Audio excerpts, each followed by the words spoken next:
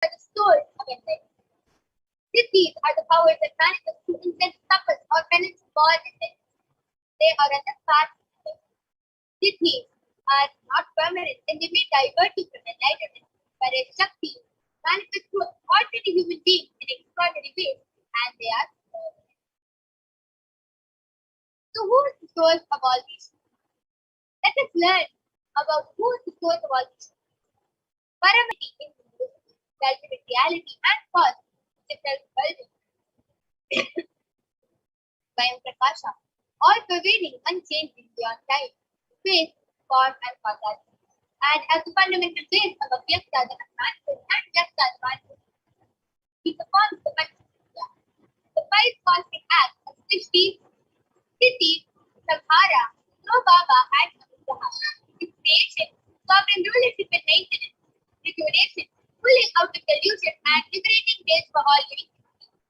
And Paramashiva himself had come down in the form of the supreme quantum of Hinduism, Jagat Guruvaha Sanidanam, with divine holiness, Bhagavan Nithyananda Paramashivam. As the 1008th incarnation, the living incarnation of Paramashiva, the representation of Kailasa, the ancient enlightened civilization of nation, which is the great cosmic union. And Swamiji has been trained and taught to revive these extraordinary sciences from a very young age by the Guru Shishya Parampara, by the lineage of enlightened Gurus. You can see here Annamalai Swamigal, Kanchi Paramacharya, Vitiri Swamigal, and Yogi Raj Yogananda. So many of these Gurus, the Guru Parampara, these enlightened Gurus who have initiated Swamiji into these sciences. Yes, so he can revive these extraordinary sciences so we can enjoy them from the distance of Vedanta, Tantra, Sri Vidya, Yoga, Yogi powers, Mantra Shastra, Siddha Vidya, the science of Aushadha, Advaita, Bhakti Yoga, Paramashivoham, and Paramashivoham. So how do we awaken these divine Shaktis?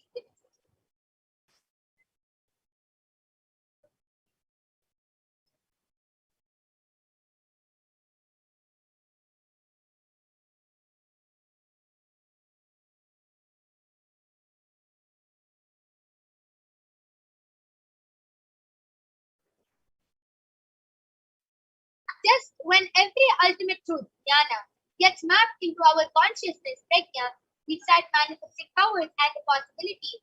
It becomes a possibility for every being, prajnana. And let us now watch a small video which explains about Diksha, science, the power of initiation.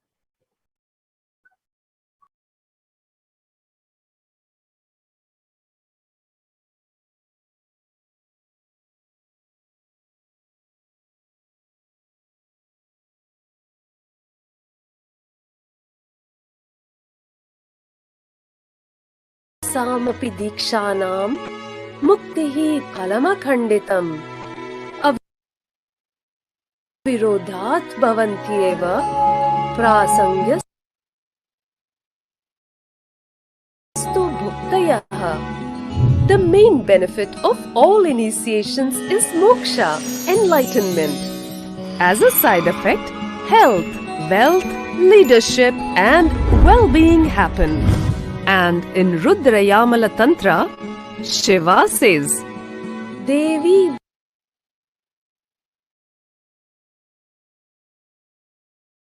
Diksha Vihinasya Na Siddhihi Na Cha Sadgatihi Tasmat Sarva Prayatnena Guruna Dikshito Bhavet. The one who is not initiated does not attain liberation nor a better future. So by all efforts, one should get initiated by Guru. What is the science of initiation? Neuroscience has proved that the process of initiation floods the brain with energy. This is the superconscious energy Kundalini, our own highest inner potential energy. As the Kundalini flows from the thalamus, it sets up a powerful energy loop within the brain, which awakens the latent non-mechanical parts which we have never used before. With increasing levels of coherence, the whole brain comes alive, turning into a superconductor of conscious energies that heal, empower, transform our lives, bliss and fulfillment. Initiation creates high awareness, visualization, creativity. It also slows the aging process and improves the immune system. Kundalini awakening, healing experience, levitation, teleportation, materialization. Experience the power of initiation through a range of exclusive programs conducted at the ashram. Nithyananda Dhyanapitham, Nithyananda Nagar, Biddi, Bengaluru. Contact 97422 03311 82774 90091. Visit www.nithyananda.org.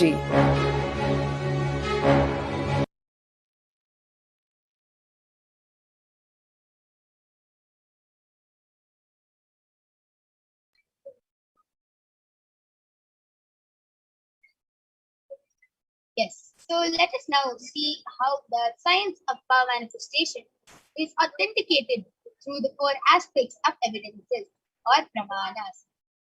First, it's the Shastra Pramana, which are the eternal unchangeable truths of those scriptures. The next is the Apta Pramana, the experiences and results of Aptas or the authorities of Hinduism, the Vedic rishis and scientists who have time tested and verified this science. Third is the Atma Pramana, which is the experience or the account of the Supreme Pontiff of Hinduism, this millennium's avatar's personal experience of power manifestation. And last is the Pratyaksha Pramana, or the empirical evidence from observation and scientific experimentation. And let us now see the Pramanas, the Shastra Pramana to the power of third eye reading, which comes from the Vijnana Bhairava Tantra, Sutra 34. Kapalantarmanonyasa Tishtannilitalochanaha Kramena manasodatyat Lakshaye lakshyamuttamam. The translation goes, by fixing the mind on the inner space within the crown center and sitting stably without any movement, having the eyes closed in succession, by that stability of the mind and inner space, through the power of the third eye, one directly sees the ultimate goal Lakshyam by having the vision beyond the sight that reveals any object or place, attaining space of oneness with the source Paramashiva. Is the Apta Pramana, where Bhagavan Shri Krishna initiates Arjuna into the power of third eye. Bhagavan Krishna says to Arjuna in the 11th chapter and 8th verse, Natu mam shakyase drashtum anenaiva swachakshusha divyam dadami te chakshuhu pashya me yogamaishwaram. But you cannot see my cosmic form with these physical eyes of yours. Therefore I grant you the thy vision. Behold my cosmic opulence. In the Hindu Purana, Bhagavad Gita, Bhagavan Krishna initiates Arjuna into the power of third eye to behold his Vishwarupa Darshan. And the whole 11th chapter, the whole Vishwarupa Darshan is completely narrated by Arjuna as he sees Bhagavan Krishna through the third eye. And next is the Atma Pramana, where Swamiti shares beautifully in his own words his experience of the 360-degree vision. Broke. The first experience is that I was able to see everything around me, above me, the whole 360 degree, 10 direction, below me, everything. I realized not only I was able to see, I was able to feel, experience. I felt that the skin of the stone on rock on which I was sitting and the skin of this body both carry me equally. In both I exist equally. The setting sun, rising moon, the whole Arunachala hill, all the plants, bush, shrubs, trees, everything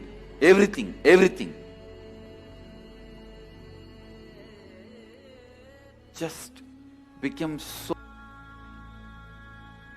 The idea, something is inside,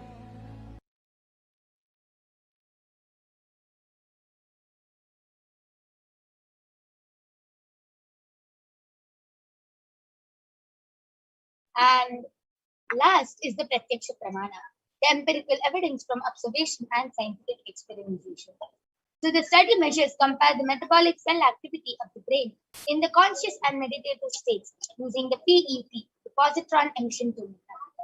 It says when doing daily activities, high activity is measured in the brain where the third eye is located, and when in the deep state of samadhi, only the third eye region is active and almost 90% of the rest of the brain is at peace. So let us now witness the live Sakshi Pramana, the experiences and results of this extraordinary manifestation happening through the initiated disciples of Swamiji. So we'll be back right after a short break with the Balasins of the Nithyananda Gurukul who are going to be demonstrating this explanation.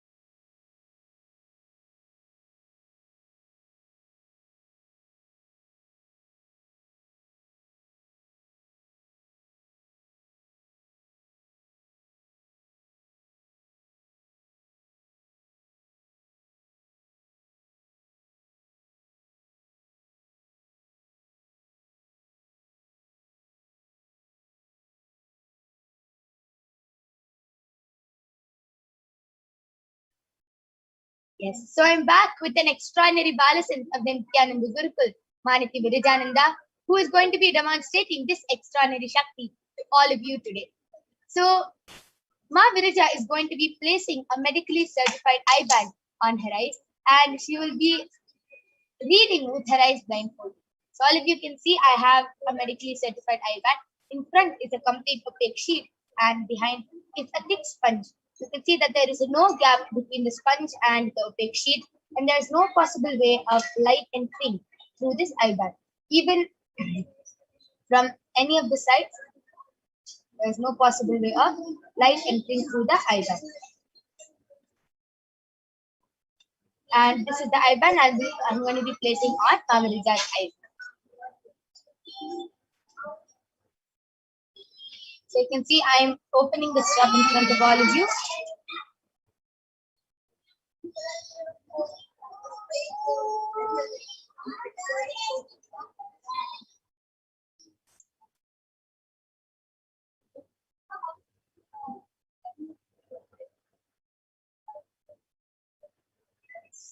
So Mavirija, are you comfortable?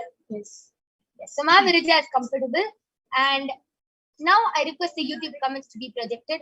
All of you can go ahead, post any comments you want on the Kailasa's HDH Nithyananda YouTube channel. And Mavirija will be reading out your comments live.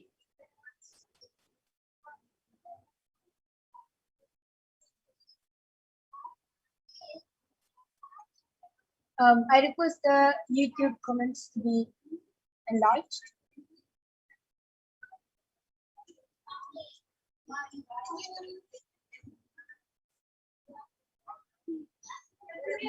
Yes, that's so the latest comment in Kailasa's HDH Nithyananda YouTube channel is by Dolly Reddy, who posted Beloved Swami. And before that, Andrea Carl Mas posted, Nithyananda Ma yesterday found out my father has been diagnosed with C scan. And before the Andrea Carl has a question mark. And before that, Andrea Carl has reposted the question. Yes. And lately, Biotri Vajda's posted Nithyanandam and Namaskar Avaji. And just now a comment was posted by Mahajandra Nithyananda's posted Nithyanandam, blessings dear, and request the comment section to scroll down. Nithyanandam dears, daughters, I will request a body scan from my sister in the next segment, Krishna Heart and the public color heart. Yes.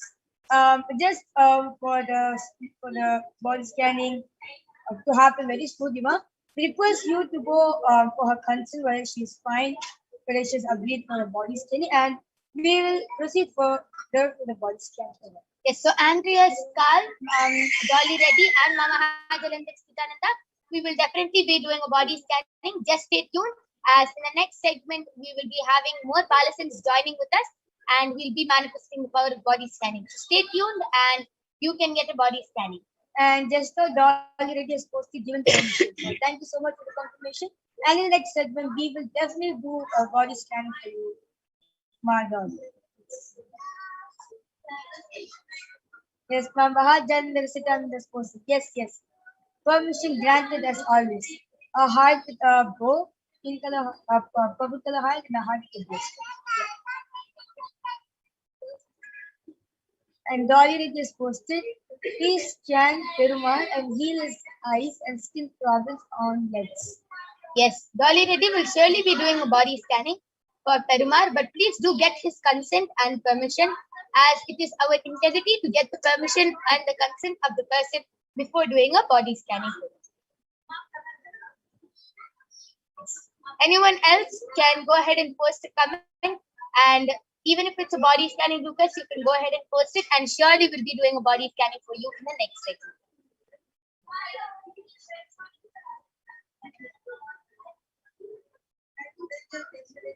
Okay. So now I'm removing the eye band of Mavirija. That was a beautiful extraordinary demonstration of power of the right. All of you can see the eye band is completely intact. There is no difference in the eye band. Okay, so Andrea's Carl has posted. How can you see with your eyes closed? That's amazing. See, Aya, just one thing. Just with Diksha from the avatar. Diksha is the science of initiation. Just take an example. If you have 5 lamps in front of you, if all of these 5 have lamps, have oil, have wick, have everything, it just has to be lit. If even one of those lamps is lit, you can light all the rest of the lamps, right? Same way. Swamiji is that one lit lamp. All of us have the capability. Swamiji beautifully tells, if you have a head, you have a third eye. All of us have a third eye. It just has to be awakened. So Swamiji is that awakened, is that lit lamp. And he is lighting all of us and initiating all of us into this power. So you don't even need to do tapas for 50 years or anything. All you have to do is just with one word, touch, or just one look from the avatar, and you can fulfill it. And it is not that only we can manifest this power, even you can manifest this power, Aya. Just stay tuned, and by the end of this program, you will actually see breakthroughs from your third eye. And yes, Melissa Cook has posted a request for a body scanning, and Dolly Reddy has posted, please do healing on my chest. Seems like shingles. Yes, we'll anyone who is requesting for a body scanning and a healing right now will surely be doing it in the next segment, which we'll be moving on to. Andrea Skull has posted. What do you guys think about all the suffering happening in the world? Why do some suffer and others not? See, Andrea Saya, it is just about suffering is not actually a real thing. It is just a cognition. It is the way you take a situation. Same situation of some me falling down. Example, if I fall down, the same thing can happen to Mahavija. But the way we take it can be different. If I get the same amount of wounds as she got, I can still think, okay, it's a positive way. And she can maybe think it in a negative way. That can be suffering for her. It is just the way you see a situation, the way you cognize and perceive a situation. Suffering is just a cognition. It is not something which happens, Aya. So anyone can consciously choose and manifest the life they want. It is a conscious decision. We are just manifesting order. Swamiji says very beautifully that we are the co-creators of the life. So if we really want to suffer, want to have a full life, obviously not many of us, all of us in the world does not want suffering to be part of our life. But there's somewhere in our life where we actually have cherished something inside our life. That's why we are manifesting out as suffering. So we somewhere we have cherished that attention or that suffering part of us. That's why we keep manifesting. Like if you fall sick, obviously your family members will give the utmost attention to you, and you would have loved them, and you wanted the same attention again and again and again. So directly, indirectly, but maybe with the same reason, different reason, but causes a suffering. Yeah. Swamiji beautifully tells, be your own boss. You can be your own boss and decide your life, and you can live the way you want. But that is just how you decide. It is your conscious decision. So yes, so this is what we have learned from what Swamiji has taught us. This is a powerful cognition we hold about suffering. It is just a cognition. You can manifest the life you want. And even though it's not too late, also you can still manifest your own life. It's not that, oh God, I have wasted 50 years. I can't change my life right now. It's hardly too late. No. Even now, if you decide to change your life, you are given the opportunity to change it right away. Right. And you'll be learning much more about this in the further segments. And so please stay tuned for this whole program. You will be learning so much.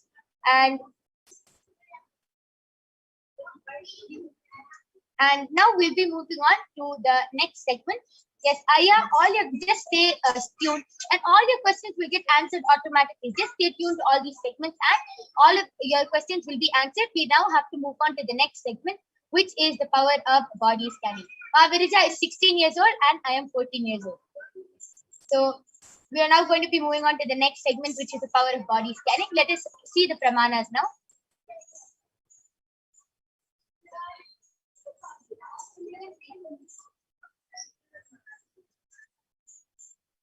So let us start chanting the Shastra Pramana, which comes from the Vijnana Bhairava Tantra for the power of body scanning.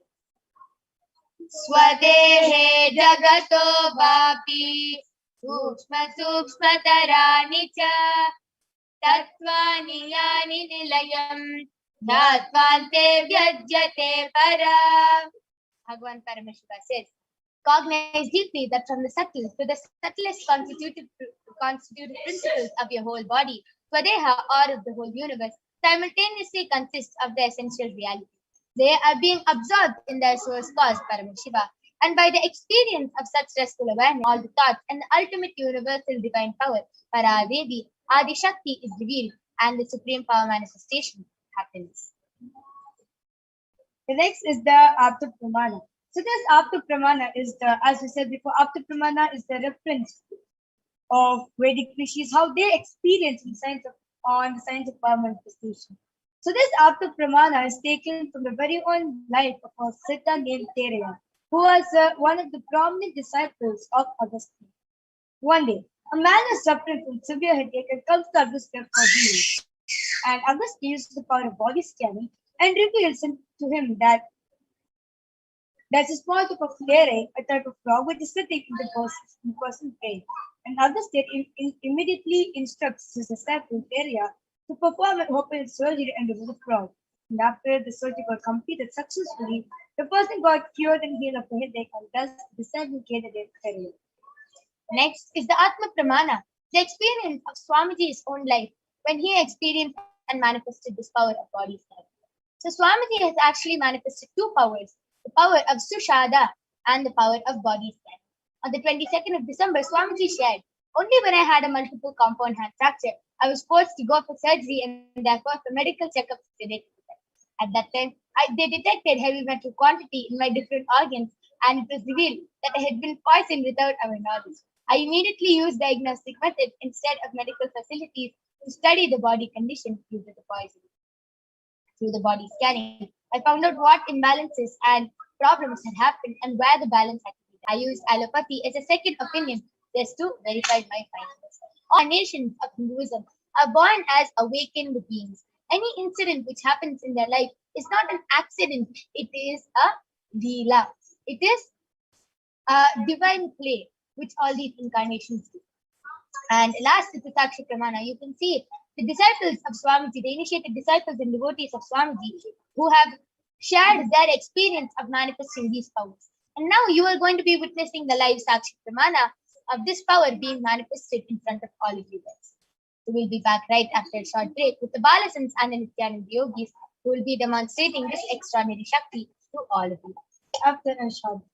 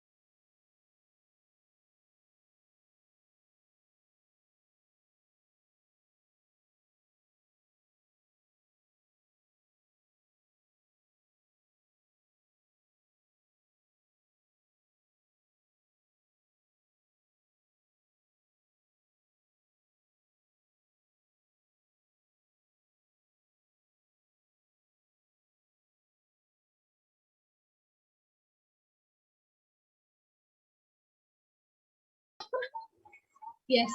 So I'm back with the Balasins of the Nithyananda Gurukul, Manitya Brahmayogananda and Ma Soni, who are going to be demonstrating this extraordinary Shakti of body scanning to all of you today. So I request the YouTube comments to now be predicted. Okay. So meanwhile, Ma Brahmayoga, Ma Mahajalandhara Sthitananda has requested a body scanning for her sister and she has gotten her permission and consent. So please go ahead and do a body scanning for Ma Mahajalandhara Sthitananda's sister. And Ma Soni, please go ahead and do a body scanning for Dolly Reddy's. I request the comment section to be scrolled up more. A little down.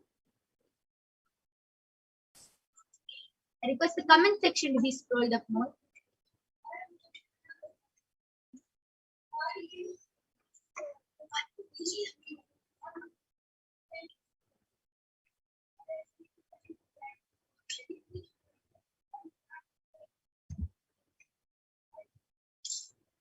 Okay. So, Ma Mahajalandhara Sthitananda has shared. She fainted this morning and has been this way for a while now. Please share more. What is behind this and what does permission grant? So, Ma Brahmayoga, please do body scanning for Ma Mahajalandhara Sthitananda's sister. And Dolly Reddy has requested for a body scanning for Suresh and for healing, and he has gotten permission. So, Ma Soni, please go ahead and do a body scanning for Suresh.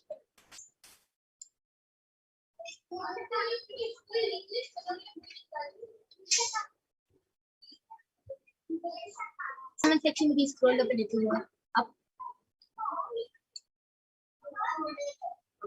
So Andrea Skull has requested for a body scanning for his father, who has been diagnosed with skin cancer today. Yes, Aya, surely will be doing a body scanning for your dad. So now all of us are going to be chanting the Mahavakya 3 times, and we will be connecting to Paramashiva and revealing what the Lord Paramashiva reveals through the third eye. Om Nithyananda Paramashivoham. Om Nithyananda Paramashivoham. Om Nithyananda Paramashivoham.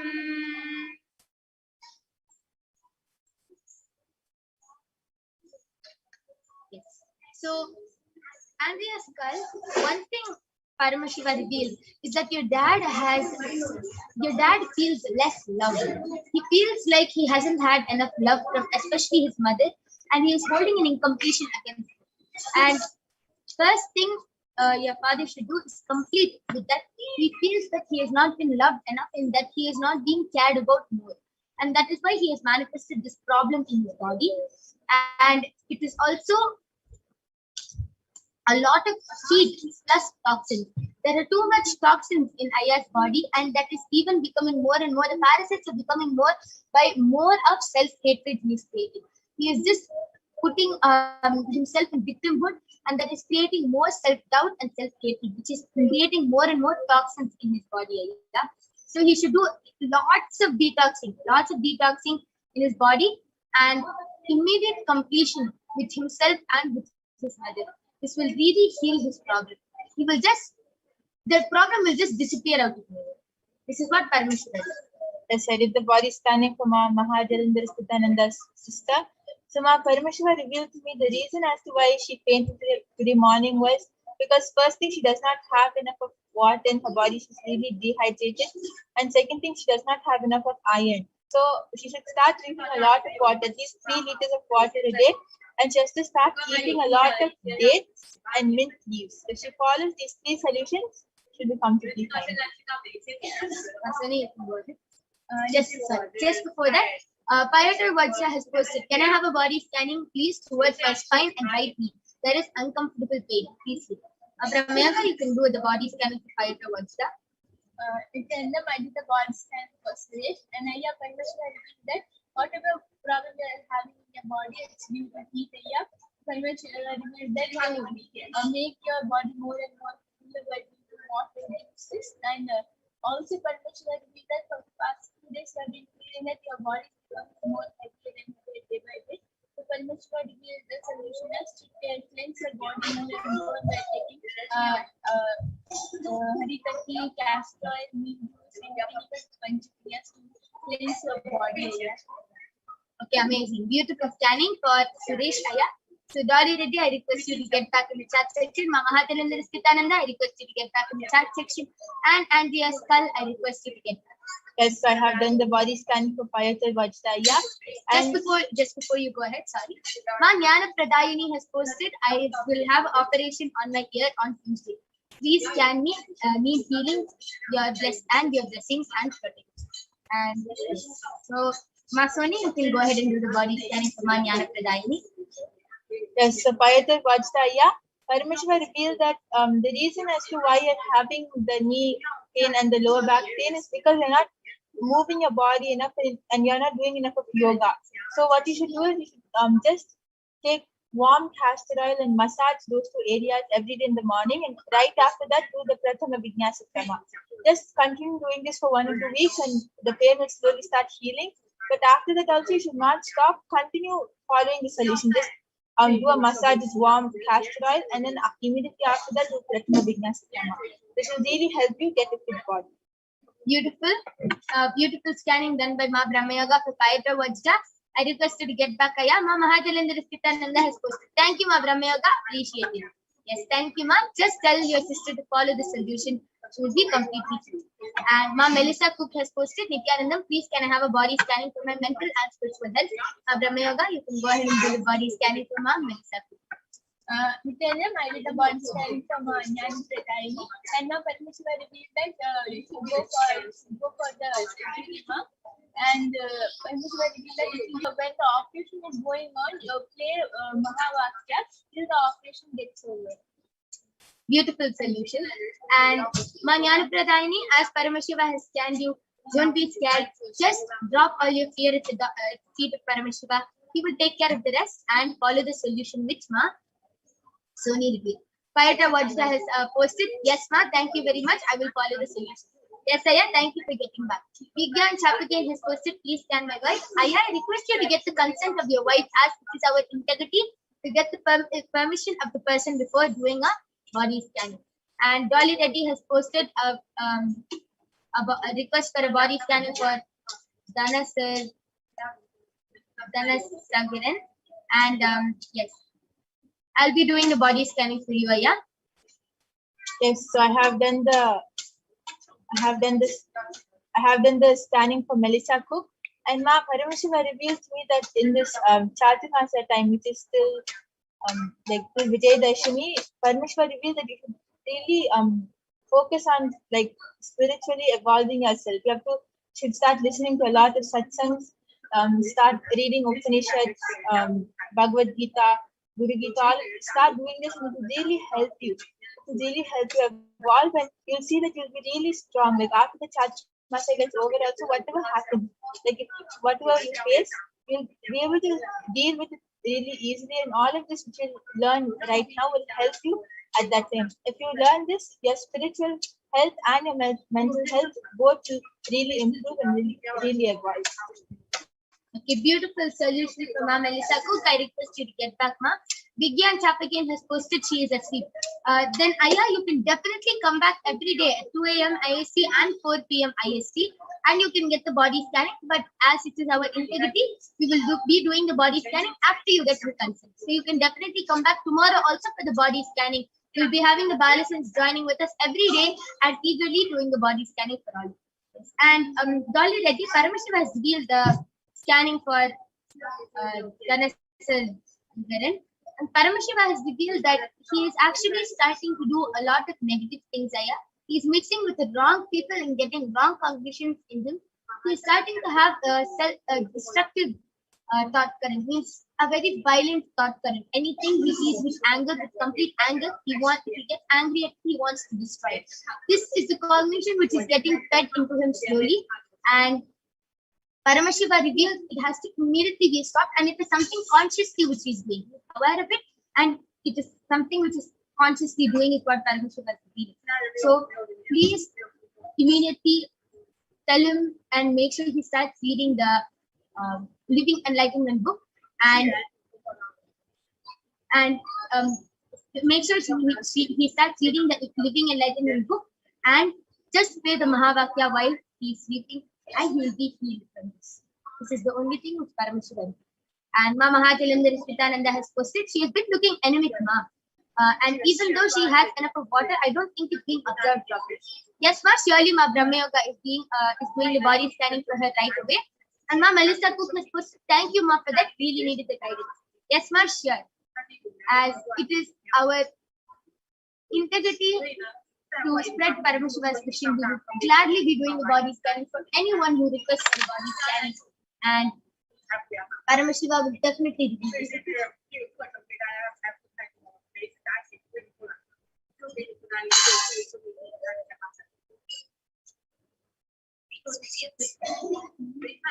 Mahajalandhar Nithyananda, Paramashiva revealed that the solution for her looking anemic and the water not being absorbed properly is she should start doing more yoga and she should start moving her body more. That time automatically the water will get absorbed and her automatically she'll not be like enough of blood will also be there in her body. Beautiful. Thank you, Ma Brahma Yoga, for doing the body scanning for her sister, Ma Mahajalandhar Nithyananda sister, and Dolly Reddy has gotten back telling, thank you, Ma, and he has confirmed the name again. Yes, thank you, Aya. And yes, now it's time to conclude this power manifestation session. We thank all of you for joining us in this power manifestation session. Anyone who wants a body scanning can go ahead and come. You can call your friends, call your family members, call whoever you want for this body scanning, and you can come back every day, as the Balasans will be joining with us every day for this body scanning segment, and you can get a body scanning and not only be witnessing, you can get initiated. See, just with one look, touch, or word from the avatar, you can get initiated into these extraordinary Shaktis and powers. So by the end of this program, just with one look from the avatar, just with one darshan from the avatar, you can start manifesting these extraordinary powers. It is not just something which you are seeing people manifest. We are demonstrating these powers for all of you to understand that it is a possibility for you, not just in comic books or movies or fairy tales. It is actually a possibility for people to manifest this power, and it is a possibility for you to manifest this power.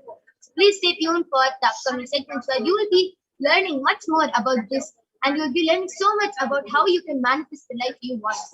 And at the end, you will be having a power manifestation session. Mahajalandhar Nithyananda has posted, "Great Ma, may Paramashiva bless you always." And Ma Jnana Pradayini has posted, "Thank you for scanning me. Thank you for helping me. Thank you for your love. Thank you for scanning." Yes, Ma, surely it is just Paramashiva's grace that we are able to manifest this power, and we are all grateful to Paramashiva for giving us this extraordinary power. And with this, we'll be concluding this power manifestation session. We thank all of you for joining us. Please stay tuned for the upcoming segments. We will have Ma Madhura joining with us, and you will be learning about the divine feminine consciousness, Devi Parashakti, the divine cosmic mother. Thank you.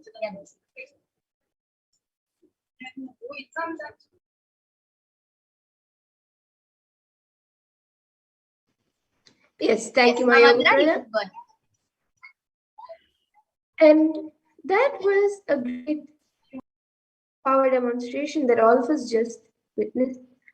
And with that, we'll now be moving to the next segment of this program where we will be learning about the divine feminine consciousness, which is none other than Devi Parashakti. So we'll be first looking at the Dhyana Shloka of Devi Parashakti, which comes from the Lalita Sahasranama Dhyana Shloka. And I will be chanting it now. Sinham Trinayana Manikya Taranayaka Shekharam Smitamukhim Mapina Vakshoruham Panibhyam Malipurna Ratna Chashakam Raktotpalam Bipratim Saumyam Ratna Gadasta Rakta Charanam Dhyayet Paramambikam. And the translation for this verse is, the Divine Mother is to be meditated upon as shining in a vermilion red body, with triple eyes, sporting a crown of rubies, studded with the crescent moon, a face all smiles, a splendid bust, one hand holding a jewel cup in mead, and the other twirling a red lotus. And another verse that also comes from the Lalita Sahasranama Dhyana Shloka. Arunam karunam tarangatakshim dhritapaşankuşapuşpabanachapam animadiviravrtam ayukaihi rahamityeva vibhavaye bhavani. And the translation for this verse is, I meditate on the great Empress. She is red in color and her eyes are full of compassion. She holds the noose, the goad, the bow, and the flowery arrow in her hands. She is surrounded on all sides by powers such as anima of the rays, and she is the self within me. And Devi Parashakti is the ultimate pure feminine consciousness. Parashakti is the cosmic mother. It is her cosmic womb from which billions and billions of universes come out and go in, and the source where the Big Bang and black holes go on and on. And Parashakti is the source Shakti, the source energy, the source power, from which all of us came, in which all of us are in even now, and in which all of us are going to merge.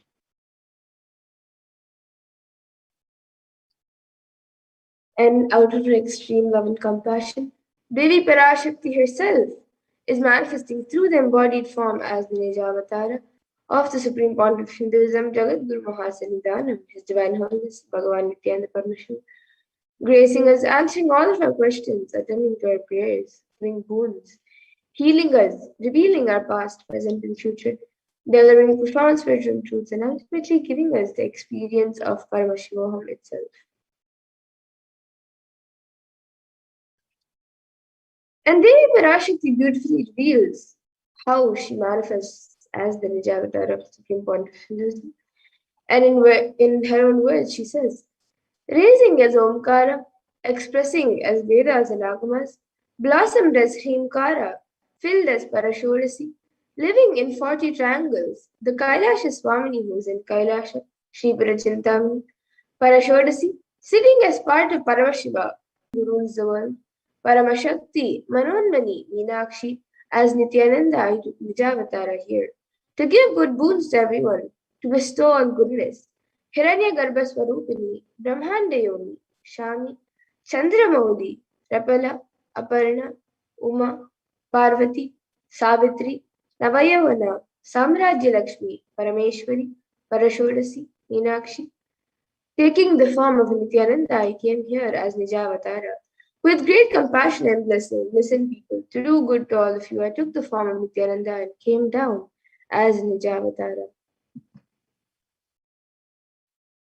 And again in the words of Devi Parashakti herself, raising in Omkara, blossoming as Shiva, manifesting a source of existence, powers of existence, expression of existence.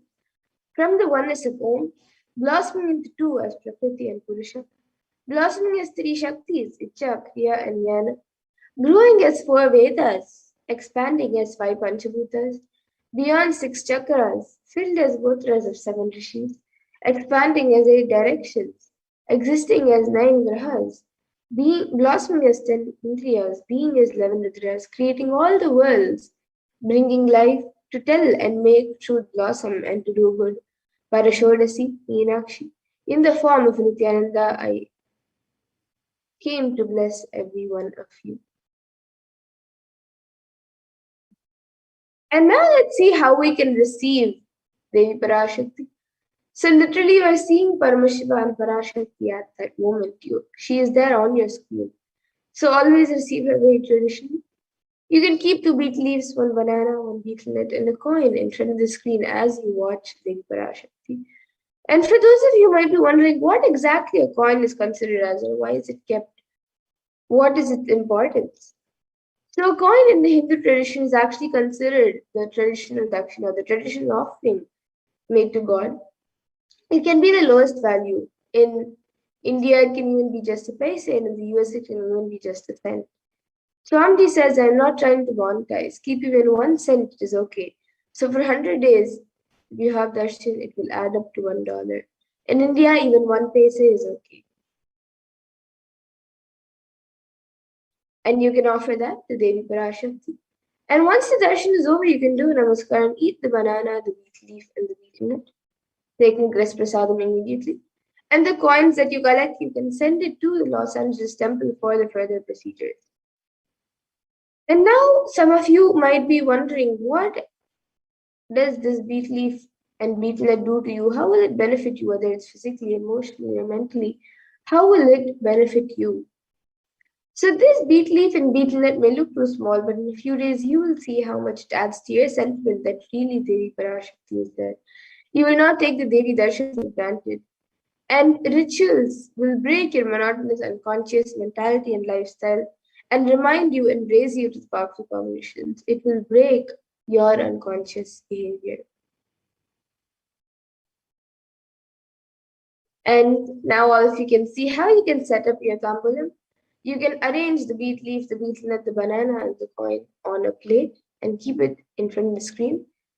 As shown in the picture, there are a few more additional items, which if you would like, you can keep, and if you have, you can keep, which is some kumkum, some turmeric, some fresh flowers, and a coconut, and some glass bangles.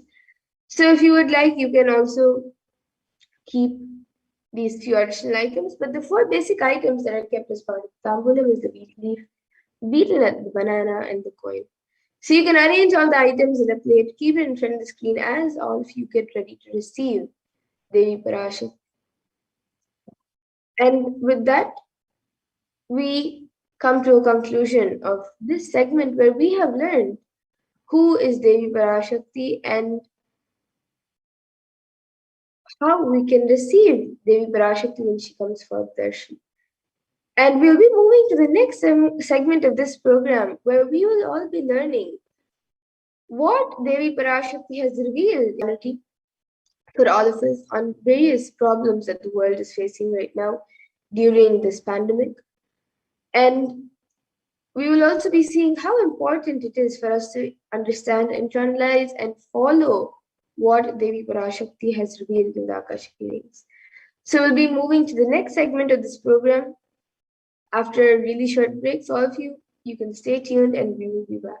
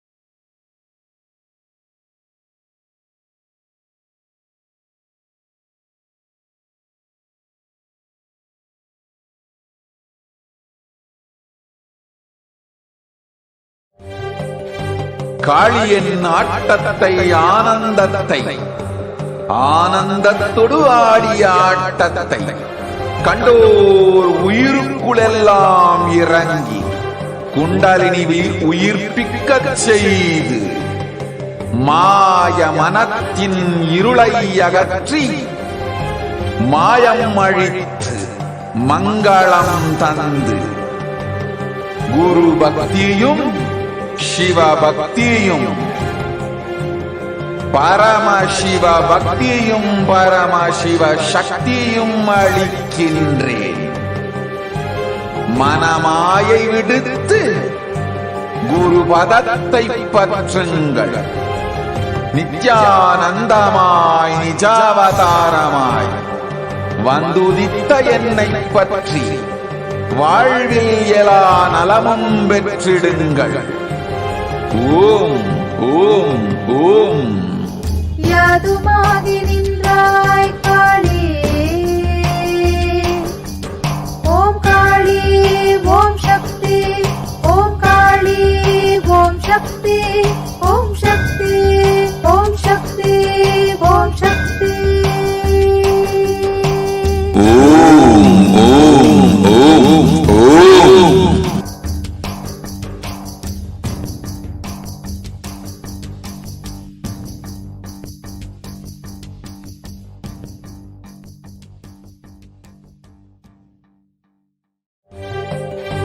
காளியின் ஆட்டத்தை ஆனந்தத்தை ஆனந்தத்தொடு ஆடிய ஆட்டத்தை கண்டோர் உயிருக்குளெல்லாம் இறங்கி குண்டலினி உயிர்ப்பிக்கச் செய்து மாய மனத்தின் இருளை அகற்றி மாயம் அழித்து மங்களம் தந்து குரு பக்தியும் சிவ பக்தியும்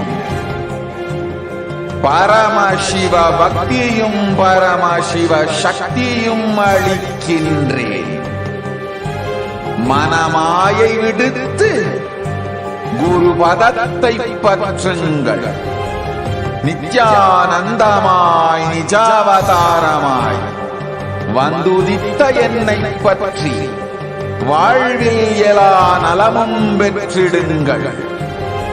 ஓம் ஓம் ஓம். யாதுமாகி நின்றாய் காளி, ஓம் காளி ஓம் சக்தி, ஓம் காளி ஓம் சக்தி, ஓம் சக்தி ஓம் சக்தி ஓம் சக்தி. ஓம் ஓம் ஓம் ஓம்.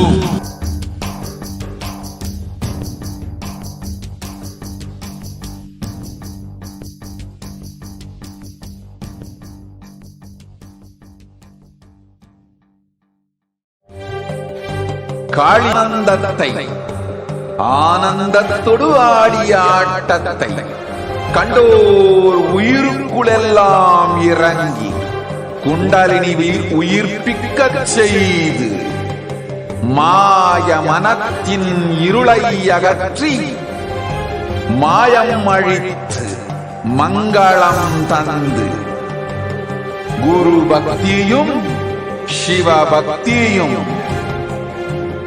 பரமசிவ பக்தியும் பரமசிவ சக்தியும் அளிக்கின்றேன். மனமாயை விடுத்து குரு பதத்தை பற்றுங்கள். நித்யானந்தமாய் நிஜாவதாரமாய் வந்துதித்த என்னை பற்றி வாழ்வில் எல்லா நலமும் பெற்றிடுங்கள். ஓம் ஓம் ஓம். யாதுமாகி நின்றாய் காளி, ஓம் காளி ஓம் சக்தி, ஓம் காளி ஓம் சக்தி, ஓம் சக்தி ஓம் சக்தி ஓம் சக்தி. ஓம் ஓம் ஓம் ஓம்.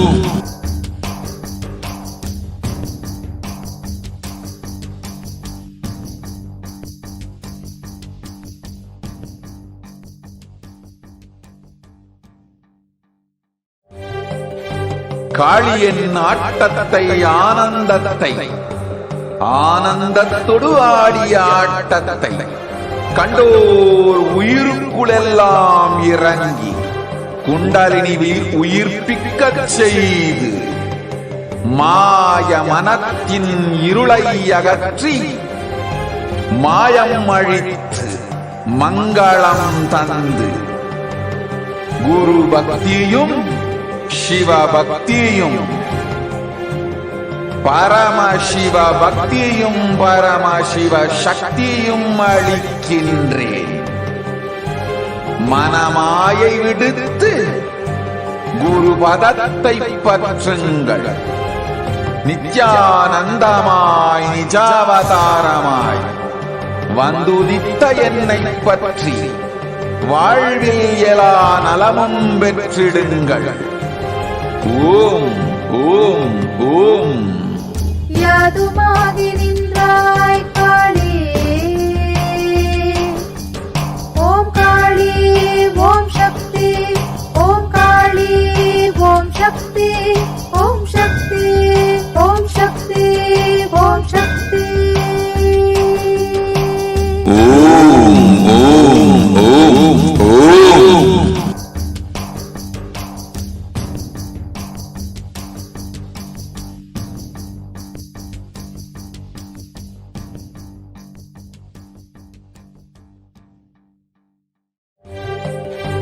காளியின் ஆட்டத்தை ஆனந்தத்தை ஆனந்தத்தொடு ஆடிய ஆட்டத்தை கண்டோர் உயிருக்குளெல்லாம் இறங்கி குண்டலினியில் உயிர்ப்பிக்கச் செய்து மாய மனத்தின் இருளை அகற்றி மாயம் அழித்து மங்களம் தந்து குரு பக்தியும் சிவ பக்தியும்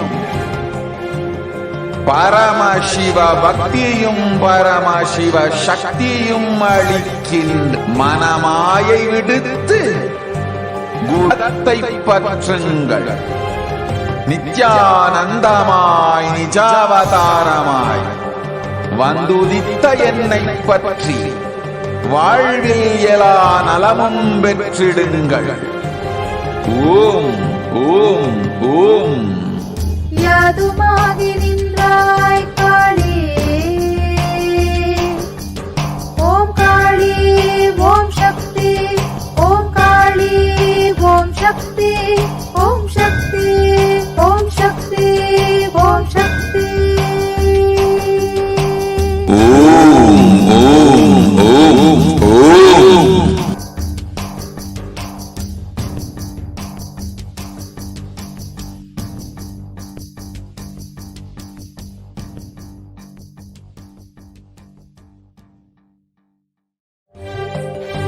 காளியின் ஆட்டத்தை ஆனந்தத்தை ஆனந்தத்தொடு ஆடிய ஆட்டத்தை கண்டோர் உயிருக்குளெல்லாம் இறங்கி குண்டலினி உயிர்ப்பிக்கச் செய்து மாய மனத்தின் இருளை அகற்றி மாயம் அழித்து மங்களம் தந்து குரு பக்தியும் சிவ பக்தியும் பரமசிவ பக்தியும் பரமசிவ சக்தியும் அளிக்கின்றேன். மனமாயை விடுத்து குரு பதத்தை பற்றுங்கள். நித்யானந்தமாய் நிஜாவதாரமாய் வந்துதித்த என்னை பற்றி வாழ்வில் எல்லா நலமும் பெற்றிடுங்கள். ஓம் ஓம் ஓம். யாதுமாகி நின்றாய் காளி, ஓம் காளி ஓம் சக்தி, ஓம் காளி ஓம் சக்தி, ஓம் சக்தி ஓம் சக்தி ஓம் சக்தி. ஓம் ஓம் ஓம் ஓம்.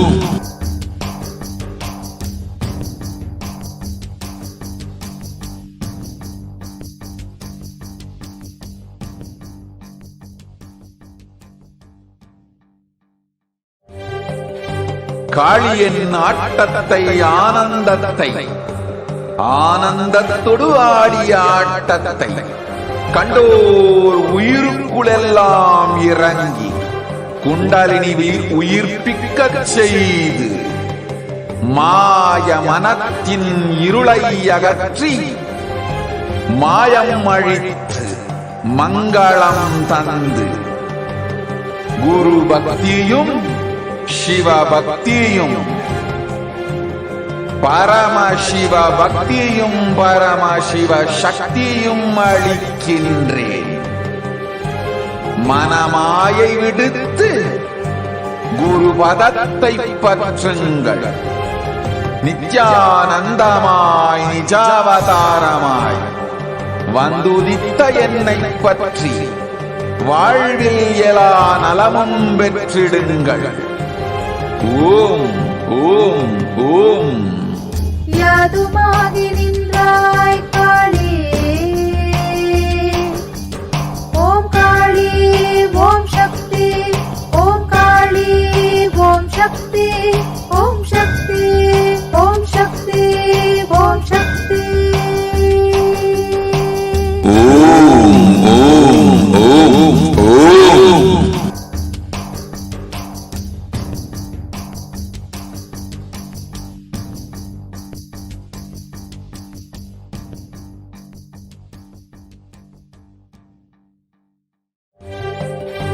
காளியின் ஆட்டத்தை ஆனந்தத்தை ஆனந்தத்தொடு ஆடிய ஆட்டத்தை கண்டோர் உயிருக்குளெல்லாம் இறங்கி குண்டலினி உயிர்ப்பிக்கச் செய்து மாய மனத்தின் இருளை அகற்றி மாயம் அழித்து மங்களம் தந்து குரு பக்தியும் சிவ பக்தியும்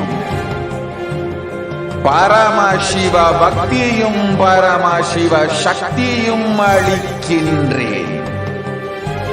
மனமாயை விடுத்து குரு பதத்தை பற்றுங்கள். நித்யானந்தமாய் நிஜாவதாரமாய் வந்துதித்த என்னை பற்றி வாழ்வில் எல்லா நலமும் பெற்றிடுங்கள். ஓம் ஓம் ஓம். யாதுமாகி நின்றாய் காளி, ஓம் காளி ஓம் சக்தி, ஓம் காளி ஓம் சக்தி, ஓம் சக்தி ஓம் சக்தி ஓம் சக்தி. ஓம் ஓம் ஓம் ஓம்.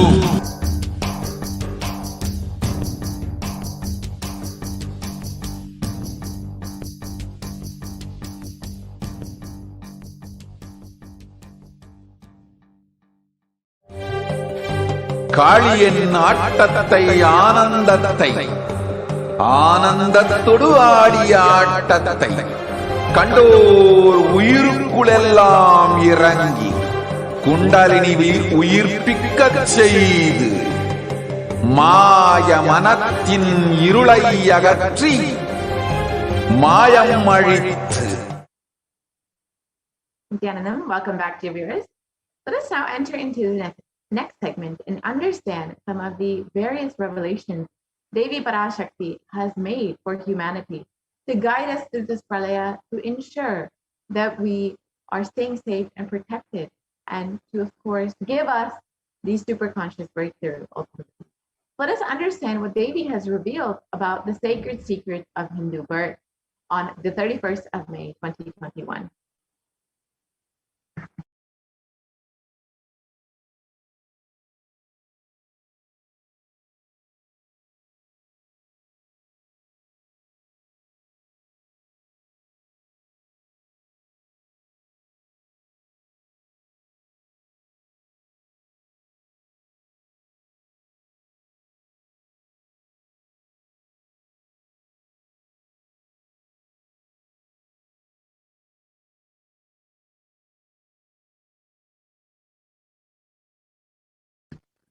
Sorry, I don't think the audio is being shared.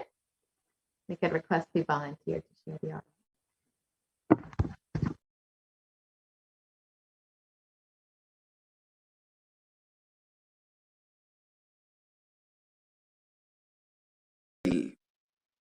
எண்பத்து 4,000 யோனிகளாய் கேட்டு நன்றாய் கேட்டுக்கொள். உன் கேள்விக்கு உன்மூலமாய் உலகெங்கும் இருக்கும் இந்துக்கள் எல்லோர்க்கும் அளிக்கின்றேன் உத்திரம். கேட்டு வாழ்ந்தால் உங்கள் வாழ்க்கை பத்திரம். நன்றாய் கேளுங்கள்.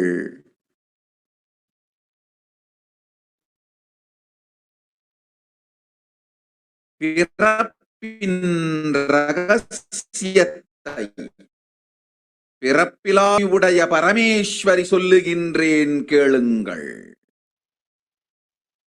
அண்டஜம், யோனிஜம், அலஜம், பீஜம் எனும் 4 விதமான பிறவிகளில் 84,000 யோனிகளில் பிறக்கும் பிறப்புகளிலேயே பெருமை வாய்ந்ததும் உத்தமமானதும் மனித பிறவி.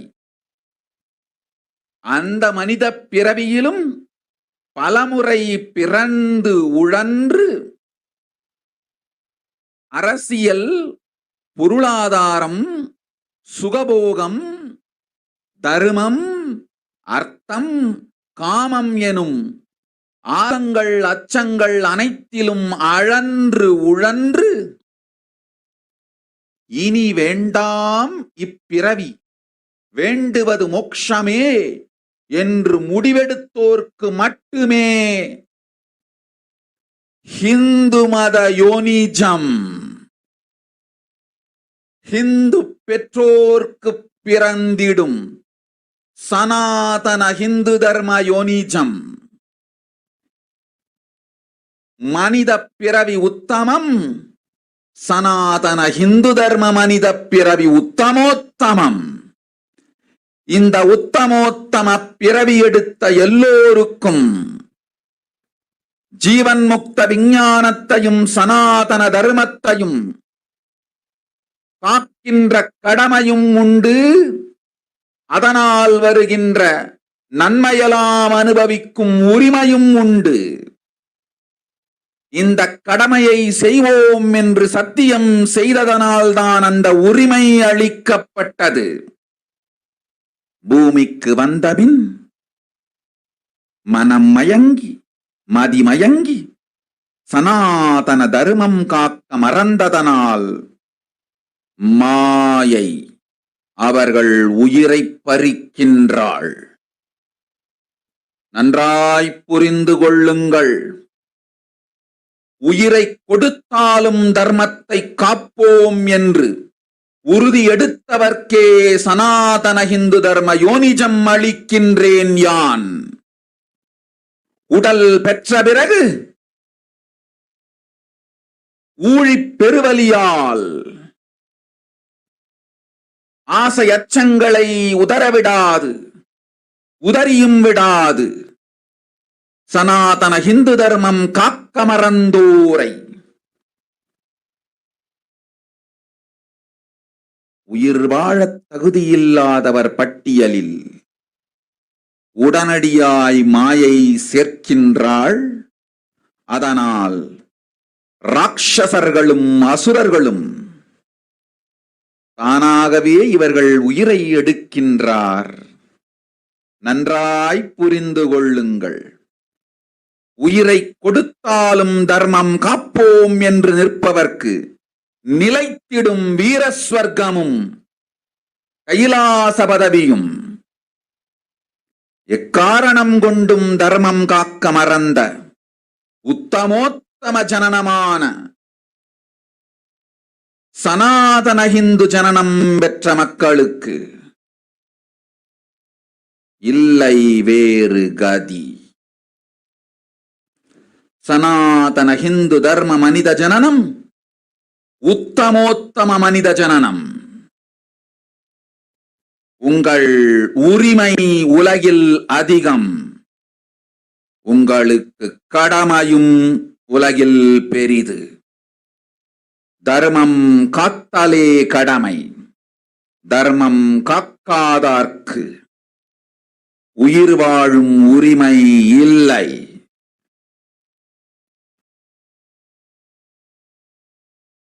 நன்றாய் புரிந்து கொள்ளுங்கள்.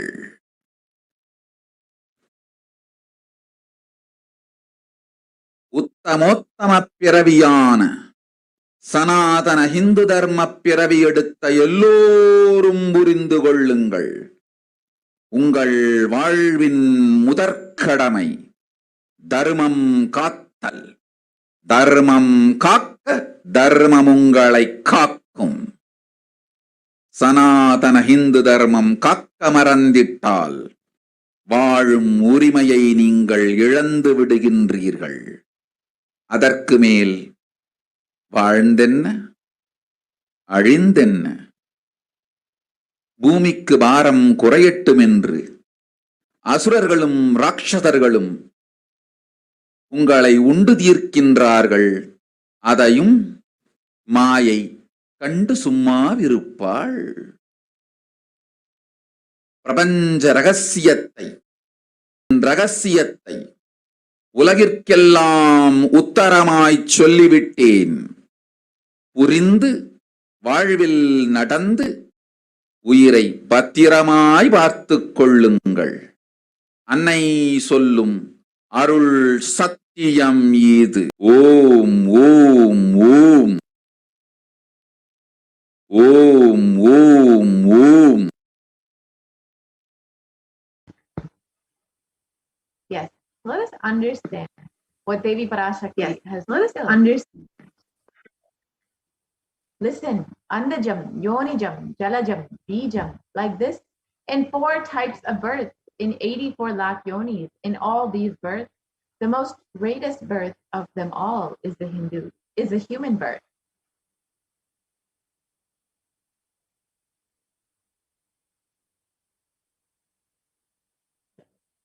Even that human birth, many times, after getting burnt and toiled in politics, in finance, in luxuries, in dharma, adda kama.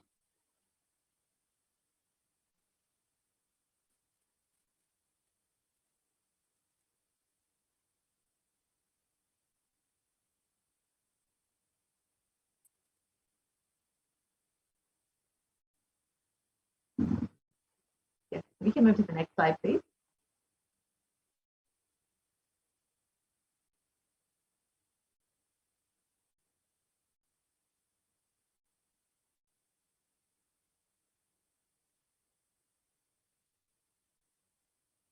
We can move to the next slide, please. And those who decide of, sorry, you can go back to the previous slide.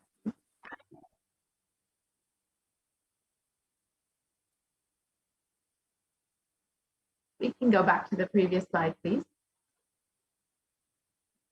And those who decide of not wanting this birth, wanting only moksha, only those will have Hindu Dharma Yonijam, the Sanatana Hindu Dharma Yonijam of being born to Hindu parents.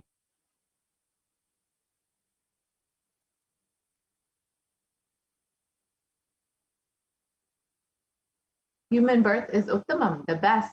Sanatana Hindu Dharma human birth is Uttamottamam, the best of the best.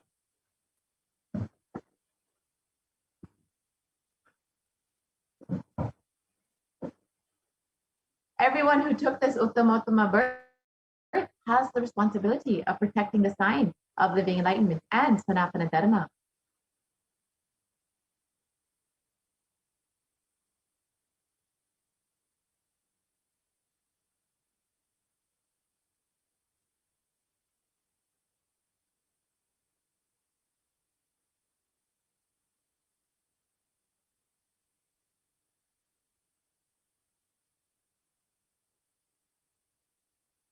We can move to the next slide, please.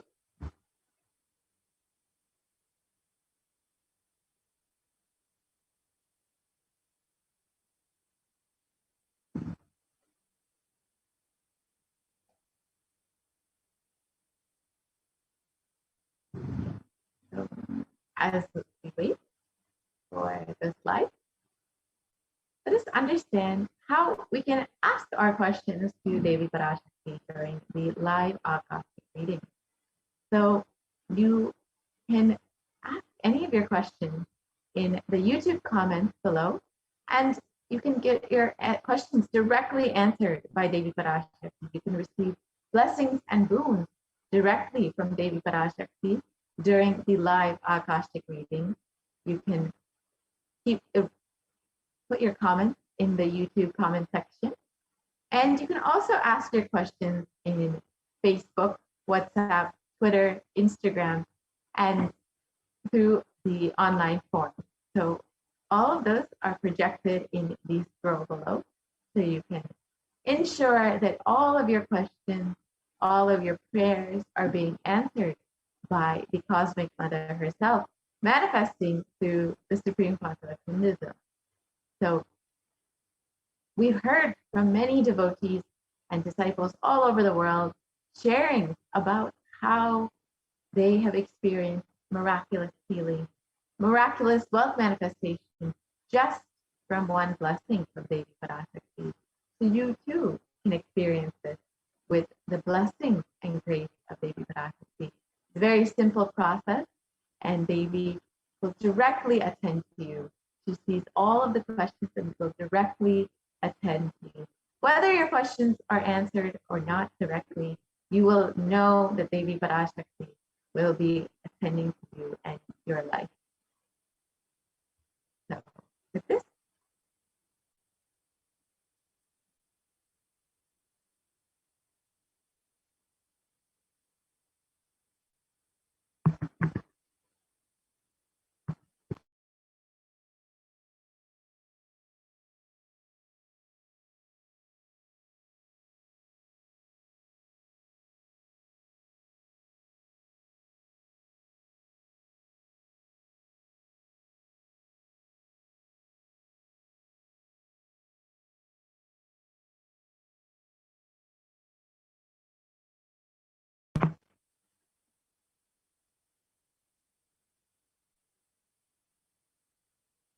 sorry for the technical glitch. We'll be right back with those slides. And as we are getting that sorted out, you can also take this time to share with your family and friends about this opportunity to ask Devi Parashakti directly for their boons and blessings. You just take a moment to share about this on all of your social media platforms, whether it's Facebook, Instagram, Twitter. You can even share on WhatsApp and all the other social media platforms that you're using. You can take a moment and share all of the beautiful opportunities that you are having by getting your questions directly answered and blessed by Devi Parashakti. So if you would like, you can take a moment to do this. And this is a very beautiful opportunity for each and every one of you to enrich all of your family and friends about the Supreme Principle of Hinduism, about all of the blessings that you've received from Devi Parashakti. So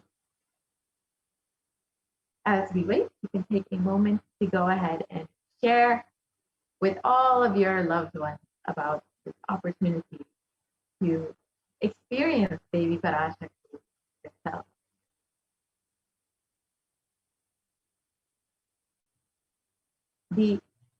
The translation of Devi's revelation continue on. The first responsibility of your life is protecting Dharma. If you protect Dharma, Dharma will protect you. If you forget to protect Sanatana Hindu Dharma, you lose the right of living. After that, what bothers whether you live or get destroyed? Asuras and Rakshasas will eat.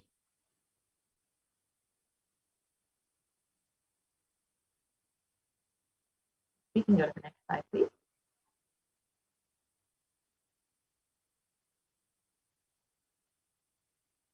We can continue to the next slide, please.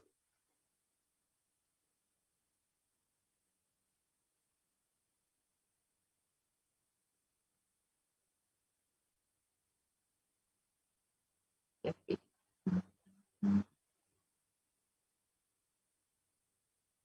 So after that, what bothers whether you live or get destroyed? Asuras and Rakshasas will eat you so that the burden on earth is reduced.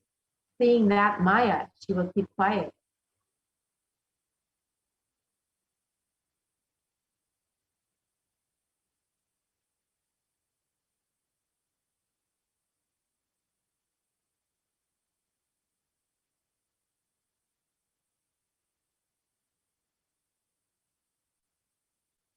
Yes, we can continue to the next slide, please.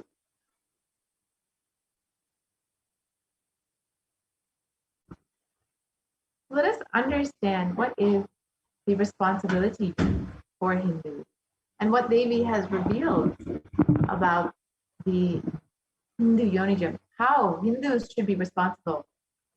It is the Hindu nations that were ecosystems where more and more enlightened beings that could be produced so that the enlightened civilization could be kept alive and its great gifts shared with the world. Let us look at some of the references of Hindu nations from our scriptures.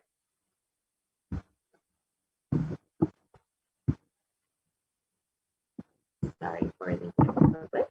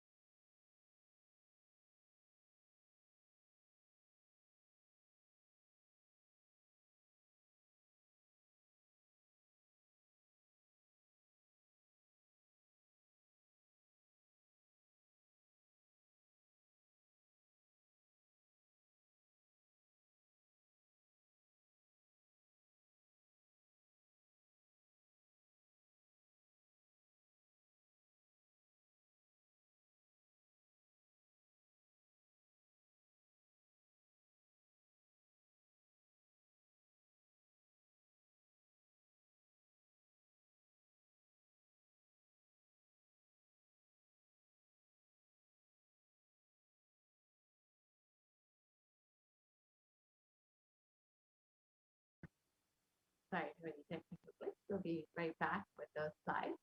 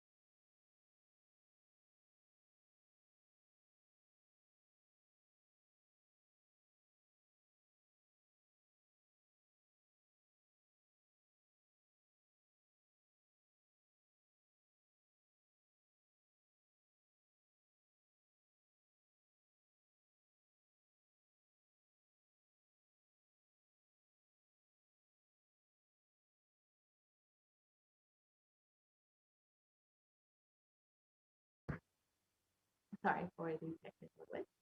So we'll be getting right back with the slides and understanding the responsibility of Hindu birth.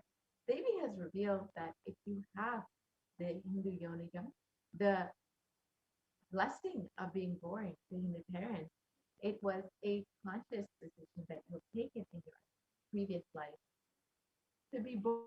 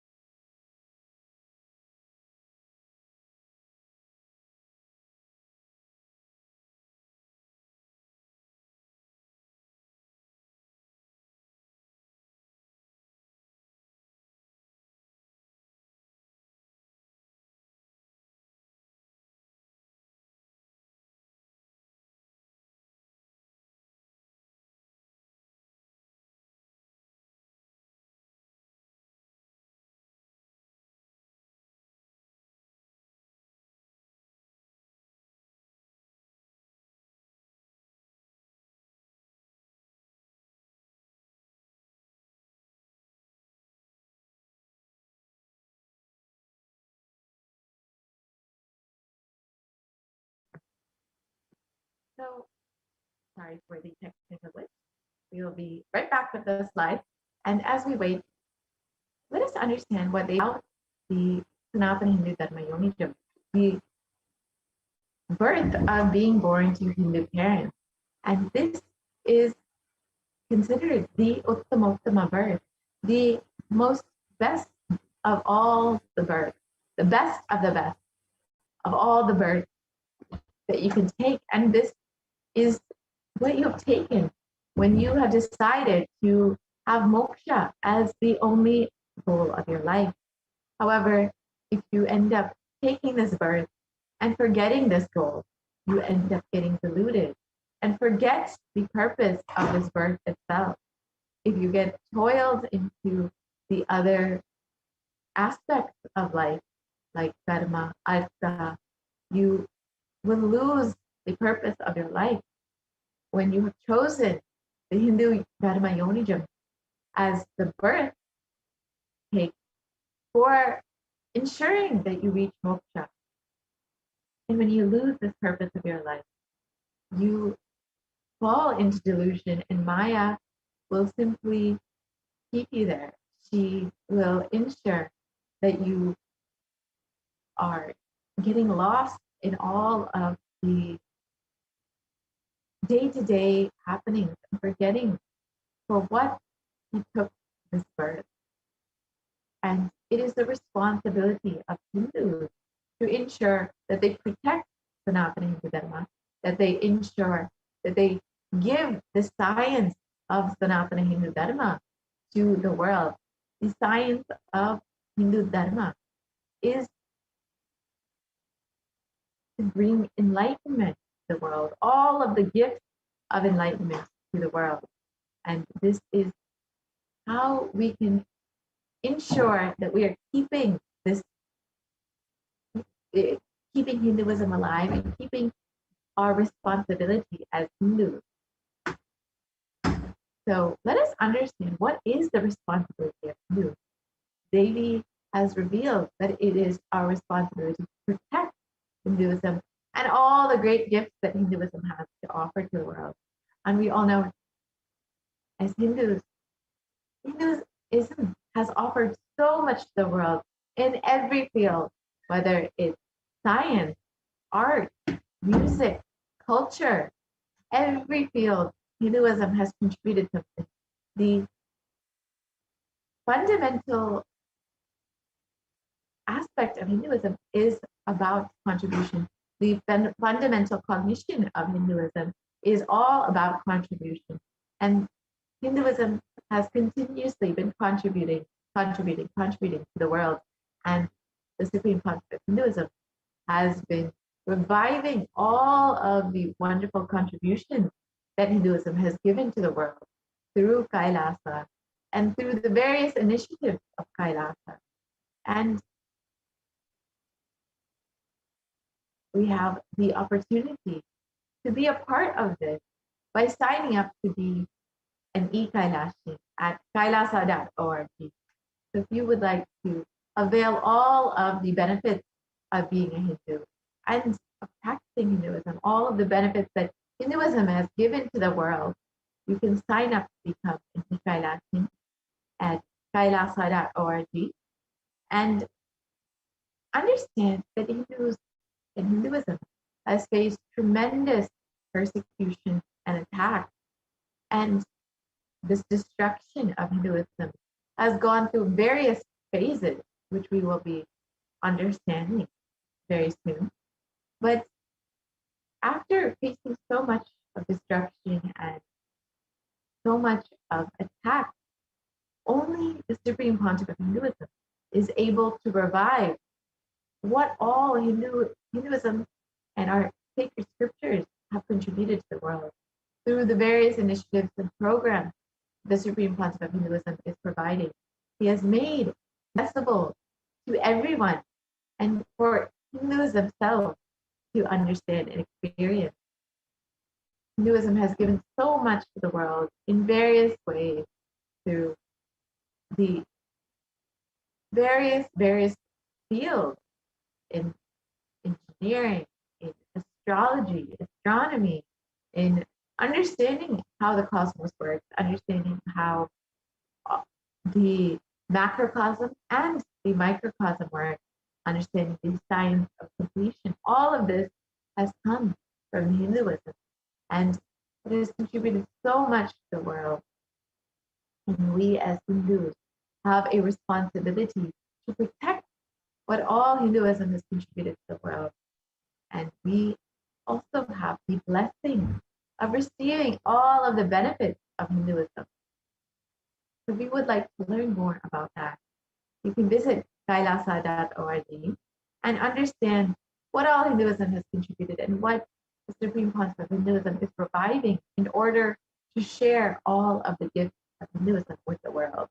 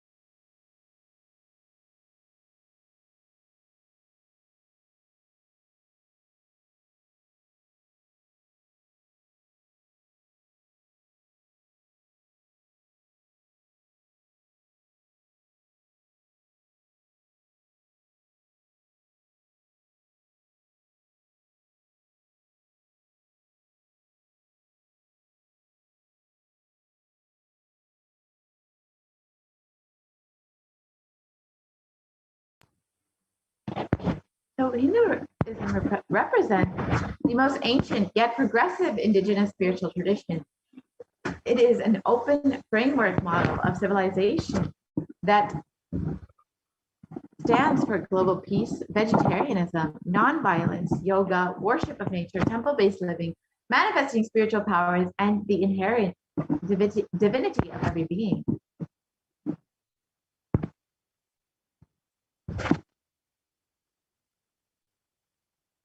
The Hindu nations were ecosystems where more and more enlightened beings could be produced, so that enlightened civilization could be kept alive, and its great gifts shared with the world. So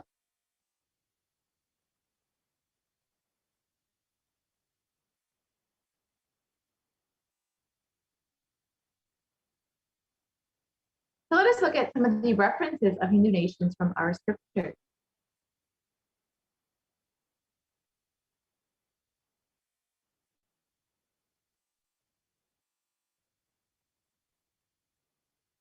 The first is the Rama Rajya, the Hindu nation ruled by Bhagavan Rama, and it was described in Valmiki Ramayana. There were no widows to lament, nor there were any danger. You can go back to the previous slide, please.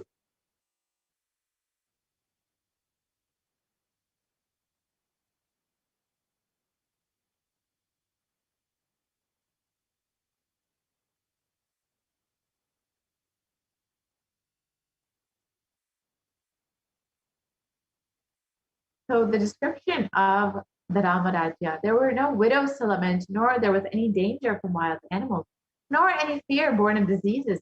The world was bereft of thieves and robberies. No one felt worthless, nor did old people perform obsequies concerning youngsters. Every creature felt pleased, everyone was intent on virtue, turning their eyes towards Rama alone. Creatures did not kill one another.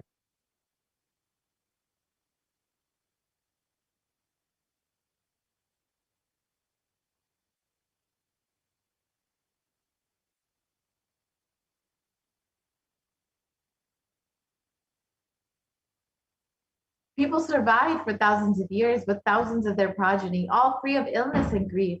The trees there were bearing flowers and fruits regularly, without any injury from pests and insects. The clouds were raining in time, and the wind was delightful to the touch. Every caste was performing their duties, satisfied with their own work, and bereft of any greed.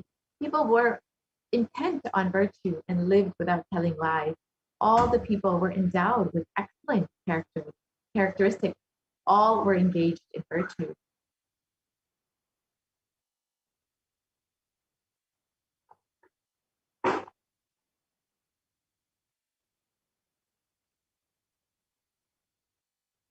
The Devas granted rains to fulfill all wants. The world became free. This is the description of the Hastinapur kingdom ruled by Yudhishthira, and it was described in the Srimad Mahabharata. Devas granted rains to fulfill all wants. The world became free of all diseases. There was no hunger or thirst anywhere. There was no mental suffering. Those without livelihood were given livelihood. There was abundance all around. There were no worldly worries left for anyone, and there was no cause for fear either. And let us understand some of the contributions of Hindu nations. Hindu nations had and have so much to contribute to the world in every field. If we can go back to the previous slide, please.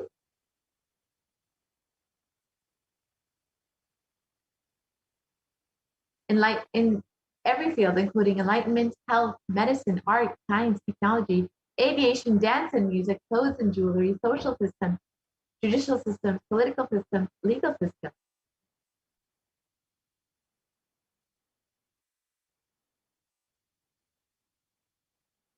So how were Hindu nations destroyed? The first phase of the destruction of the Hindu civilization was the Islamic invasion between 800 and 1700 AD. And this was the physical destruction of the Hindu civilization. And Will Durant, a famous historian, describes the Mohammedan conquest of India is probably the bloodiest story in history. The Islamic historians and scholars had reported with great glee and pride the slaughter of Hindus, forced conversions, abductions of Hindu women and children to slave markets, and the destruction of temples carried out by the warriors of Islam during 800 to 1700 AD. Millions of Hindus were converted to Islam by sword, and during this period, millions more were raped and murdered and dismembered.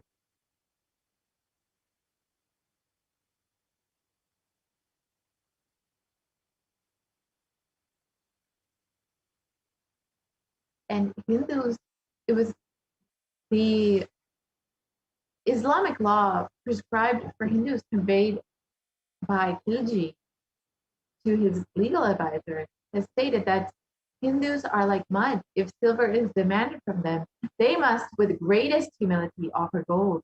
If a Mohammedan desires to spit into a Hindu's mouth, the Hindu should open it wide for that purpose. God created Hindus to be slaves of the Mohammedans. The Prophet hath ordained that if the Hindus do not accept Islam, they should be imprisoned, tortured, and finally put to death, and their property confiscated. To keep the Hindus in abasement is especially a religious duty, because they are the most inveterate enemies of the Prophet. And during the Islamic invasions, over 200 million Hindus were slaughtered by Muslim invaders, over 100,000 temples were destroyed, and over 1 million deities and sculptures were destroyed. And it was described, the conquering armies burnt villages, devastated the land, plundered people's wealth, took Brahmins and children and women of all classes captive, flagged them with thongs of rawhide, carried a moving prison with them, and converted the prisoners into obtuse Turks.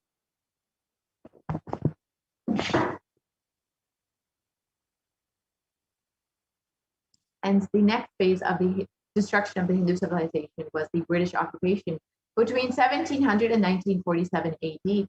And this was the economic and psychological destruction of the Hindu civilization.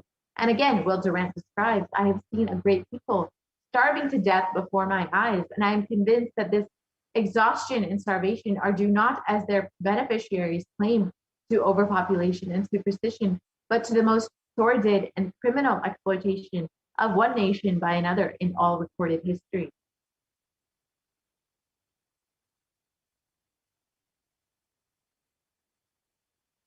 And the second phase saw the British Empire use all the possible means to destroy the Hindu civil and cultural institutions in order to delegitimize and demoralize the indigenous peoples of India so that they would become slaves in their own homeland. And they had various ways of doing this through various laws and rules.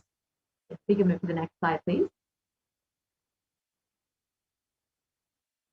And the British occupation saw the destruction of over 680 native Hindu kingdoms, and over 45 million Hindus were put to death due to famine and imposed poverty, and over $45 trillion was looted from Hindus during this time.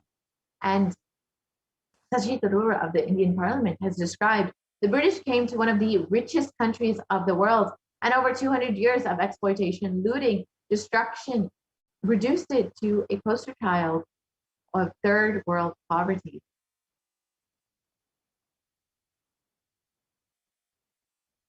And the third phase of the destruction of the Hindu civilization was the secularized India, which was after independence, 1947 and current day. And this was ruled by brown faces, British attitudes and policies towards Hindus. And the Nehru has described what a disgusting, savage people we are. Politics, progress, socialism, communism, science. Where are they before this black religious savagery? India can never be a Hindu republic.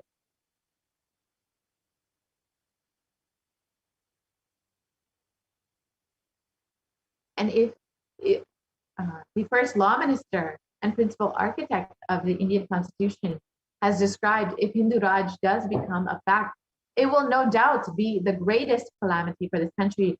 No matter what the Hindus say, Hinduism is a menace to liberty, equality, and fraternity. It is incompatible with democracy. Hindu Raj must be prevented at any cost.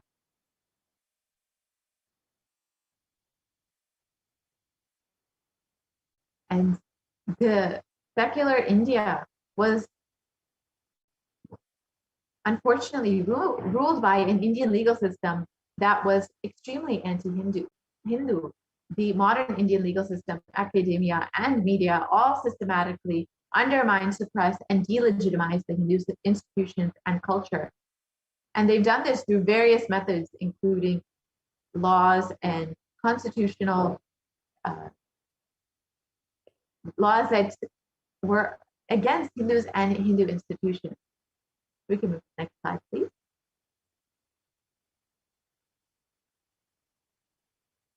And the phase 3 was also included media narratives that were used to stereotype and demoralize Hindus.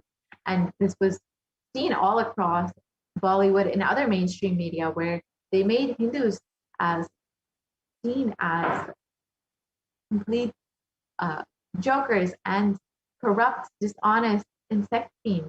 And this is, even till this day, how Hindus are projected.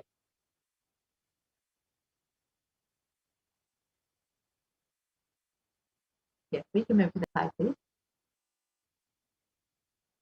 So let us understand why we need the revival of Hindu nations and what is the revival of Hindu nations.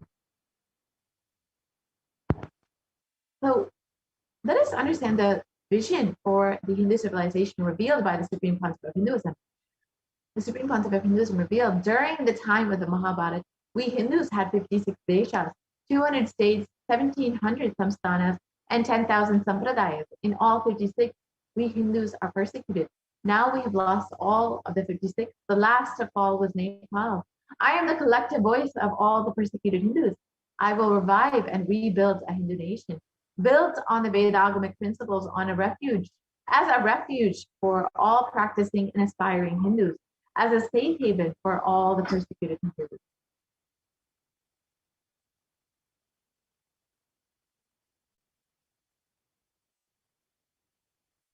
And the revival of Kailasa, the Hindu nation, reviving the whole life of enlightened civilization and all the great things it has to offer to the world, bringing legitimacy to all the offerings of Sanatana Hindu Dharma, what the whole world is the purpose of this Kailasa, the Hindu nation.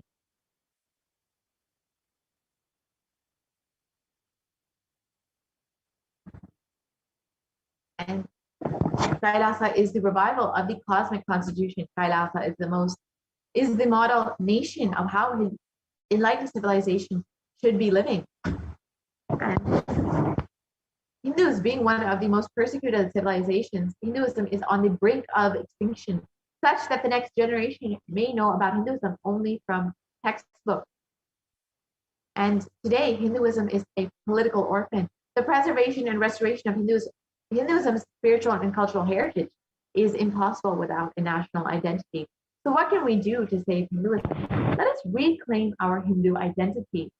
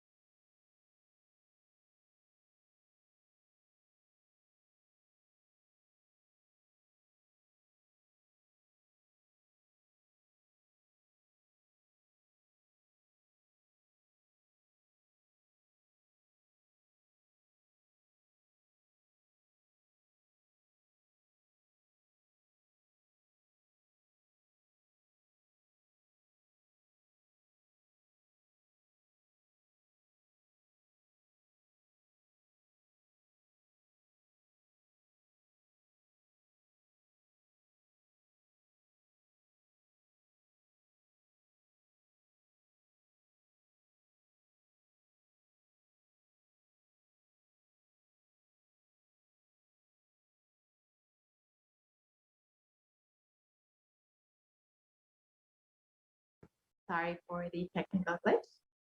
So let us understand in the words of the Supreme Concept of Hinduism himself why Kailasa, the Hindu nation, is needed for humanity. Let us watch that video now.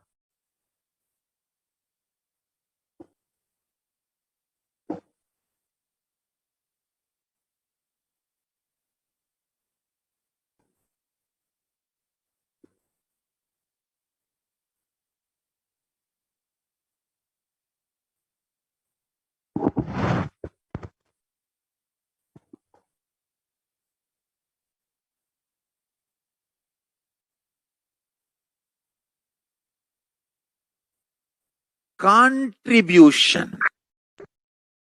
Hinduism, Veda Agamas have great things to contribute to the world. Like the great power manifestation science, the ancient culture and arts, the ancient lifestyle truths, the ancient medical practices and medicinal knowledge, the ancient indigenous cultural heritage and jewelry, perfume, dance, music, in every level, Hinduism has so much to contribute. Veda Agamic traditions have so much to contribute. To share all this with the world, to contribute to the world.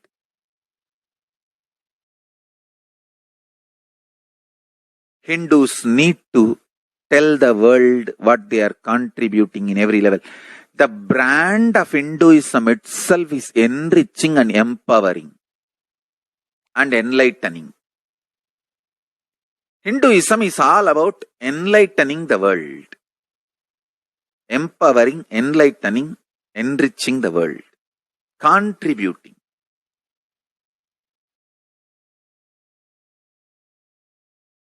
That is our spiritual life. That is our spiritual strength. That is our spiritual core principle. O humanity,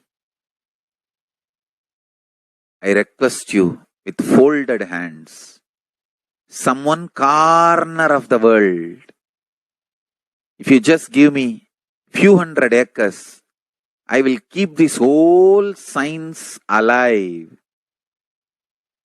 Leave it for the whole humanity freely.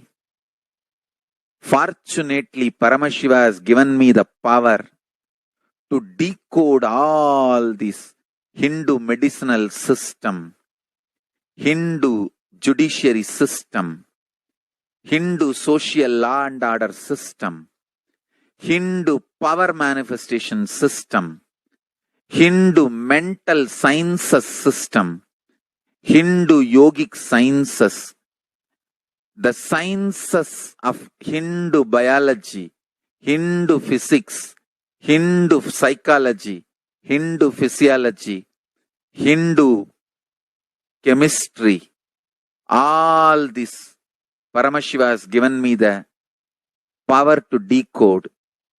Whatever the remaining scriptures are available with the humanity, Paramashiva has blessed me, and I have collected, not only I have collected and organized, I can decode. This whole science can be kept alive in any one corner of the world. Just few hundred acres are given for me to live peacefully and exist peacefully. I can store this whole thing alive and contribute it to humanity. Humanity can become better and better and better. I can make the planet Earth so much better place to live. I am here to contribute, and I will continue to contribute.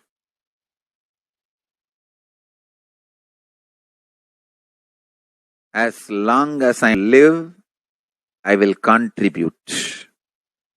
I have collected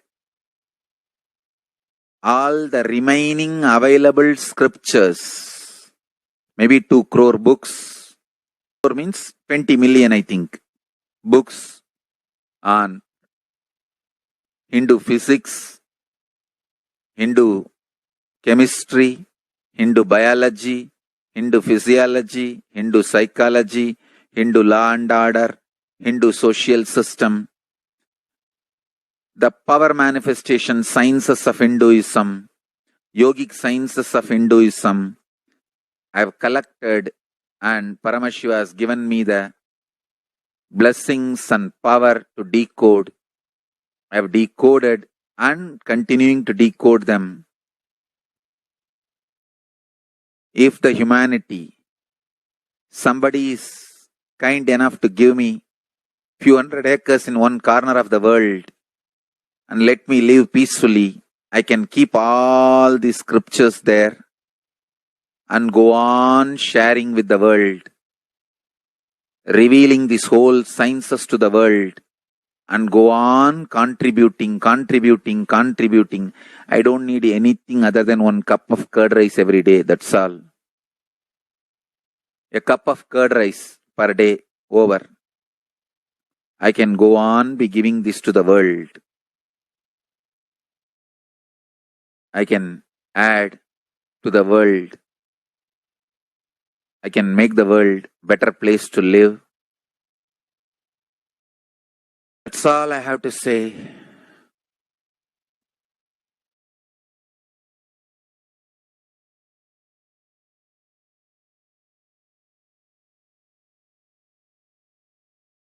Thousands of medicines are described detail in ancient Siddha and Ayurvedic scriptures. Paramashiva has given me the power to decode them, read them, and properly translate and map them to the modern day human language. And I am ready to work 20 hours a day. I just need few hundred acres where I can sit peacefully and keep this library, run a Gurukul where thousands of people can learn this and share it with the world. Understand?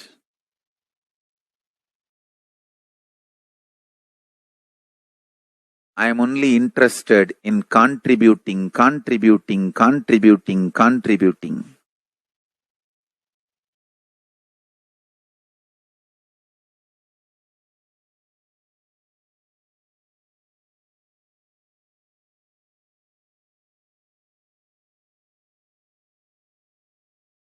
If we can decode all this great knowledge, whole world can prosper from this knowledge. Whole world can enjoy from this knowledge. If I prosper, I will only create a university. I will not create anything else. If the Hindus prosper, they will only create education institutions. Because Hinduism is all about giving, contributing. If I prosper, I'll create university, that's all.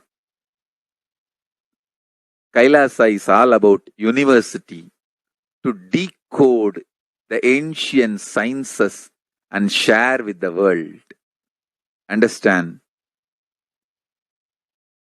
Every day I am sitting and going on decoding, writing notes on my books and writing details on my books. Whether it is making human beings manifest powers, and I have also now started downloading and decoding the science of making animals manifest powers. Whether making people manifest powers or healing,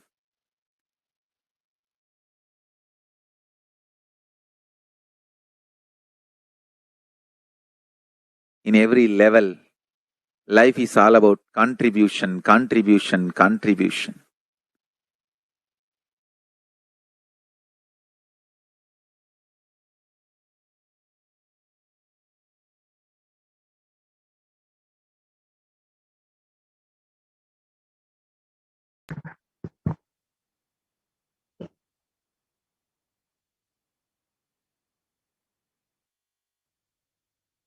So now that we've understood what is the need for a Hindu nation and how the Supreme Concept of Hinduism is reviving the Hindu nation, let us now enter into the next segment where we will understand the various ways we can connect with Devi Parashakti through the offering made to Devi.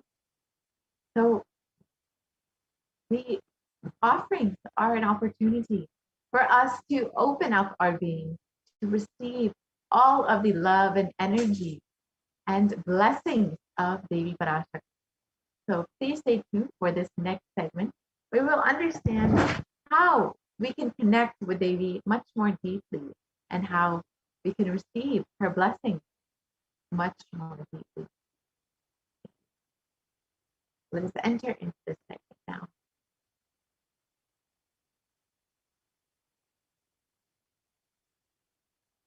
Yes, we can move to the next slide, please. We can continue on.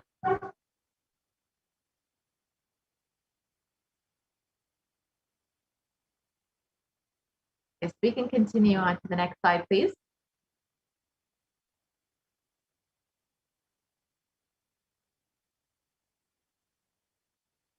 We can continue.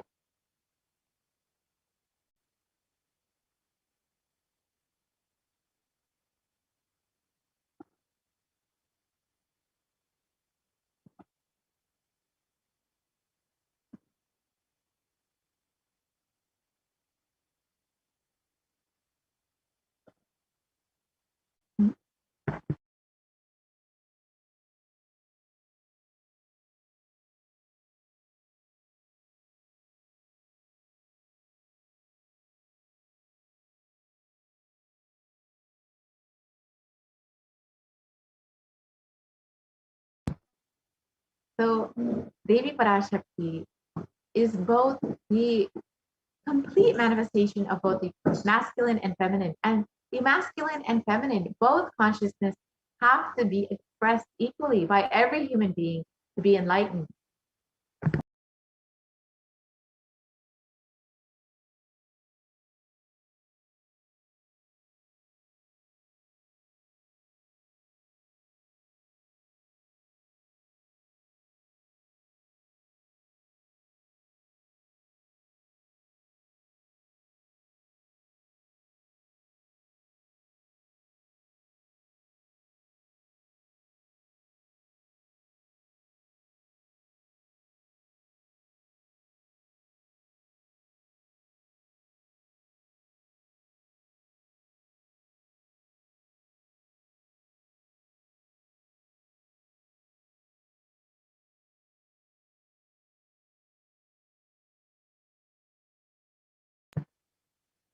So every human being must express both masculine and feminine consciousness.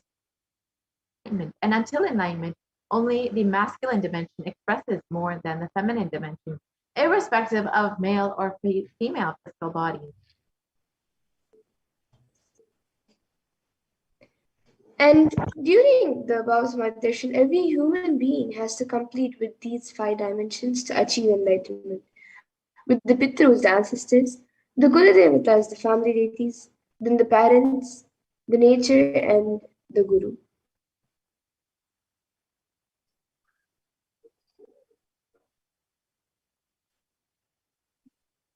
So incompletions are life negative in adharmic cognition, and in the 5 dimensions lead to misconstrued karana and karya, the cause and effect, and they further lead to suffering and pain and calamities in the individual, personal, and collective and global levels.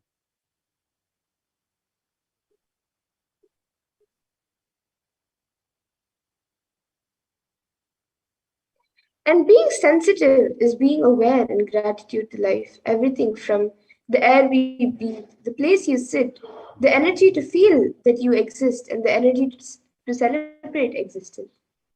The, the energy that you celebrate to that you exist.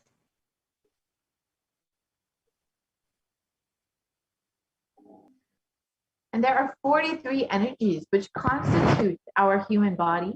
When all 43 are integrated to Dharma, one becomes enlightened. Dharma is the cosmic motherly completion and sensitivity from the level of the Panchabhutas. And this is the core principle of the cosmos.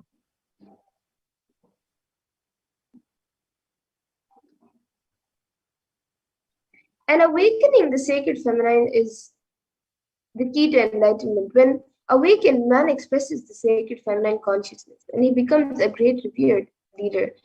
When awakened, woman expresses sacred feminine consciousness and she becomes Devi, the cosmic mother expressing powers.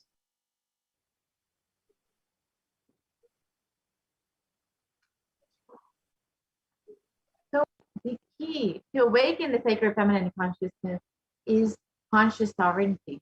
And the Supreme Pontiff of Hinduism has spoken greatly on this over the past several months.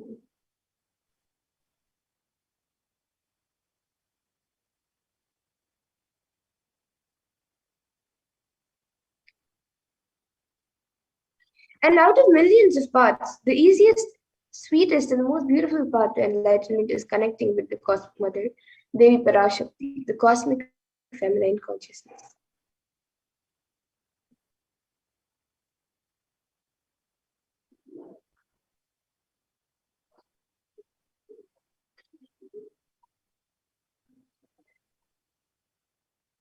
Devi Parashakti is the one who expresses as Guru all the gods and all the manifestations in the universe.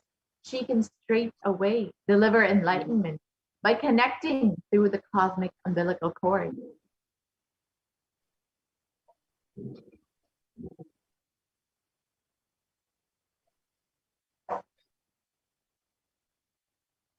And offerings is not to benefit the divine, but to close our gap with the divine consciousness. And when we achieve completion with the Divine Mother, her infinite powers with her sweet grace starts nourishing all our dimensions through the cosmic umbilical cord.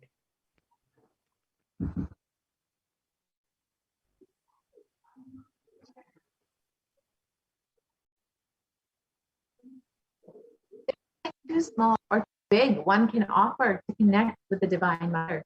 It has to be from a space of love, of a child looking at a mother and handing her what it has to share with her out of deep love and gratitude.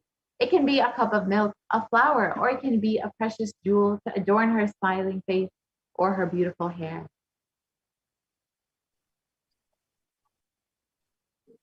And the Vedic rishis have clearly stated the techniques to connect with the sacred feminine consciousness, to awaken the same qualities in us. One can connect with Paramashiva through oneness. But the Divine Cosmic Mother, it is only by worshipping her feet with devotion.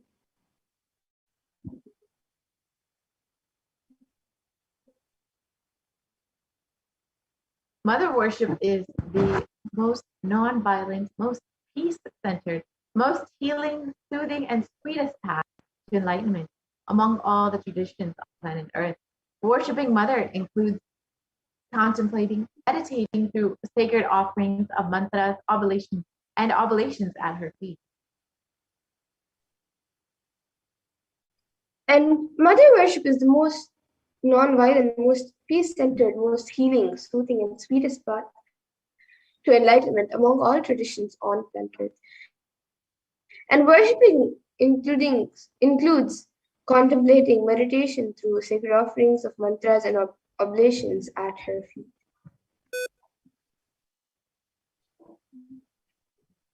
So why should we worship the Cosmic Mother? Why the Divine Feminine? Because she is the ultimate and most sweetest, most easy path to achieve enlightenment.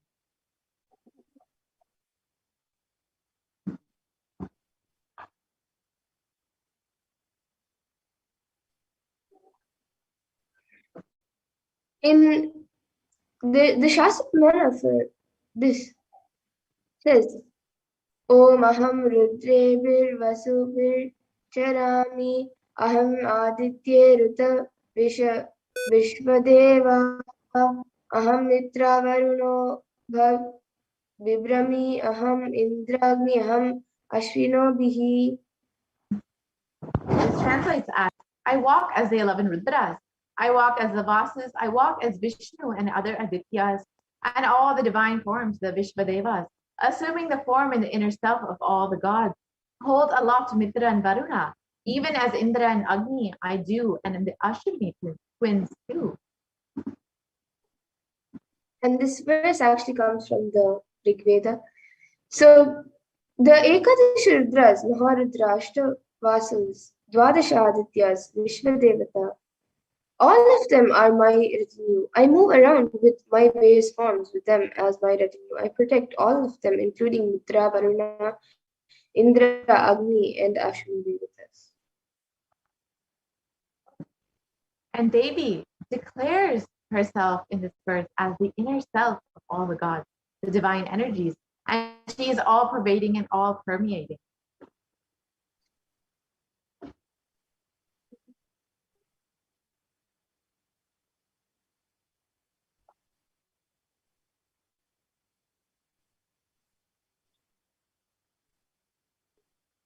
So now we will be looking at the offerings that all of you can make to Devi Parashakti. We've understood how Devi is the most sweetest, most easiest way to connect with the cosmos and to experience the ultimate. Let us decide to connect with Devi Parashakti through these various offerings.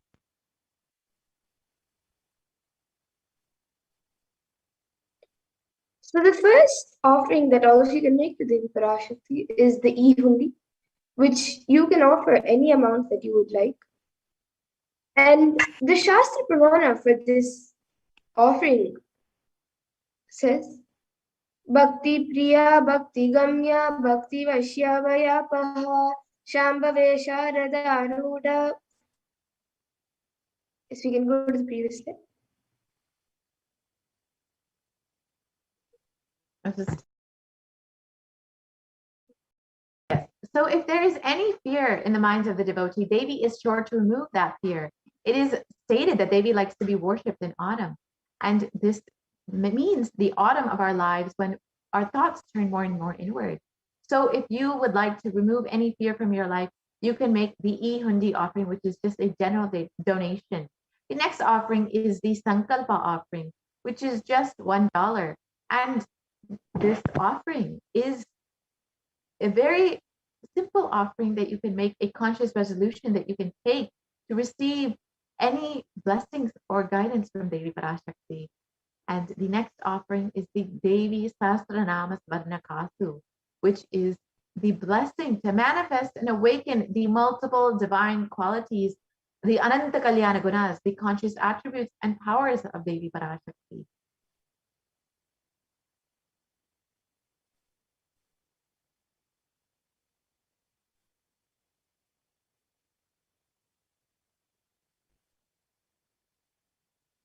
And the next offering is the Mukta Anguti, which the verse for this is from the Devi Suktam.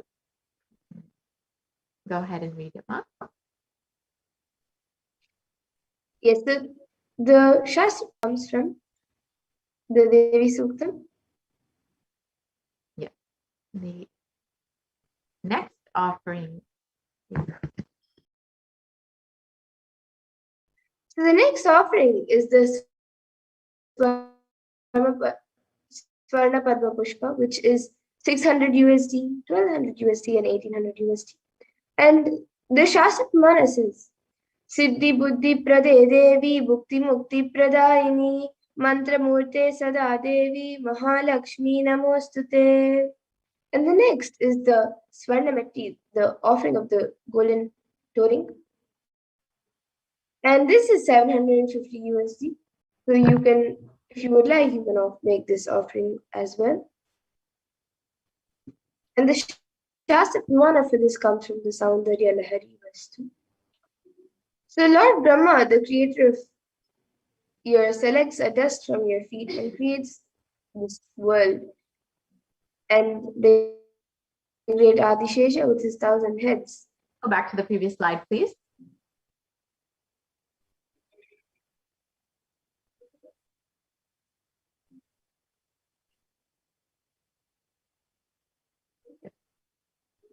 Okay. Go back to the previous slide, please.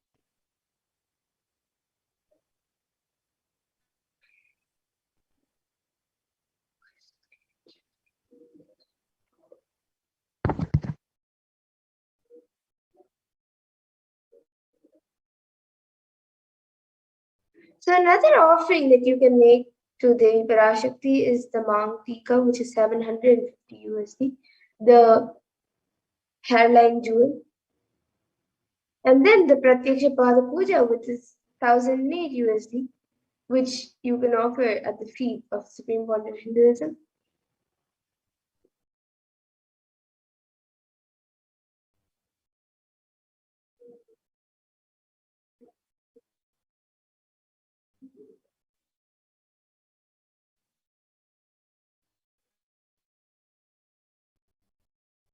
And we have so many other offerings that you can make at the feet of Devi Parashakti, as we all saw various offerings. So the offering of the Swarna Padma Pushpa is the offering of the golden lotus. And it's stated that Devi is the one who bestows accomplishments and intellect and who showers worldly prosperity. Devi who powers the subtle missions of the universe. So you can offer this Swarna Padma Pushpa to Devi Parashakti and receive all of the blessings and auspiciousness in your life. And the Swarnameti is the golden toe ring of Devi Parashakti. And you can offer this. And it's stated that Lord Brahma, the creator of the whole cosmos, selects a dust from your feet and creates this world. The great Adishesha with his thousands of heads somehow is able to carry a dust from your feet with great effort. And the Lord Rudra takes it and powders it nicely and uses it as ash. So when you offer this Swarnameti, you receive the blessings for life of leadership qualities by offering worship to the divine lotus feet of Devi Parashakti, achieved by worshipping a tiny grain of dust from her feet. The Meti is the gold toe ring to worship by adorning the sacred feet of Devi Parashakti.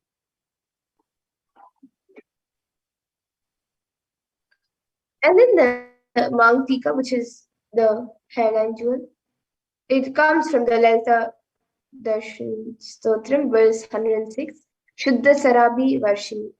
She who makes the nectar flow from the Sahasrara, crown center, to Agnya, the third eye, center, and permeates through all our 72,000 nadis, energy centers, to give us the ultimate experience of the cosmos. And it gives us the blessings for a good lifestyle. And next offering is the most offering of the devotees, the Pratiksha Pada Puja. And Adi Shankaracharya has stated that my repute has all the directions through my powers, and all the things of this world are in my hands as rewards for my virtues. Yet if one's mind is not centered upon the lotus feet of the Guru, what then, what then, what then? And when we offer the Pratiksha Pada Puja, we are worshipping the lotus feet of the Guru, who has manifested Devi Parashakti, own Guru, who is manifesting Devi Parashakti, the feminine consciousness, the one beyond the idea of male and female. So you will receive the most auspicious blessings in your life when you worship the lotus feet of the Supreme Point of Hinduism, manifesting Devi Parashakti, and you will achieve the sweetest path to enlightenment. And then Seva, which is 1,008 USD. So Devi is the Guru, the divine, the feminine consciousness, one beyond idea of male and female. So offering Vastram, the clothes, to the Guru dimension of the Cosmic Mother, during the Pratyaksha Pada Puja, bestows one with the sweetest path to enlightenment with complete protection.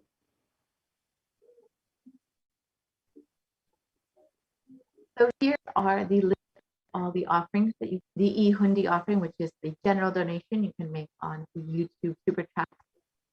The Sankalpa offering, which is just $1, and the Sahasranama Smarana Kastu, for various amounts. The Mukta Anguti, which is also various amounts. The Swarna Padma Pushpa, the Swarna Metti, the Mantika, the Pratiksha Pada Puja, and the Vastra Seva.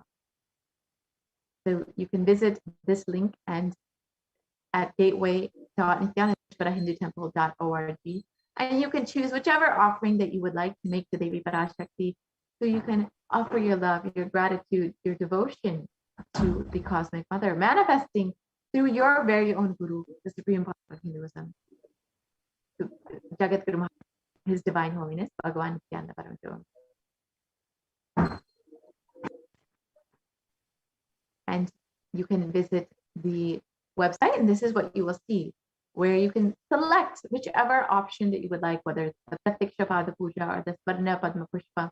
You can just choose that in the drop-down menu. It's a very simple process, and you can choose how many ever you would like, whether it's 1, 2, 3. You can offer one for yourself, one for your sister, one for your brother.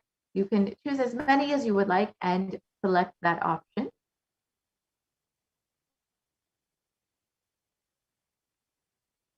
And here you can see all of the drop-down options. All of the options are listed there. It's a very simple click, and you can choose whatever you would like.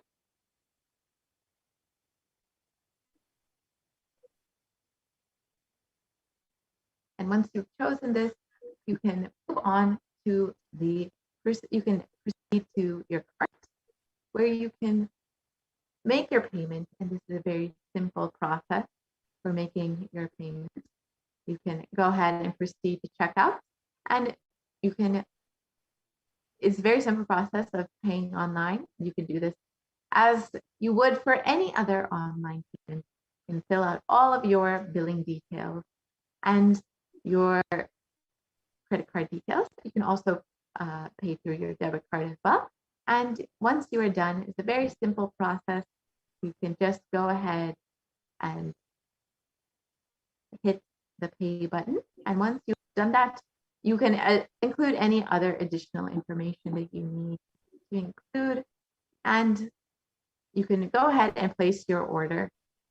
And once this is done, you will have placed your order, and your seva will be offered to Devi Parashakti. And you can also fill out the Sankalpa 2021 form, where you can fill out all of the names that you want to be chanted during the offering to Devi Parashakti. So that's tiny.cc/Sankalpa offering. You can also join to become a member of the Kailas plus HDH Nithyananda YouTube channel. You will be able to become an e-Kailashian and be able to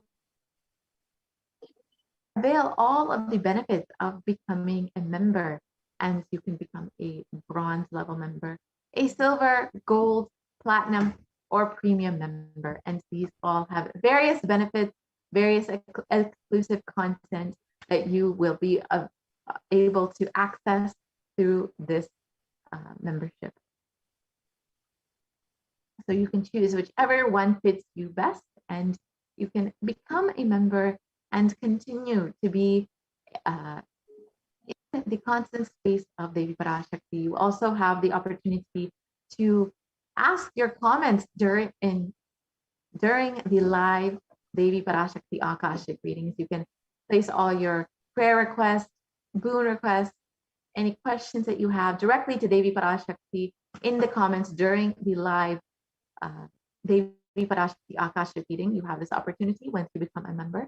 And it's a very simple process. You can just choose your credit card or your debit card, or you can add it to PayPal. And here again is the link to make any of your offerings. You can visit gateway.nithyanandeshwarahindutemple.org/NHTL and NHTLA, and you can choose whichever offering that you would like. You can navigate to the Parashakti Bhava Samadhi Darshan donations page, and you can choose whichever offering you would like and ensure that you are offering your love, your devotion to Devi Parashakti. So with this, We will be concluding this portion of the program and entering into the next segment, where we will learn some of the various ways that the Supreme Pontiff of Hinduism is helping humanity through this pralaya.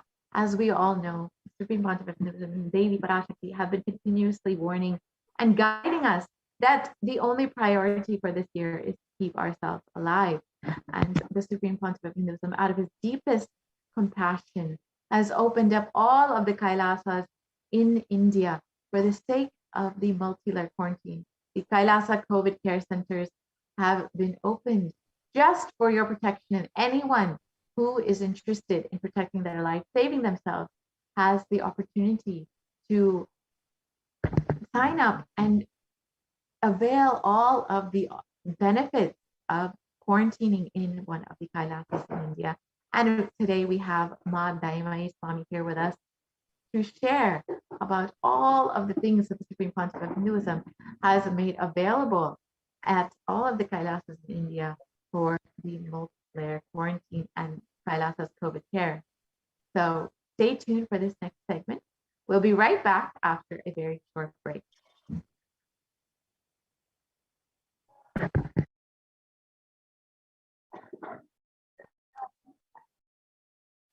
Nithyanandam, thank you very much, Ma. Welcome back to this segment. In this segment, we're going to see the Kailasa's multi-layered quarantine and the Supreme Pontiff of Hinduism's contributions, which are adding to the global peace to this COVID-19 pandemic. So let's start with the Sadguru Vandanam, with the blessings of the Supreme Pontiff of Hinduism, Jagat Guru Mahasannidhanam, His Divine Holiness Bhagwan Nithyananda Paramashivam's blessings. Let's start with the Sadguru Vandanam. Nithyanandam Paramasugadam Kevalam Jnanamurtim Dvandvatitam Gagana Sadusham Tattvamasya Dilaksham Ekam Nityam Vimalamachalam Sarvadi Sakshibhutam Bhavatitam Triguna-rahitam Sadgurum Tam Namami. Welcome back, everyone. So, if you see some of the statistics, the current statistics, the COVID-19 made the world less peaceful. Not only their health getting affected, their economic status getting affected. The famine conditions prevail, but world is also getting less peaceful.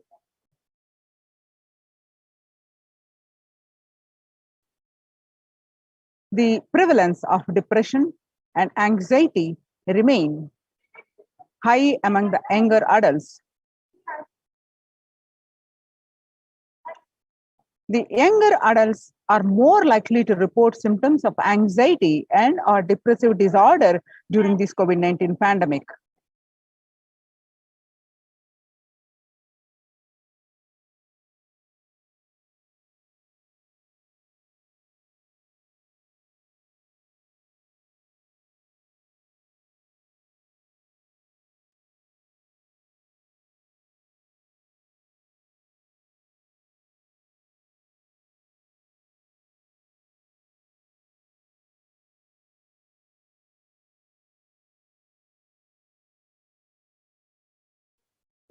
So the young adults are getting more affected about age 18 to 24, getting more affected about 56.2, and ages 25 to 49 about 48.9%, and about age 50 to 64, 39.1%, and ages 65 getting 29.3%.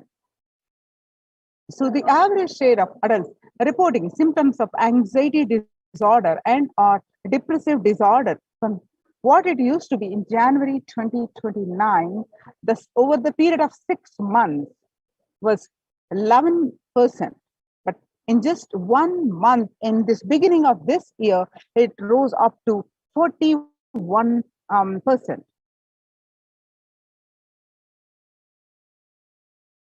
And you can see some more statistics confirming the same, that young adults are more affected the anxiety and a depressive disorder.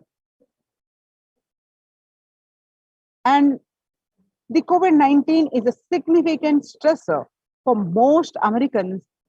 Nearly 8 in 10, which is about 78%, say the coronavirus pandemic is a significant source of stress in their life. And nearly 7 in 10, that is about 67%, say they have experienced increased stress over the course of the pandemic. And the statistics for the healthcare worker, the COVID-19 could exacerbate the doctor's existing mental health burden. More than 60,000 US healthcare workers have contracted COVID-19, over 300 have died. And of the health workers who treated patients during the China's COVID-19 outbreak, 50% showed signs of depression and 45% showed signs of anxiety.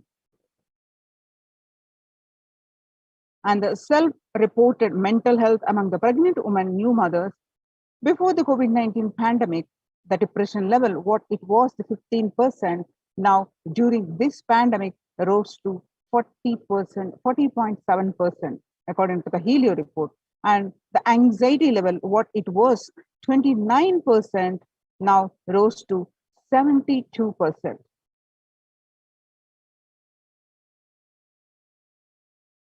The living under stay-at-home orders, because of this, 8 in 10 students were struggling with focus on school or work and avoiding distractions.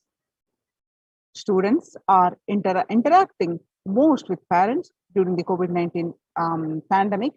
The physical distancing, the number one reason the parents can support students is simply spending time with them, ranked much higher than talking about COVID-19 news. The resources needed are, first, for college student mental wellness, virtual face-to-face time, then for high school students, digital social media gathering.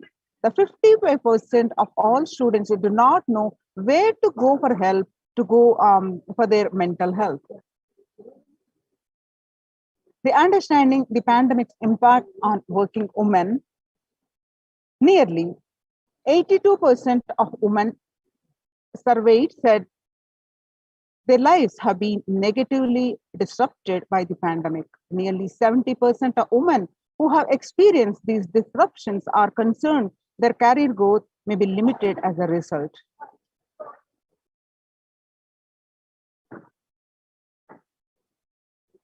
The World Health Board, the global economic outlook during the COVID-19 pandemic, a changed world. The pandemic is expected to plunge most countries into recession in 2020, with per capita income contracting in the largest fraction of countries globally since 1870.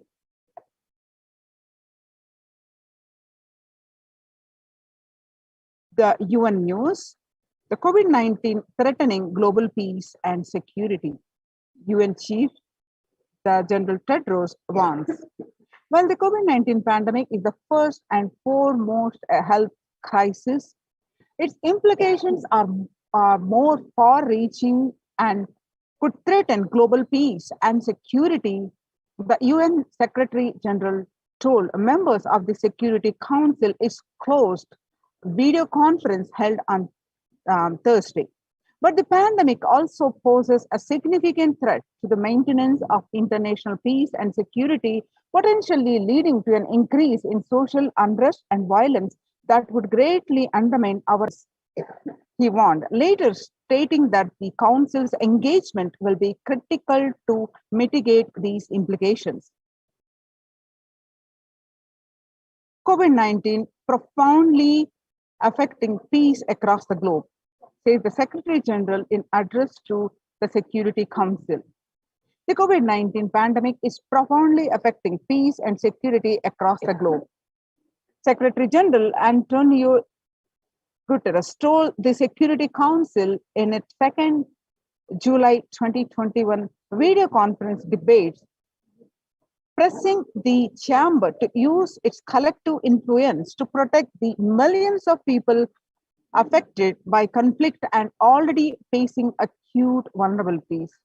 Addressing the 15-member organ on the impact of COVID-19 on international peace and security, Mr. Guterres said the health pandemic is fast becoming a protection crisis. Collective security and our shared well-being are under assault on many fronts. He emphasized the led by a relentless disease and abetted by global fragilities. A challenge to save lives today while buttressing the pillars of security for tomorrow.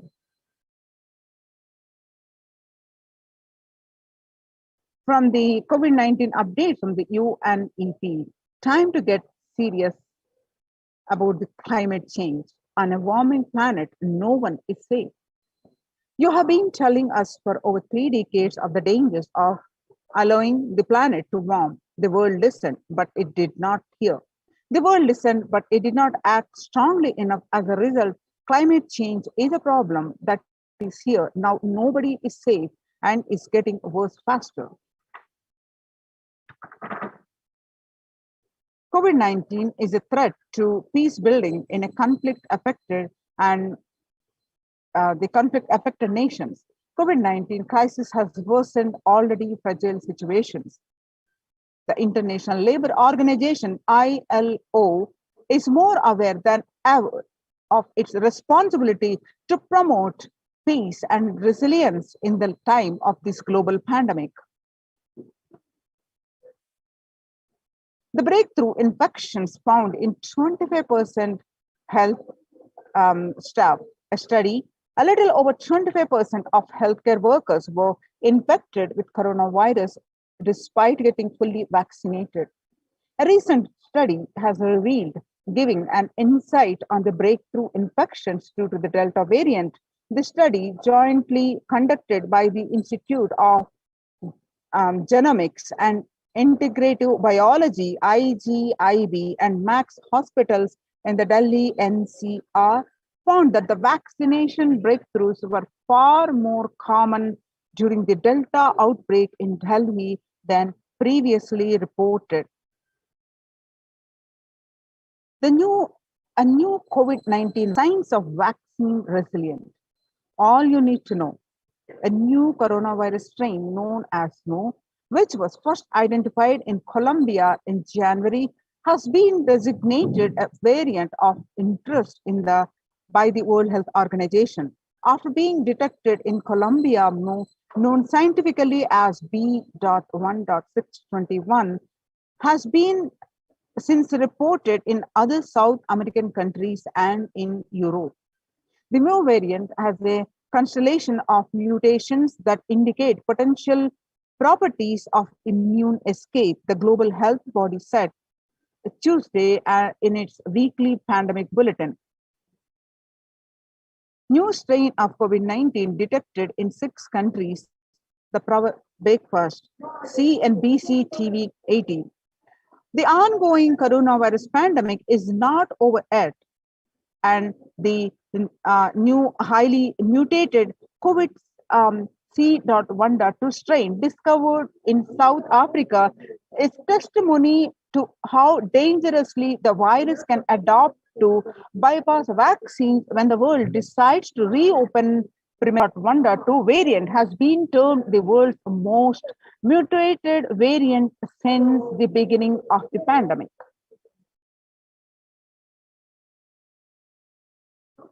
New COVID variant, the C.1.2, causes flutter. The World Health Organization says it's watching. The World Health Organization has said that to date, there are 100 sequences of C.1.2 reported globally from the earliest reports from May 21 from South Africa, and currently it does not appear to be increasing in circulation.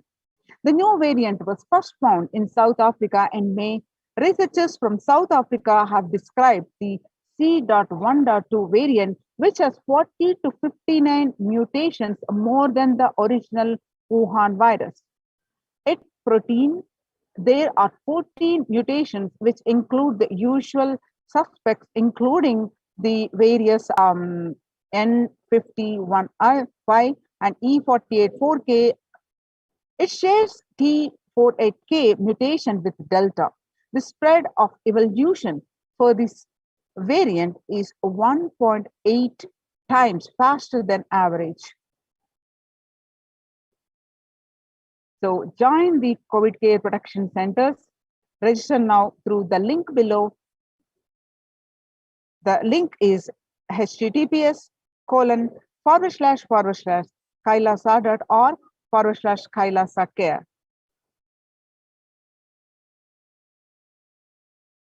Now, making peace with nature is possible. If we start now, making peace with nature is possible if we start now. Even amid a pandemic, 2021 can go down as the year we made peace with nature and set the planet to healing. Our environmental, social, and economic challenges are interlinked. They must be tackled together.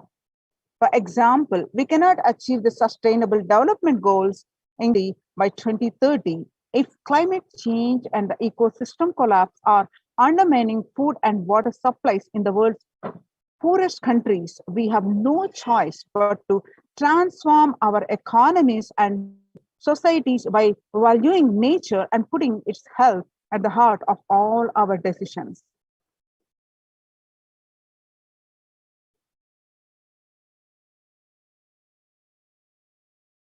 The World Health Organization's Health and Peace Initiative. Health and peace are interrelated. In the words of the Director General of the World Health Organization, Dr. Tedros said, "There cannot be health without peace, and there cannot be peace without health." You can see the supporting documentation here. The individuals and groups enjoy the enjoyable access to health services, fulfilling their rights to physical and mental health, and health actors design neutral health and interventions that promote trust and dialogue, and communities are empowered to cope with a violent conflict. Then health coverage is more universal. Grievances can be heard and addressed to generate trust, and health emergency concerns. Affected communities are more likely to make meaningful contributions to peace and reconciliation, and to resist incitement to violence.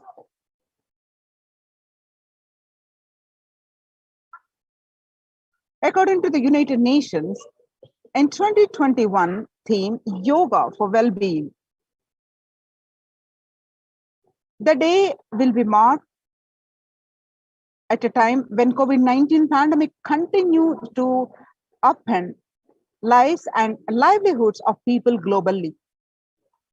Beyond its immediate impact on physical health, the COVID-19 pandemic has also exacerbated psychological suffering and mental health problems, including depression and anxiety, as pandemic-related restrictions continue in various forms and in many countries. This has highlighted the urgent need to address the mental health dimension of the pandemic, in addition to the physical and health aspects. The message of yoga is promoting both the physical and mental well-being of humanity has never been more relevant. A growing trend of people around the world embracing yoga to stay healthy and rejuvenated and to fight social isolation and depression witnessed during the pandemic. Yoga is also playing a significant role in the psychosocial care and rehabilitation of COVID-19 patients in quarantine and isolation. It is particularly helpful in allaying their fears and concerns.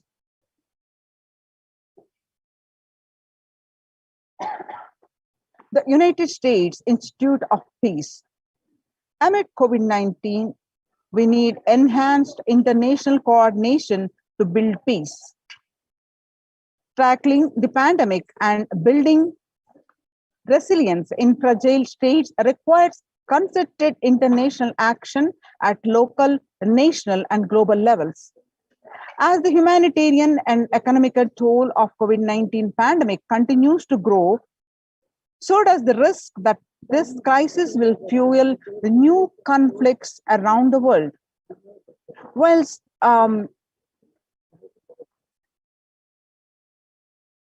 stemming prospects for resolving ongoing ones. Sustainable Development Goals. The United Nations spotlights health benefits of yoga, ancient practice that can ease stress of our modern laptop lives. Yoga is a practice that can be relevant to all ages, relevant to all cultures, irrespective of socio-economic status people represent. It can be used to unite our complex and difficult world to promote not only healthy lifestyles, but to promote peace and security in the world. But to promote peace and security in the world, said the Dr. Nata Manabde, Executive Director of the New York Office of the World Health Organization, at an event entitled Conversation Yoga for Health. The stronger health systems and universal health coverage must be priority. Remarks to the General Assembly special session in response to the COVID-19 pandemic. For the first time since 1945, the entire world is confronted by the common threat, regardless of nationality, ethnicity, or faith. A new social contract between people, government, the private sector, civil society, and more can tackle the roots of inequality with fair taxation on income and wealth, universal benefits, and opportunities for all.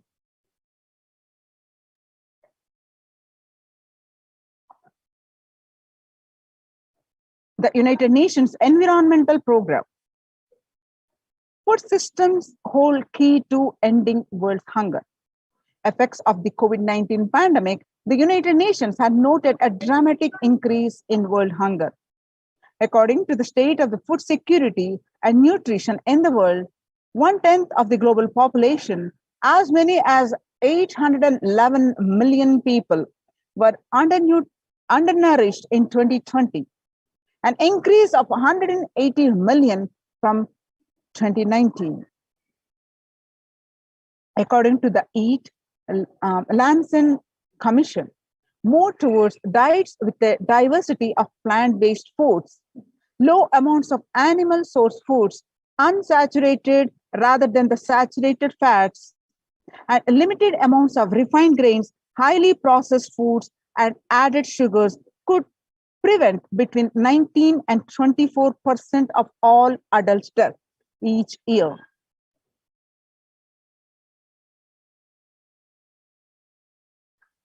International peace and security. You can see the statistics of the conflict-induced displacement, various statistics. So our contemporary world is showing no signs of decline in the intensity of violent conflicts, crime, displacement, and prevalence of a continued state of tension in many regions of the world. According to the UN report, in the year 2019 alone, about 55% of 358 political conflicts worldwide involved the use of violence. Geographical tensions, which have been on the rise even before the COVID-19 pandemic, have had only prolonged violent conflicts, making it difficult for policymakers to come together and resolve their differences peacefully and amicably. The last decade witnessed the highest number of people internally displaced by conflict and violence.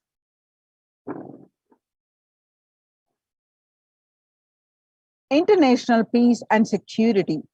The Vedic tradition beautifully describes Yastu sarvani bhutani atmani ivapnapati sarva bhutevchu chatmanam tatona vigutpushpyate. The inner peace leads to world peace. So now let us see, as we have understood the statistics and the various, not only the health, the famine conditions prevail, and it's posing the threat to the security, along with dealing with the depression, anxiety, mental disorders. To address this, what are the Kailasa's contributions of this the Supreme Pontiff of Hinduism? With the blessings of the Supreme Pontiff of Hinduism, Kailasa's Department of Enlightened Civilizations presents self-transformation, secret to achieve global peace. The Supreme Pontiff of Hinduism says, so let's listen from his own voice.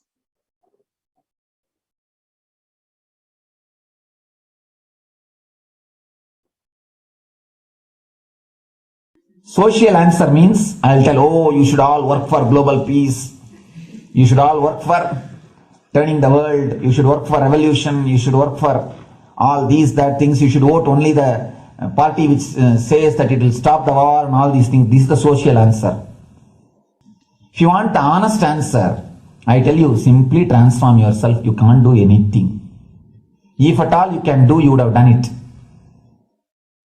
Be honest. If you can do, you would have done it. You are raising this question because you are not able to do. Am I right? So let us be very clear. Let us be honest. We are not able to do socially. That's the truth. That's the reason you are sitting here and raising the question. I tell you, understand few important things. There are a lot more attached to this question. There are many things which is attached to this question.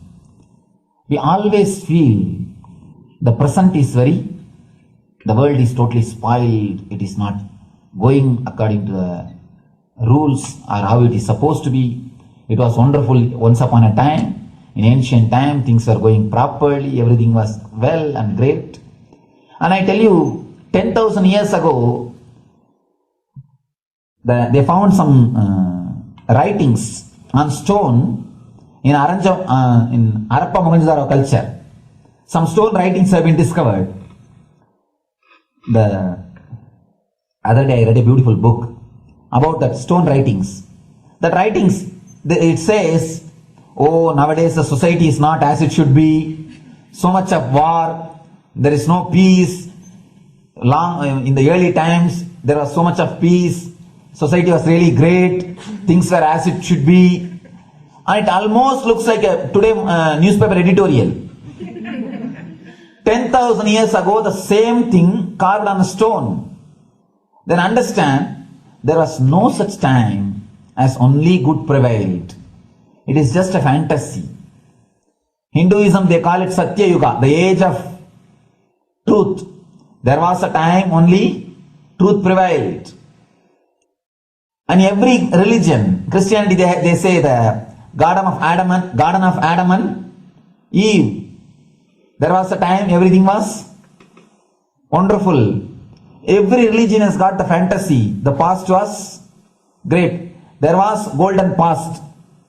Always the idea of golden past exists only in the past. The more you go back, again you say the past was great. And I tell you one thing, it is a wonderful way of postponing accepting the reality. Otherwise, I can be sure the world was same as it is today. Whether it is 5,000 years ago or 10,000 years ago. Maybe one thing, there was no CNN channel that time. So the news did not reach you so quickly. That's all.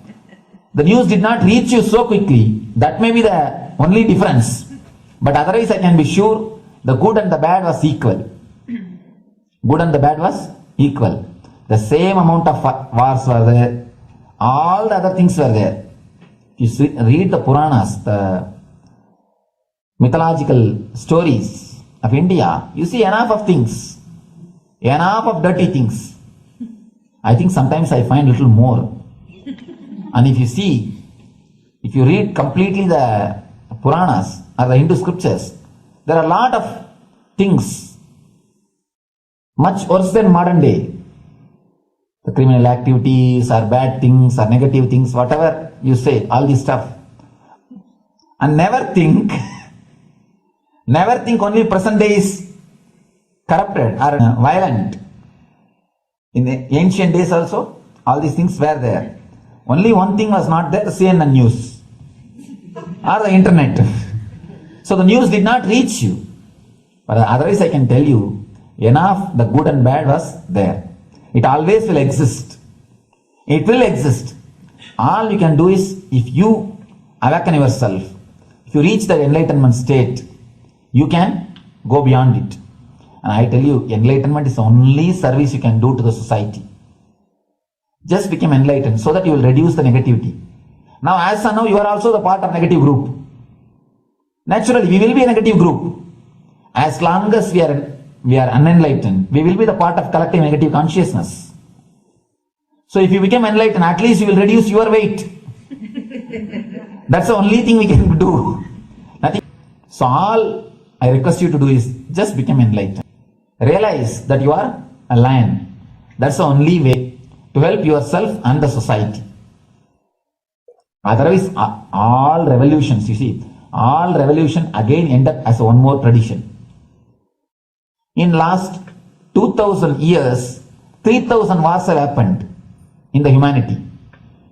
In 2000 years, 3000 wars. Human beings have not done anything except doing wars, except fighting. Everybody claims he wants to do revolution. He wants to spread peace. You see, every country claims their army is a defensive army. Then who is offending? Tell me. Every country says defensive army.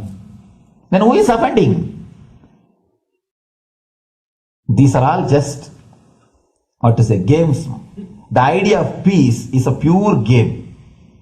Everybody wants to spread the peace according to them, not according to the other person. They want peace according to them. The other day I was in one interreligious gathering. One guy is preaching, let all of you convert to my religion so that we will not have fight. He wants peace the way in which he wanted, not the way in which. And there's a beautiful saying, the sword of Muhammad, it is written, peace alone should survive, something like that.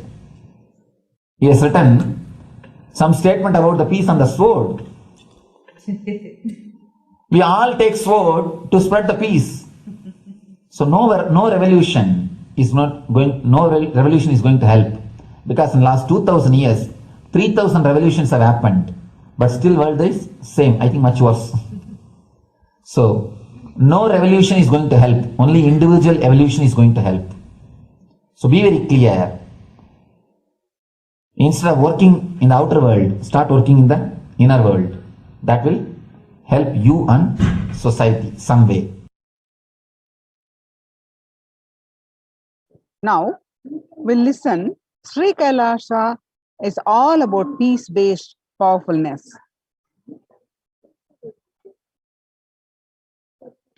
Listen carefully. The space of Shanti,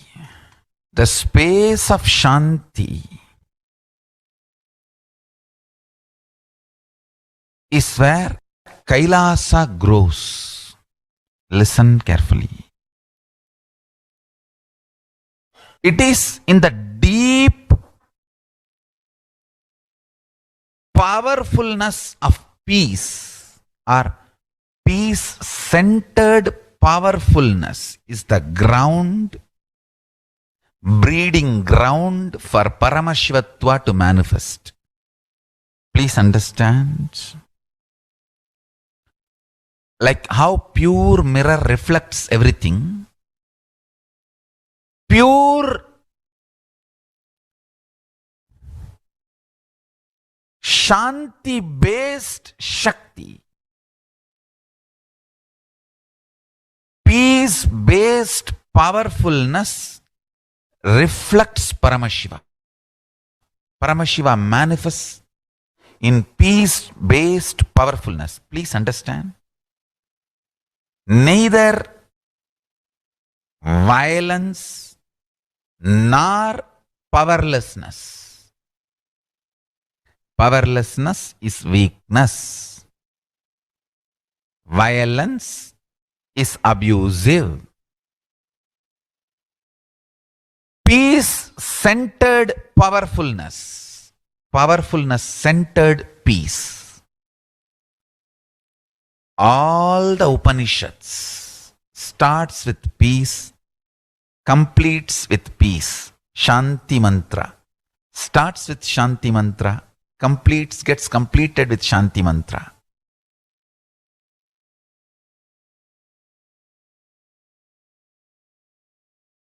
Peace-based powerfulness is a fundamental requirement for Paramashivatva to manifest. That is why people who don't want us to manifest Paramashivatva or power manifestation do not want to allow the peace in our life or do not want peace in our campus. Understand?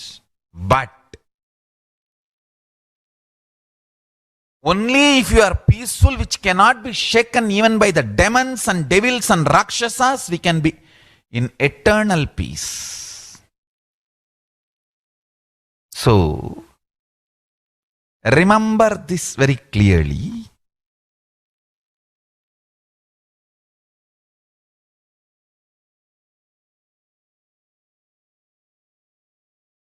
Peace alters the very DNA structure, genetic structure, the core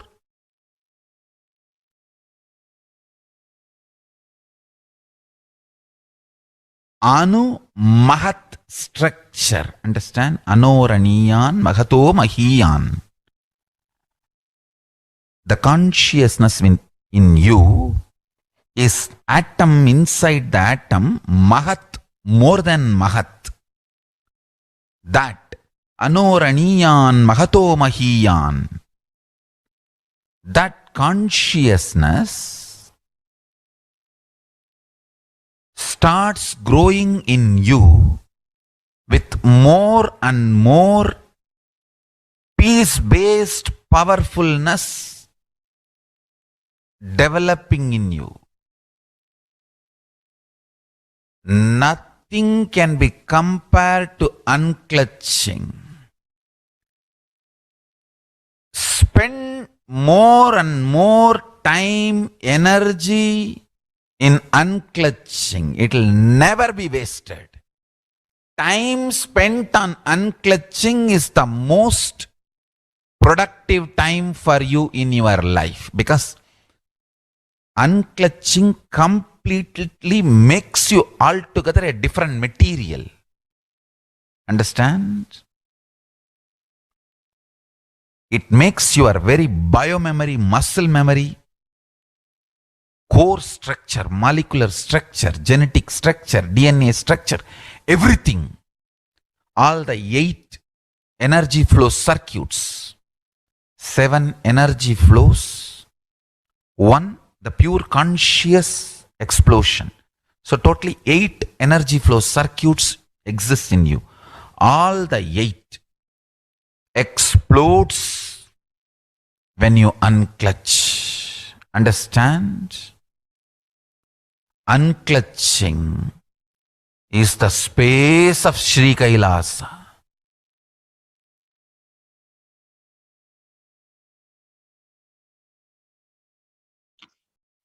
Listen. Now, next, every prayer in Hinduism ends with peace. Now, let us listen from some more powerful cognitions from the Supreme Pontiff of Hinduism.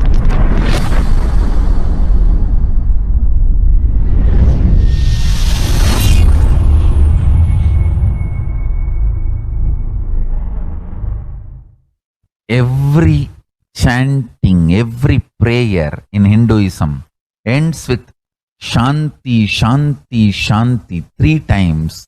Means peace, peace, peace. Hinduism is the real religion. Loving peace, living peace. Individual level, social level, global level. Understand? Hinduism lost all its 56 nations, 200 states, 10,000 kingdoms, samsthanas, is not a loss to Hinduism, it is a loss to planet Earth, human beings. Wherever Hinduism is practiced, kept alive, the ideal of global peace is kept alive. Just do this one simple statistics. You yourself study. Google and study.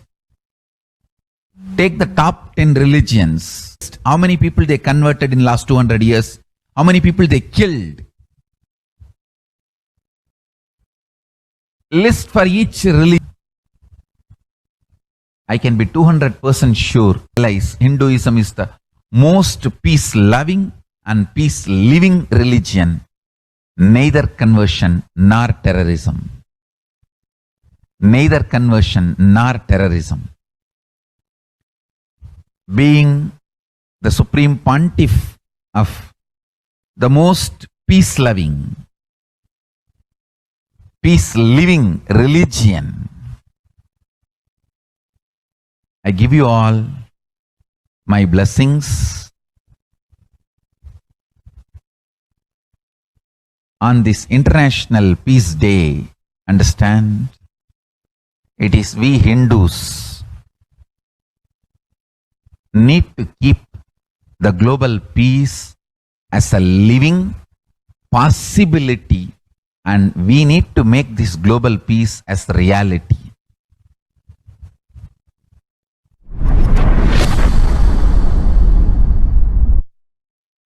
Now, Hindus have a responsibility to bring global peace.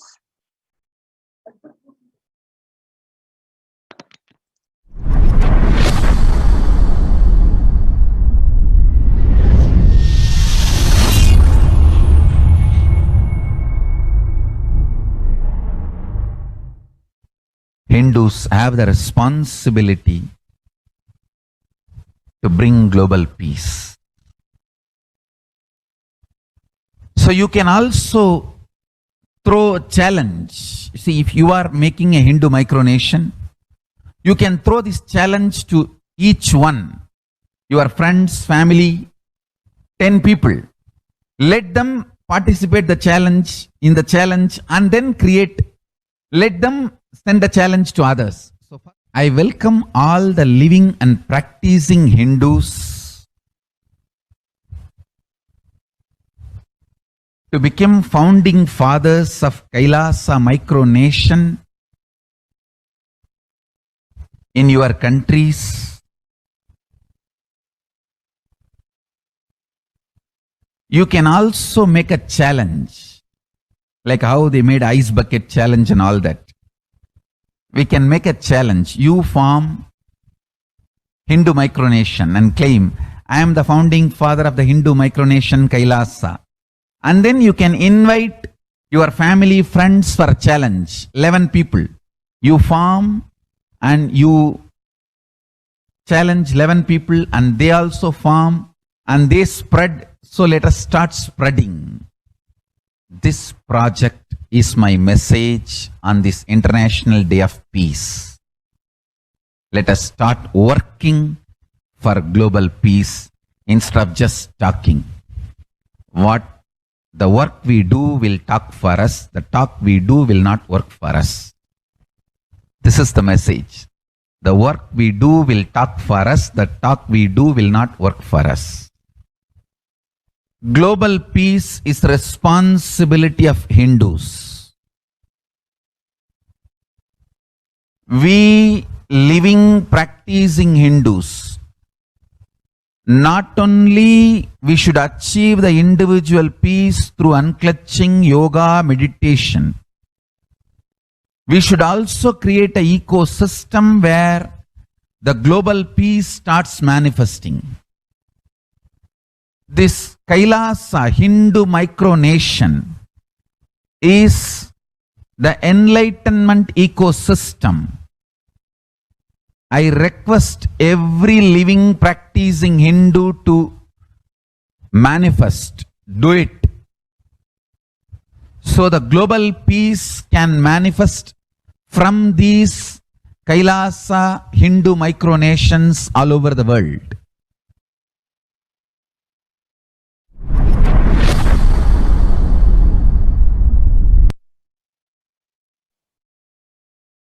Kailasa's mission of global peace and superconsciousness breakthrough. The Supreme Pontiff of Hinduism is the founder and spiritual head of Kailasa, the revival of the ancient enlightened Hindu civilizational nation, which is being revived by the displaced Hindus from around the world. The sovereign order of Kailasa, led by the Supreme Pontiff of Hinduism, and Nithyananda order of monks, nuns, and Hindu diaspora are working for global peace and to give a super consciousness breakthrough to humanity. It is the Supreme Pontiff of Hinduism's mission to recreate a conscious world where the global issues at the climate, economic, social, health, and humanitarian levels cease to exist from their very root, turning the problems of poverty, hunger, violence, discrimination into powerful living through the experience of oneness. The Supreme Pontiff of Hinduism has been working from the very grassroots level to usher in an era of peace at all levels, individual, social, national, and global. His deep insights into the working of human mind, body, emotions have enabled him to powerfully and directly address the various social and emotional problems facing humanity today. The life solutions based on the ancient Hindu tradition, the meditation, yoga techniques from the scriptures, and the cognitions rooted in the highest truth, the lifestyle based on living and radiating the higher values of life and powerful way of living and realizing one's ultimate potential form the foundation of the Supreme Pontiff of Hinduism's teachings, which by their inherent nature provide the foundation for peace on planet Earth. In a short period of public life, he has contributed to humanity in the areas of meditation, healing, health and wellness, yoga, medicine, education, lifestyle, and science and technology. The Supreme Pontiff of Hinduism has been working on creating and teaching people. First, the significance of peace and how to achieve it. Second, the working for higher consciousness, life and lifestyle. Third, the reducing collective negativity in thoughts, words, and actions. Fourth, living in oneness, peaceful coexistence with humanity and nature. Fifth, manifesting the superhuman powers for a better quality of life. More than 20 million people in 347 cities in 196 countries over 6 continents revere and follow the Supreme Pontiff of Hinduism. The Supreme Pontiff of Hinduism launched the Minutes for Peace initiative, which aimed to reduce crime globally by conducting mass meditations around the world in parallel. In 2014, just after 2 years of launching the program, it crossed over 1 billion minutes of meditation. Scientific studies have shown a reduced crime rate of the participation in the meditation and completion techniques. In 1976, it was found that when 1% of a community practiced meditation, pujas, the crime rate was reduced by 16% on average. The current tally on the Minutes for Peace website is more than 4.3 billion cumulative minutes of meditation logged. include all the events, programs, and festivals where people have gathered at large numbers and participated in meditations and rituals, the total count comes out to be a staggering 409 billion minutes for peace so far. You can see the about 5,000 devotees gathered and participated in a 48-day meditation program called Shuddhatvaitam.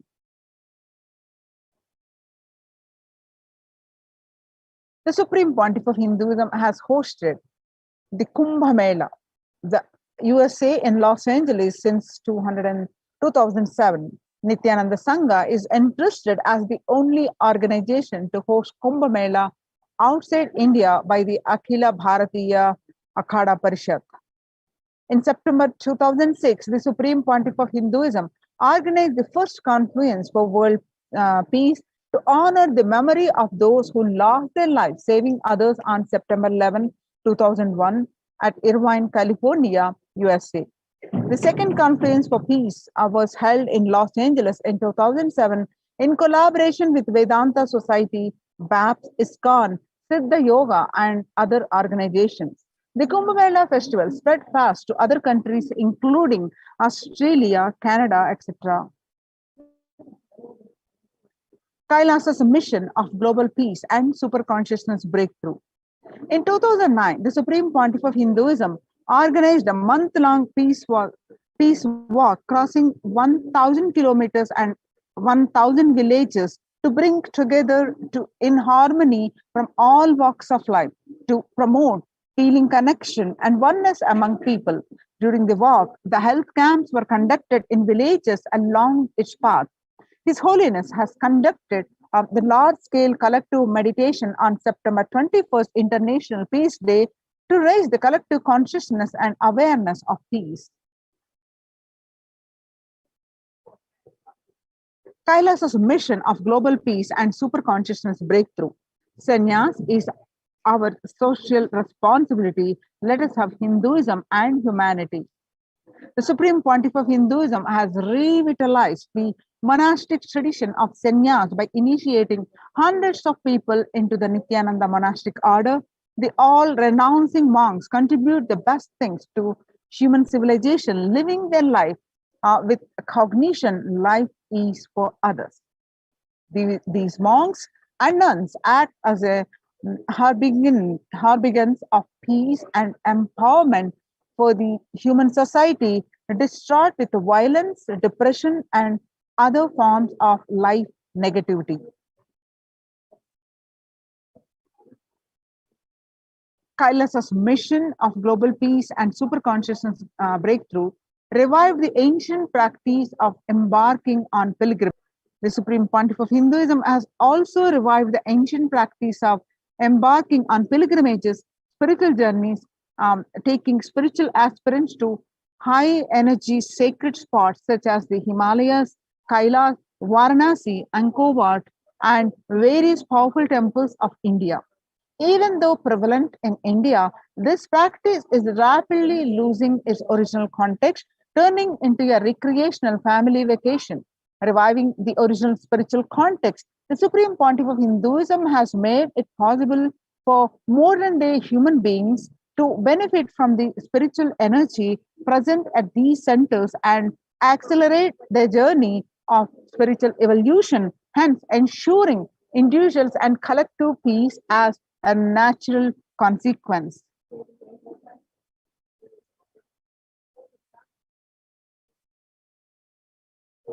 Now, let's listen the revelations to the world by the Devi. 12th May 2021, Devi Parashakti revealed that I came as Nija Avatar.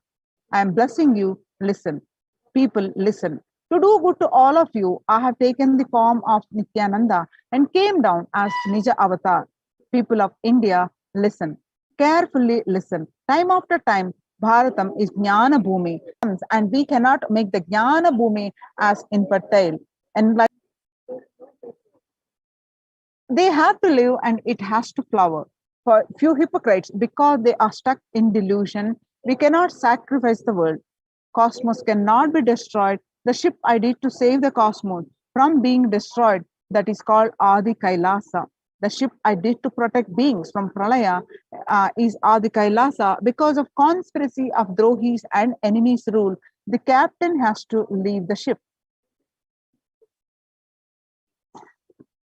Before 12 years, knowing the great deluge that is going to happen, all Aushadha, by this Guru Purnima, that Jnana Rasavadam, Navapashana is going to flower, allow people to come and take dip in Navapashana flower. People, whoever comes and dip in Vaidya Sarovar, they will not have a death, they will not have corona. Crores and crores of people will come in line every day, they will take a dip in the Ananda Lingam. On 13th May 2021, Devi further continued her revelation in Akashic reading that listen well to my words. For India, I made ship as protection.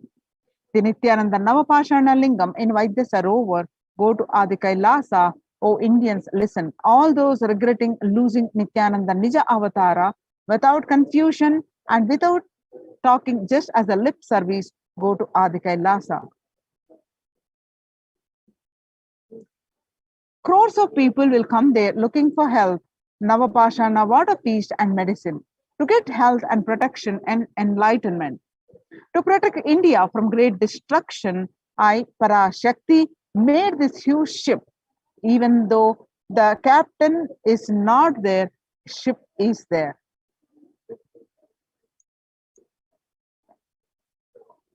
On 14th May 2021, Devi continued to reveal that whoever comes to Adi Kailasa and does the good work of saving people from deadly corona, I myself will do all of their life work. This is commitment Paramashakti is giving you all.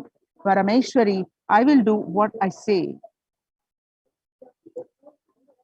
And 19th May 2021, Devi continued to reveal that to save people from corona, I have set up a huge ship, Ananda Sarovar, Vaidya Sarovar and Ananda Lingam. I have made it in Adi Kailasa.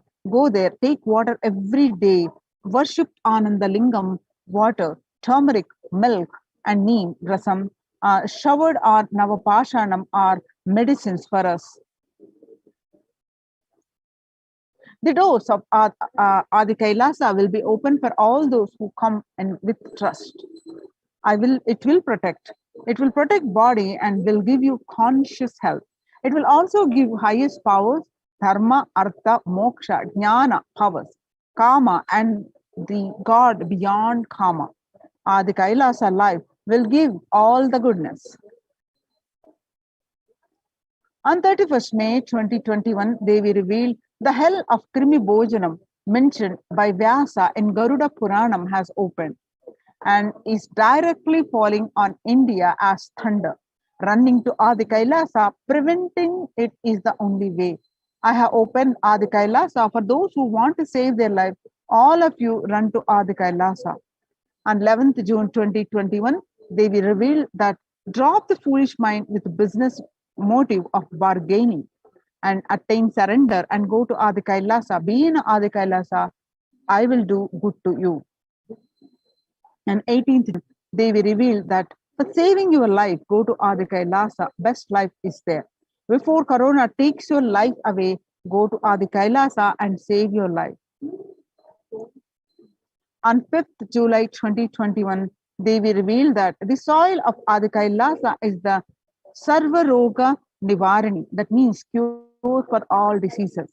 For all the diseases in the world, Paramashakti, myself, taking the form of Nithyananda as Nija Avatara, walking there barefoot for many years, manifesting all powers, the very soil was converted into great medicine that solves all karmas. Taking the soil of Adi Kailasa and mixing it with water of Navapashana Linga of Vaidya Sarovar, and by applying it, all pains will vanish. Breaking the attachment to body, it will make you enlightened. Goodness is there, and I told the truth. Go to Adi Kailasa.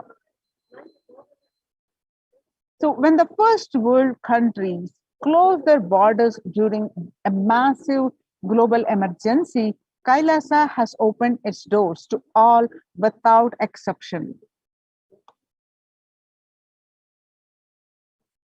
The Kailasas free COVID care protection centers open across India are Adi Kailasa Enbedadi, Bangalore, and Salem Adhinam in Tamil Nadu, Tiruvannamalai Adhinam in Tamil Nadu, Rajapalam Adhinam in Tamil Nadu, Puduvai Adhinam in Pondicherry, Pattanam Adhinam in Tamil Nadu, Srirangapadi Adhinam in Tamil Nadu, Sripuram Adhinam in Hyderabad, and Madurai Adhinam in Tamil Nadu, Avatipalem Erode, Tamil Nadu, and Huzur Adhinam in Tamil Nadu, Baroda Adhinam, Gujarat.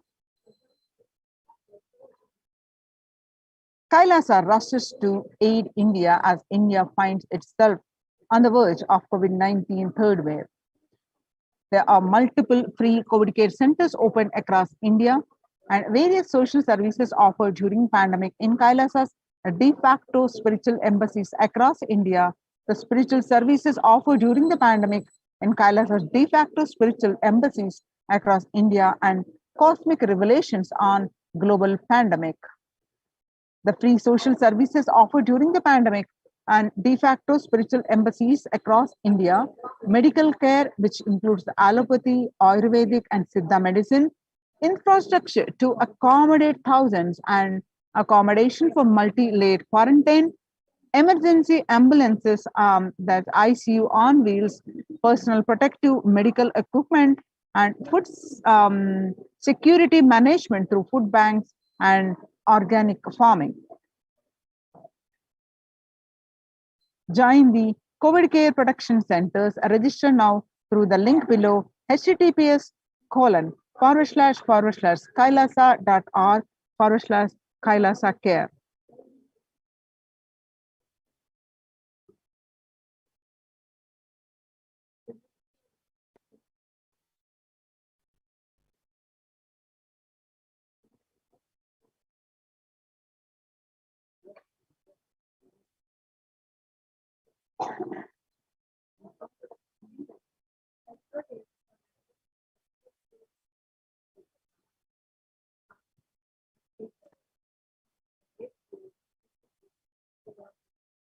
The Supreme Pontiff of Hinduism, by establishing the various de facto spiritual embassies, they're mainly of temple-based.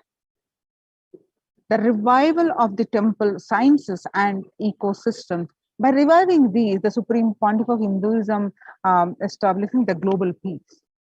Let us understand the science of the temple sciences, the science behind the temple structures, establishing the temples and the ecosystems, how they're adding the global peace. As all of you are aware, across India, many famous temples are shut down during the pandemic. Not only temples, gurudwaras, all the religious places are partially open or shut down for an indefinite period due to the pandemic. So now in the times when COVID-19 is rampant and the ancient temples are in lockdown because of the risk of the widespread corona disease, the devotees of these temples were visiting and having darshan of their gods and goddesses thousands of years. At all these ancient sacred sentiments have come to an harming halt after the lockdowns have taken place. The religious fervor of the devotees is being lost due to the pandemic. The Supreme Pontiff of Hinduism reviving the e-Kailasa ecosystem and bringing all the ancient traditions of the online platforms on Kailasa TV, YouTube, and Facebook. So now let us understand some of the basics of why the Supreme Pontiff of Hinduism reviving the temple-based ecosystem and the why deity worship.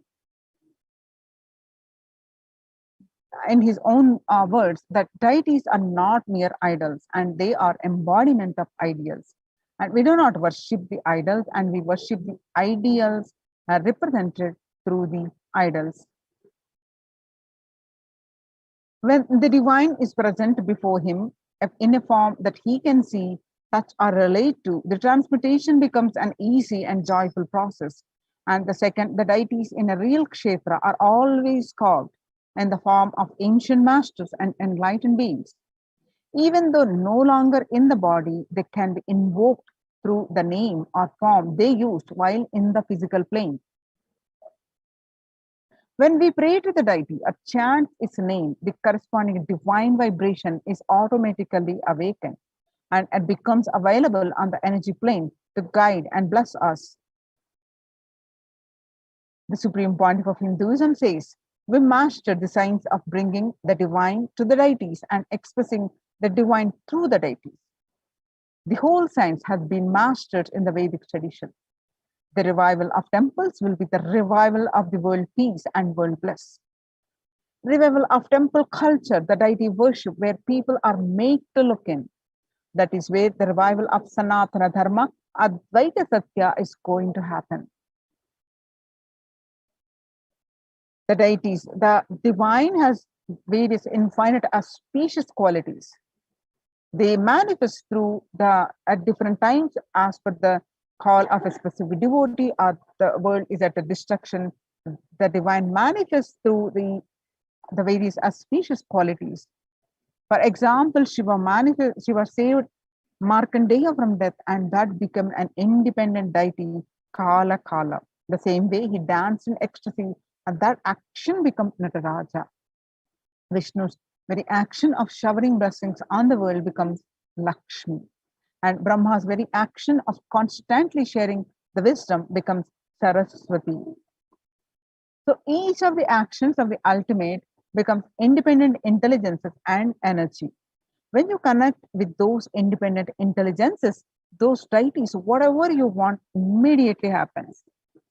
Whatever result you want, worship with the rights, those divine energies who are the personification of those specific actions. Immediate results are achieved by connecting with those deities. In this world, this can be a powerful method through which you can achieve whatever you want in your life. Following the yoga and doing the meditation and doing the connecting with the divine, believing in the higher existence will reduce the anxiety and fear and the personal transformation, the super consciousness breakthrough happens. And this is the join the COVID care production centers. Register now through the link below, https://kailasa.org/kailasa care.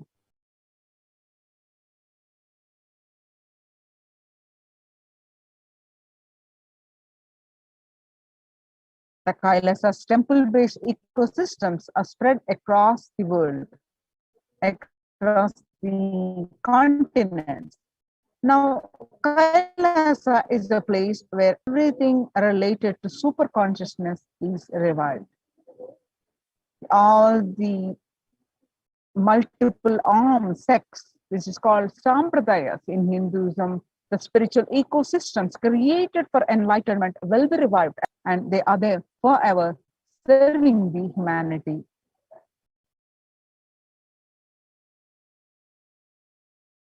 Now let us listen from the Kailasa's Hindu temple ecosystems.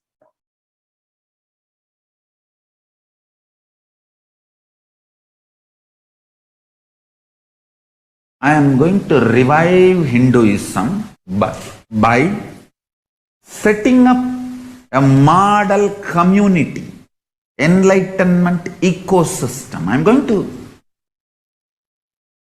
create absolutely from the scratch newly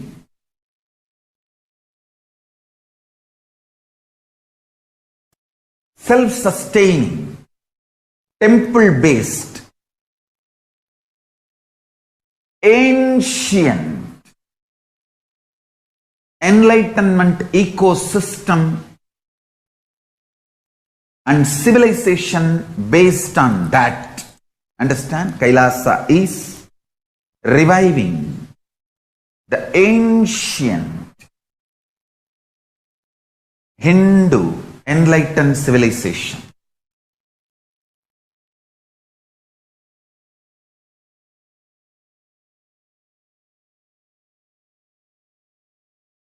Paramashiva himself manifested this Kailasa Mandala, the enlightenment ecosystem, and the lifestyle. I am going to revive this whole enlightenment ecosystem, Kailasa, by creating a model Kailasas all over the world.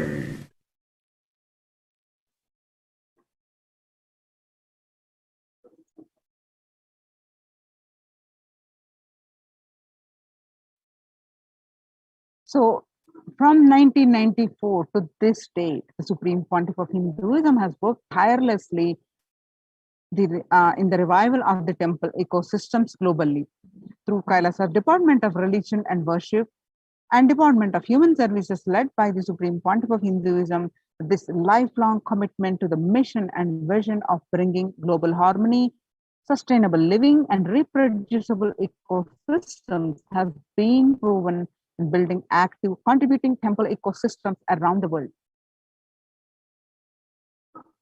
Now you can see the various glimpses where the Supreme Pontiff of Hinduism tirelessly worked to establish the temple-based ecosystems, conducting the various workshops and reviving the festivals, serving the Annadan, and leading by example the Karaseva and serving the needy.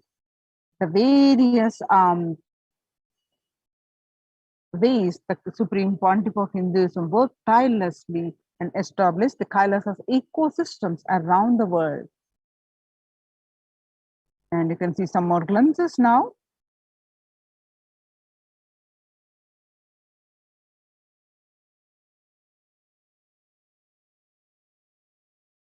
Various glimpses. Kailasa Department of Religion and Worship and Department of Human Services and each of Kailasa's temple ecosystems consider the right of happiness to be the highest fundamental right of all human beings, in fact, all beings. The ultimate goal for Hinduism and Kailasa, led by the Supreme Pontiff of Hinduism, is the material and spiritual well-being and prosperity to humanity. Join the COVID care protection centers. Register now through the link below, https://kailasa.org/Kailasa care. We'll moving on to the next segment of this program after a very short break.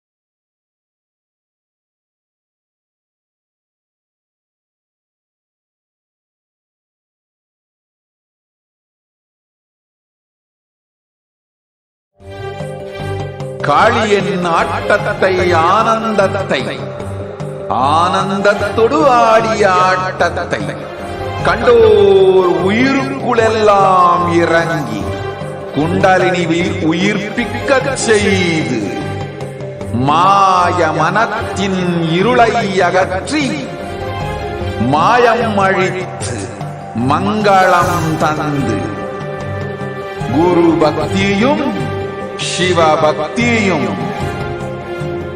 Paramasiva பக்தியும் பரமசிவ சக்தியும் அளிக்கின்றேன். மனமாயை விடுத்து குரு பதத்தை பற்றி நித்யானந்தமாய் நிஜாவதாரமாய் வந்துதித்த என்னை பற்றி வாழ்வில் எல்லா நலமும் பெற்றிடுங்கள். ஓம் ஓம் ஓம். யாதுமாகி நின்றாய் காளியே, ஓம் காளி ஓம் சக்தி, ஓம் காளி ஓம் சக்தி, ஓம் சக்தி ஓம் சக்தி ஓம் சக்தி. ஓம் ஓம் ஓம் ஓம்.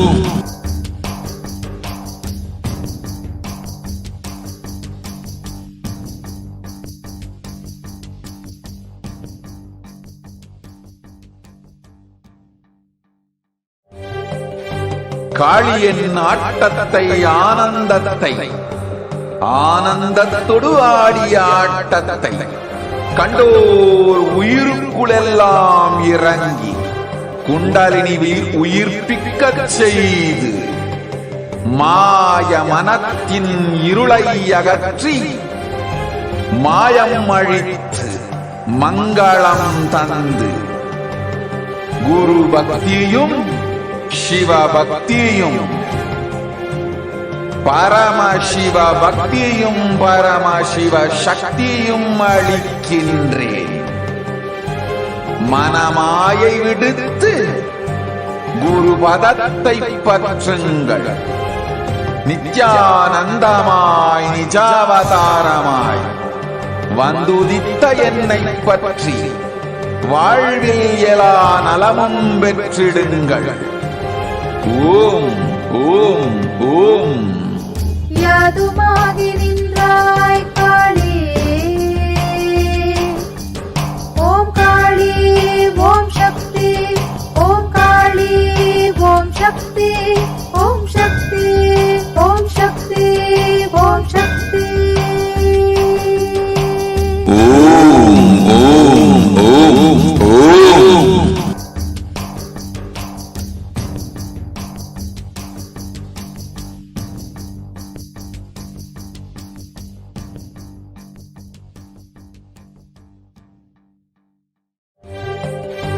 காளியின் ஆட்டத்தை ஆனந்தத்தை ஆனந்தத்தொடு ஆடிய ஆட்டத்தை கண்டோர் உயிருக்குளெல்லாம் இறங்கி குண்டலினிவில் உயிர்ப்பிக்கச் செய்து மாய மனத்தின் இருளை அகற்றி மாயம் அழித்து மங்களம் தந்து குரு பக்தியும் சிவ பக்தியும் பரமசிவ பக்தியும் பரமசிவ சக்தியும் அளிக்கின்றேன். மனமாயை விடுத்து குரு பதத்தை பற்றுங்கள். நித்யானந்தமாய் நிஜாவதாரமாய் வந்துதித்த என்னை பற்றி வாழ்வில் எல்லா நலமும் பெற்றிடுங்கள். ஓம் ஓம் ஓம். யாதுமாகி. Next we have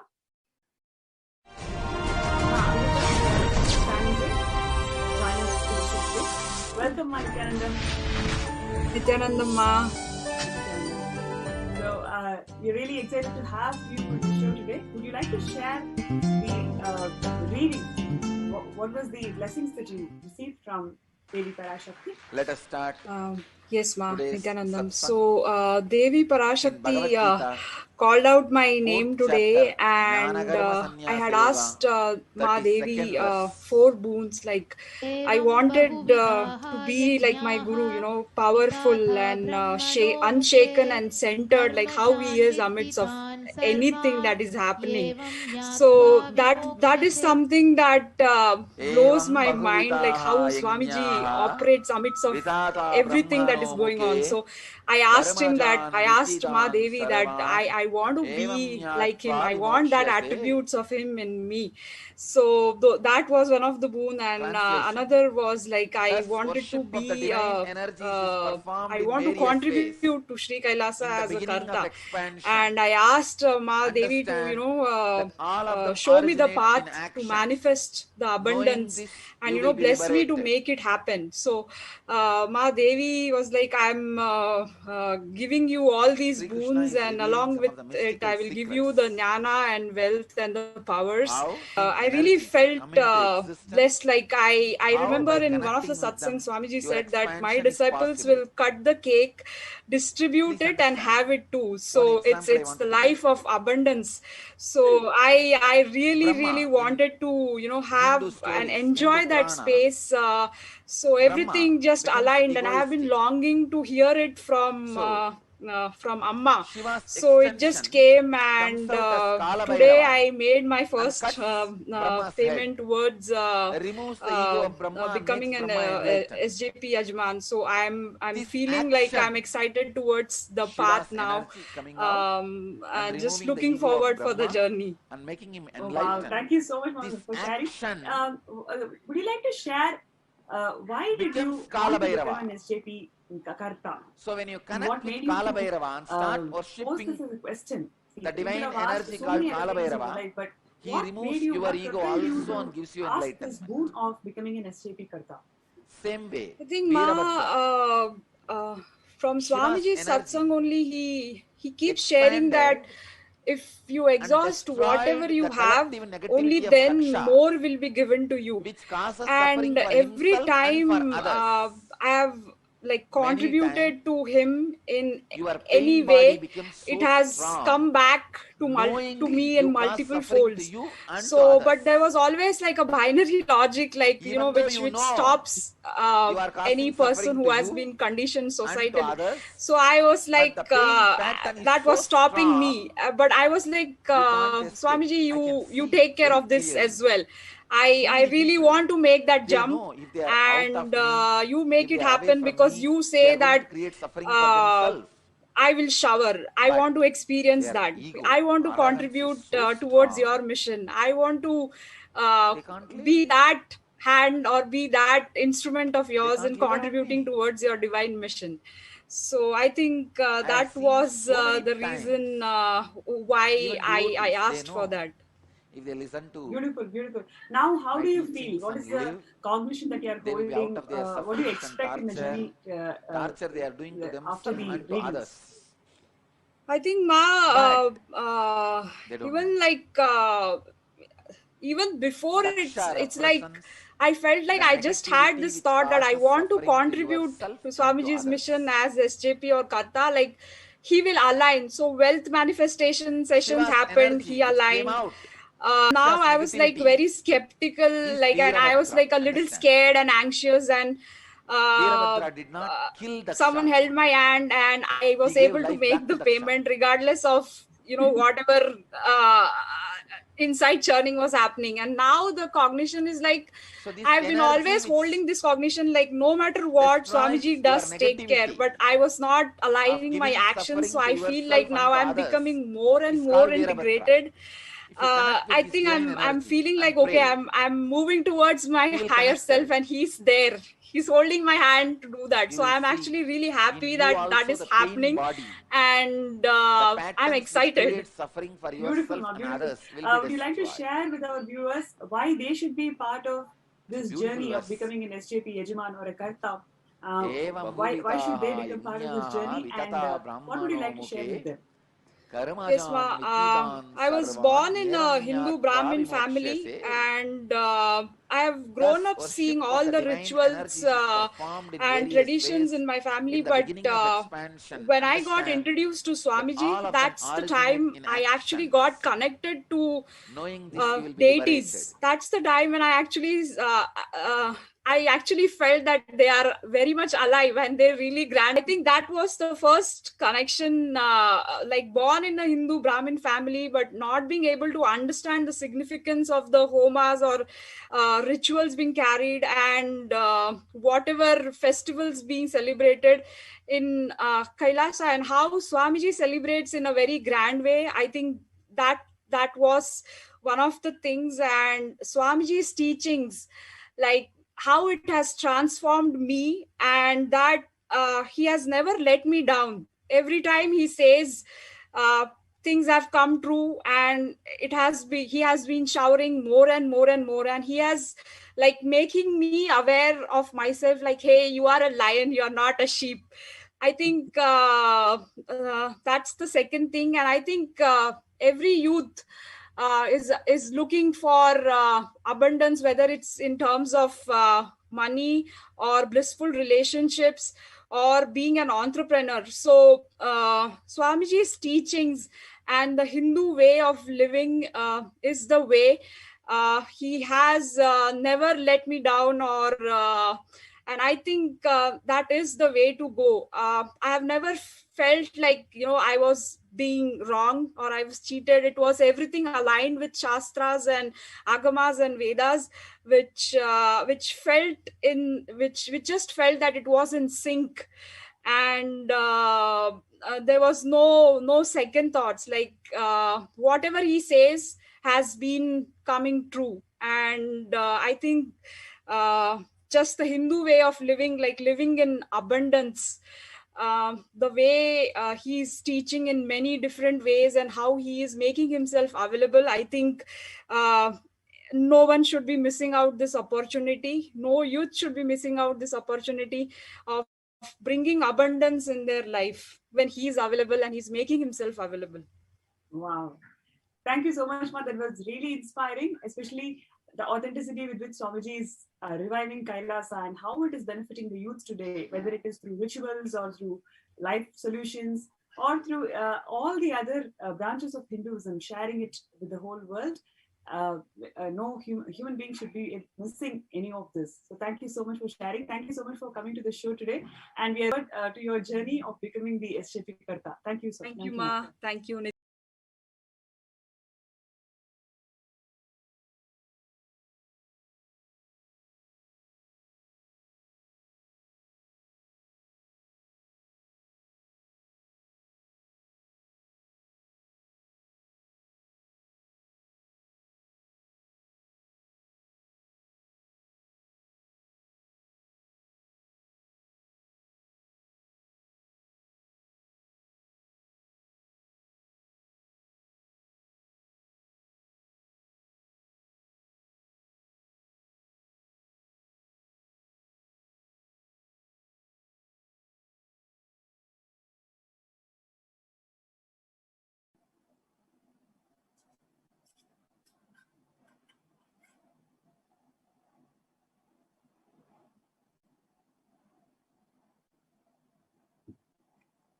Nithyanandam, and welcome back, dear viewers.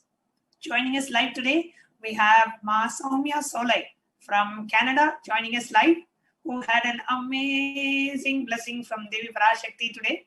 So we have Ma Soumya Solai joining us. Nithyanandam, Ma, can you yourself and introduce yourself? Sure. I am Soumya Solai. I live in Toronto. Today, it was such an amazing experience for me. It's like my, like whatever I wanted to hear all these days, it's even more like, it's kind of overwhelming experience. I am so grateful to Swamiji and like Devi Parashakti. I have no words. I was like literally spellbound and tears of joy. Like I had such an amazing experience today. Absolutely, Ma. And if you can maybe share a little bit about how did you get to know about Swamiji? How did you get introduced to Swamiji, and when was that? How long before was that? It was around 2 years back, I guess. So it was my sister Maitreyi Sole who introduced us to Swamiji. She did Paramashivoham in 2018 December.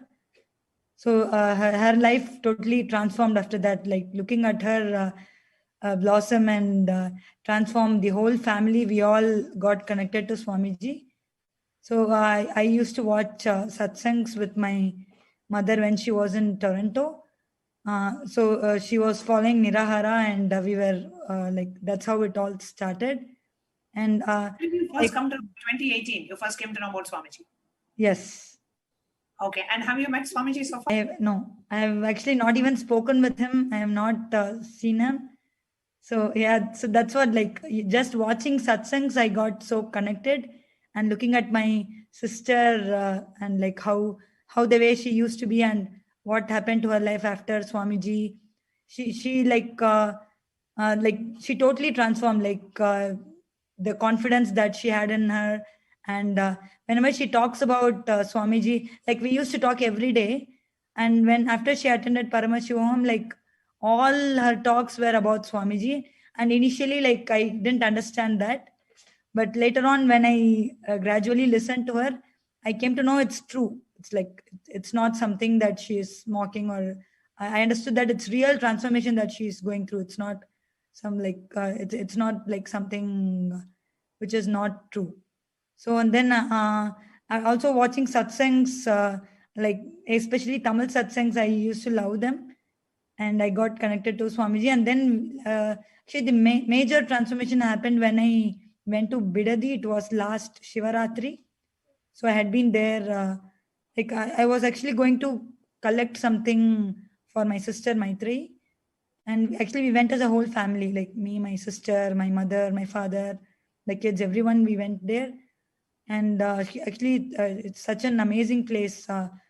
So immediately, like all my doubts, the questions that I had, everything vanished, and I was like, I understood the real, like what Swamiji is doing to the world, and how, like looking at the people, Adinavasis there, and the Gurukul kids, it was like such a blissful experience. Like I saw the real happiness in them. Yeah, the Kailasa, Yeah, Kailasa ecosystem, right? So, the first time. Yeah.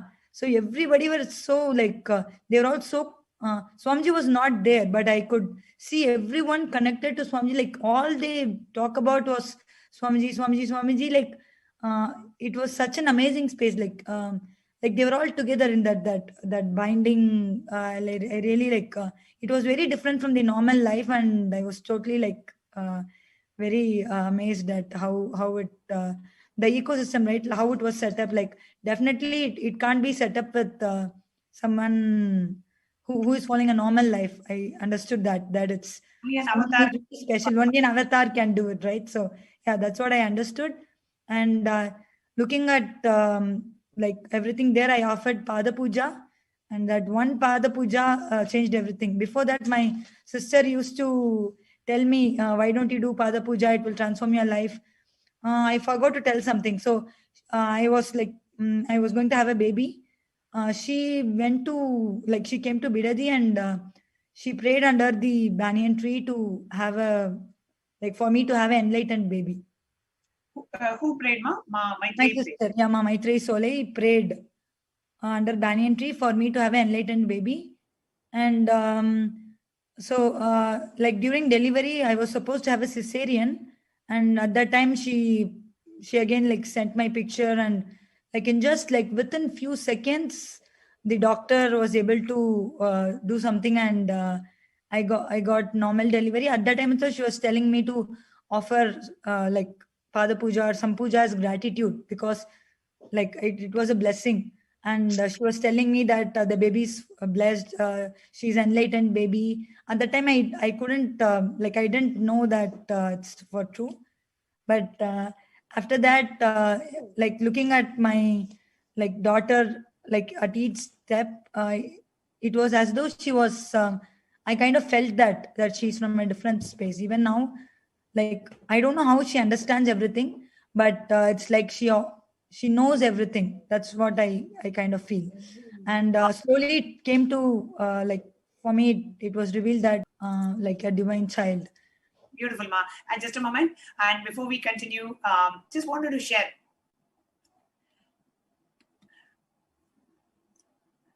As Ma Soumya Solai was sharing about her experience, how just with the blessing of Swamiji, she had like a experience.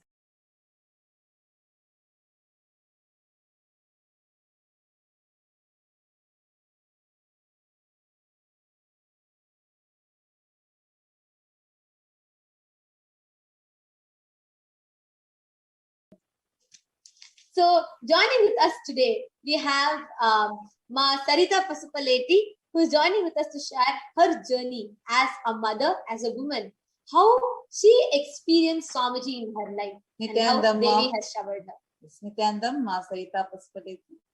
Nithyanandam Ma.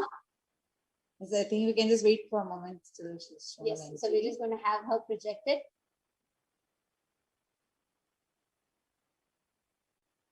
You can actually unmute and you can talk with us. Nithyanandamma, are you able to hear me?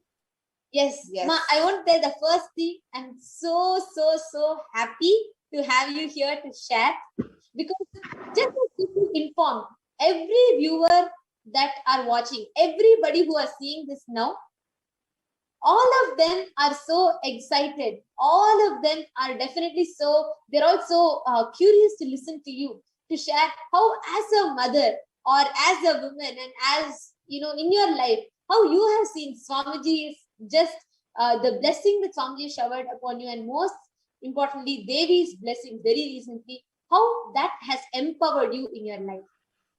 So would you want to just introduce yourself to all the viewers? Yeah, Ma. I'm Sarita Pasupaleti. I'm in Tennessee, USA. I mean, I know Swamiji from 2007, since 2007. Like every day, it's like a miracle. Like he's taking care of me like a kid, and then day to day in my day-to-day life, he's taking care of me everything. And not only like a work side and the family and the kids, everything he's taking care. Especially Devi Parashakti blessings recently, when I asked a couple of questions. Like when she read my name, I was first shocked. Is it my name or not? Because I didn't realize she's going to read my name. Then I was listening. Then she said she's going to take care of everything for me. And she said, don't worry about the kids. Leave it to them. I'm going to take care. And whatever I asked her, she said she's going to take it. It's like amazing. No, just to add one thing. In Tamil, she told, not just taking care, she told, I will go to any extent to take care of you. I will go to anything just for you. That was the exact words of Devi Parashakti. There are thousands of people who are like, will Devi not just tell me once she'll take care of me? Here, Devi told you she'll go to any extent to just take care of you and attend to you. Exactly, Ma. Exactly. That is amazing blessings to me, and the connection also. I was from 2 days before that reading, I was connecting so much to Devi Parashakti. I was seeing her and whatever Swamiji explained, how we can connect to cosmic energies. So every day I was watching the readings. Then before the day, I felt she was so beautiful. When I watching her, I felt, oh my God, how beautiful she is. And on same day when she read my question, I felt very happy, and then the connection also be very beautiful. I felt like it's ultimate connection. And I have seen Parashakti, Swamiji, both are same. That connection happened, and when I closed my eyes, she was coming in my her form. I have seen her form. She's keep on coming. That is amazing. And sometimes when I see myself in mirror also, I am feeling, am I look like Parashakti? Parashakti. Yeah, exactly. Yeah, that kind of power. That Parashakti says, I go to any extent just for you, and the way she protected you, Like the way she just told with so much of, right? I Yes. watched her sleeping like 4 times because, oh my God, where beings, trillions of beings. Actually, Lilita says now I'm just before the Parashakti, it will tell beautifully how all 33 crore devatas and all the beings, all the stamana, all types of beings literally wait just for a glimpse of her. And here she comes out of millions, she calls it your name. And not just that, she says she goes to any extent just for you. Wow. Ma, how does this blessings make you feel as a mother, with your family and with your work friend, everywhere? How does this empower you in your life? Like a very strong, powerful. I mean, I cannot explain. Like every day, I'm looking myself. I'm feeling like I am the Parashakti. That kind of feeling I'm getting, even in my workplace and at home and kids, with the kids also. Because when before I was looking myself how I was and how I am right now. Because whenever the kids are coming and then disturbing me when I work, like literally I get anger. I was shouting them. Now I'm not getting that.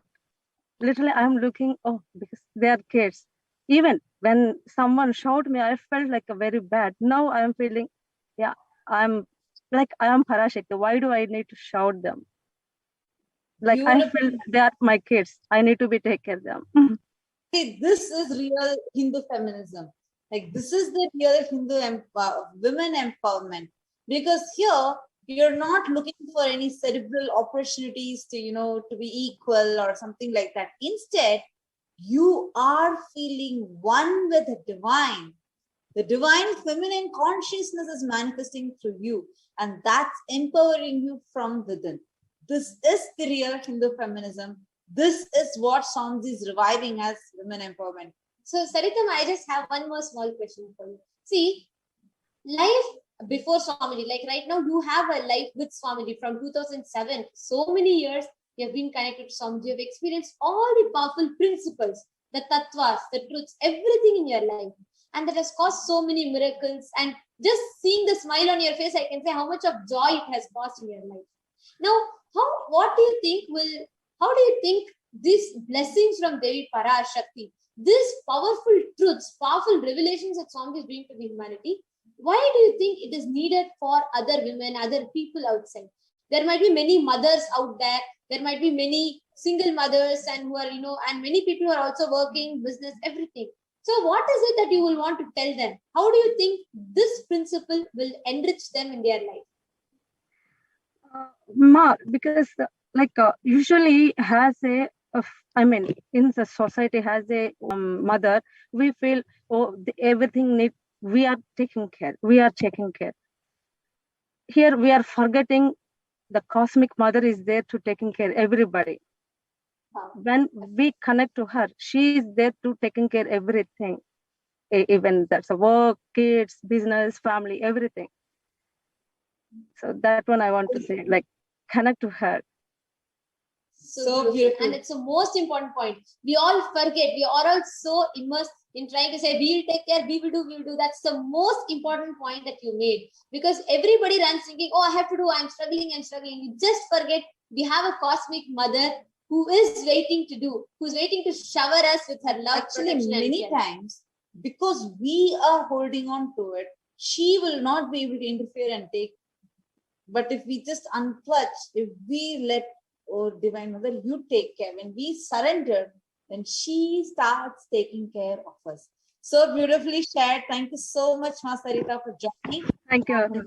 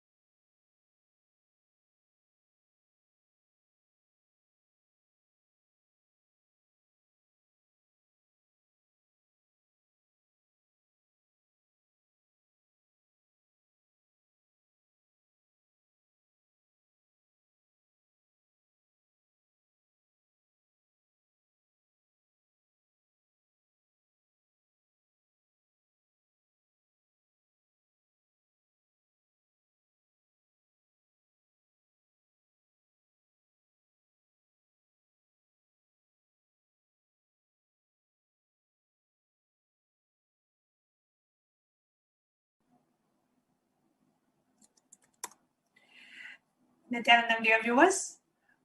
Today we have joining us Mashiba Elizabeth from Canada, who is here to share her miraculous experience of receiving Devi Parashakti Akashic readings. And we have Mashiba Elizabeth joining us live from Canada. Nithyanandam Ma, thank you so much for joining us live. You need to unmute yourself, Ma. Nithyananda Ma.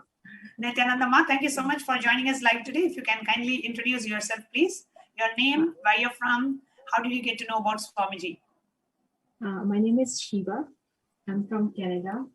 I'm an accountant, and I was on my spiritual path from few years, and I came to know Swamiji through a YouTube video last year, June. And my journey started going on very, very quickly, developing. I joined Paramashivoham, and amazing things happening in my life constantly, every day, every moment, I would say, new things. Wow. So you just came to know about Swamiji less than a year back. And, I've been conducting sessions in Paramashivoham, and I have seen Mashiba join many Paramashivoham seasons. She has attended the Paramashivoham online retreat, which is available for all of us. And she has completely utilized that online retreat, especially during the COVID pandemic time when we are all quarantined. She has attended multiple seasons and really used to manifest extraordinary powers. And now she is here to share her experience. I think yesterday or day before, Mashiba had her Devi Parashakti Akashic readings. And what was your question that you asked to Devi Parashakti? When I joined Paramashivoham, right after 2-3 days or 4 days, I start having Satori experiences in my day-to-day life. So I was like every month or every other week, I was having different experiences, but they were not permanent. So it was a great fire in my heart to desire that experience to be permanent in my life. So yesterday night, when I was watching Devi Parashakti answering questions, I thought, okay, I'll ask Devi to please give me this experiences to be permanent. So I texted if you just say my experiences will be permanent and my enlightenment will be permanent in my life. And I texted once, and then I felt like everything stopped. I texted again. Right after my second text, I heard my name, and I was like once shocked. Okay, something is happening. It was so much exciting moment. Like the whole thing was stopped, and I was just listening. And right while I was hearing, Maya Dhyama Swami was translating right away for me. She was excited for me as well. The blessing I got, it was amazing. I'm going to read out that answer you got, Mashiba. So what Devi Parashakti blessed, Shiva wanted, she had experienced Satori. Satori means a glimpse of the state of enlightenment, right? You get a peek into that state, but it is not a permanent. You get a glimpse and then you come back. And that's Satori experience of enlightenment. And she had a glimpse of that state. So then she, that state is so like what Swamiji calls like Nitya Ananda, the eternally blissful. She was like, I really want to experience it. So she asked Devi that I want that experience to be permanent and that enlightenment to be permanent. And this is what Devi Parashakti blessed her. Devi Parashakti said, Shiva Elizabeth, you will permanently attain eternal bliss and enlightenment. You will have Jivan Mukti, living enlightenment. Always remember me and live chanting Om, Om, Om. And when you heard this answer, Shiva, what really happened in you? It's like everything calmed down, like great peace happened in my inner space. I was so much peaceful the whole night, in the morning. There was an excitement, but not jumping, but calm excitement. And I see that things start shifting right away after the blessing. And it's again, I'm not in the same situation I was before that blessing. I'm entirely in a new space right after that. And I also signed up for SJP, decided to do that. And today I asked for the blessing for Devi Parashakti, if she can bless me so I can be SJP. And still things start moving. So I had a client who was not paying me. He sent me the e-transfer. It was stuck payment. The payment came through. And right after a new client came and he paid me upfront right away. And another called and booked an appointment to show up next day. Yeah, that was amazing experiences. I have seen many breakthroughs in my business right after doing the Paramashivoham. Like my business grows a lot, and especially I myself grown a lot along with that business, handling, tackling things, my own capacity. These all have grown everything on a great extent, which I cannot even express. Yeah. Wow, beautiful, Ma. So let me just recap on the sequence of events. So a couple of days back, Shivama had her Devi Parashakti Akashic reading, where Devi blessed her to that she will be having the permanent and eternal enlightenment, and blessed her with the Jivan Mukti. And right after that, out of the gratitude for Devi Parashakti, Shiva decided to become a Sarvanyapita Yajaman, where she wants to contribute to the revival of the enlightenment ecosystem Kailasa. And right after she made the decision and decided to make the first contribution, right next day, she had 3 financial breakthroughs. One, the client who was kind of delaying the payment immediately initiated the payment. Second, she got a new client who actually made an upfront payment. Third, she got another new client who booked an appointment for her the next day. So 3 breakthroughs in financial as soon as you decided that you want to contribute back. And Shivama, I want to ask this question. You just used the Supreme Pontiff for less than a year. And of course, you have had amazing experience. Made you make the decision to contribute back to Kailasa? What made you feel like, okay, I want to give back. I want to contribute to Kailasa? What shifted in you to make that decision? I am totally transformed, and like when you have something, you want other to have as well. The same bliss I'm going through, I want other people to be experience that. And as much resources we have in the organization, we can make more people have this blissful experiences. So I just want to share what I have. Other people can also have and be in these states. You have such a beautiful heart, Mashiva. Not just you want to experience, you want to ensure, you want to keep the enlightenment ecosystem alive so other people can share and can experience the same as well. Beautiful. And now that Mashiva, you're here, I really want you to share maybe a few lines about the Paramashivoham program, because there are many of our viewers who are joined this live and who does not know about Paramashivoham, or who know about it but thinking about, oh, it takes 16 hours, it's 16 days. Do I have that kind of a time to attend the program? And I know you have attended the program even from your office, as much as you can. So what is it that you would like to tell our viewers about Paramashivoham program?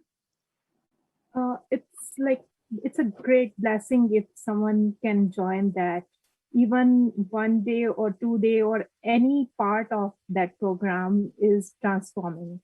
When I joined, I had to run my own business, my own home. I'm single parent, so it was difficult for me to manage everything. But I decided, okay, whatever I can do, I will do. I was watching that program when I was driving on my phone, when I was dropping my son to school. Everywhere I was in touch and I was listening. And one thing, I was very, being an accountant, a person mind is trained into be very analytical mind. So I didn't know that I'll have that much big shift from mind. I am moved to intuition. Same decisions I'm taking more effectively with my intuition, just because I was totally present in that program and I committed myself, whatever situation is, I'll do it. And especially the meditations and the completions, they transform a person, completely change. You're no more that person before you join. Your life changes a lot. And if you have to tell in one line, why should somebody who is watching this program live, why should they must attend Paramashivoham? What would you tell? How would you describe this program for a person who doesn't know about the program? So everything in our life we want to attain a kind of happiness. We are looking for a happiness, but it doesn't come from the things we do, from the activities we do. It comes from our inside, and that inside only Paramashivoham can give you. So I kept on joining and again because something was shifting, something was moving inside me. So I wanted that space to be bigger and bigger and be in that place forever. So that is a permanent happiness, I'll say, if you want in your life. Yeah. Beautiful, Ma. Thank you so much for joining us, Ma Shiva. And for all our viewers, if you're watching and if you're listening to Ma Shiva sharing and you feel like, oh God, I want to experience that shift that Ma Shiva experienced in Paramashivoham, you can go to kailasa.org/Paramashivoham and register for the next season of the Paramashivoham program, which is starting in, it starts every full moon and every new moon. So the next full moon or new moon, the program will start and you can join. It's a completely online program. The program is Guru Dakshina based, means there is no specific fee for the program. Out of the space of gratitude, whatever you want to offer as Guru Dakshina, you can pay for the program. And so the program is only Guru Dakshina based. So you can register and join the program right from the comfort of your own house. kailasa.org/Paramashivoham. Thank you so much, Ma Shiva, for sharing your experience and coming live and sharing your experience. Thank you so much. Thank you so much.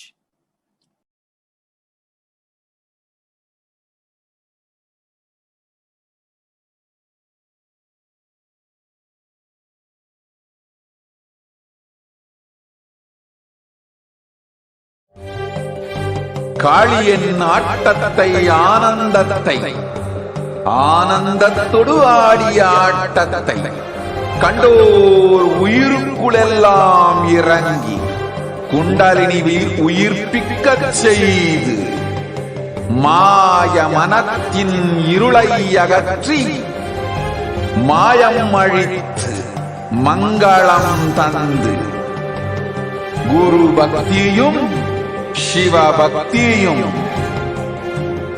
Paramasiva பக்தியும் பரமசிவ சக்தியும் அளிக்கின்றேன்.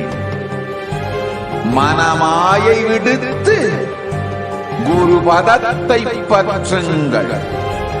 நித்யானந்தமாய் நிஜாவதாரமாய் வந்துதித்த என்னை பற்றி வாழ்வில் எலமும் பெற்றிடுங்கள்.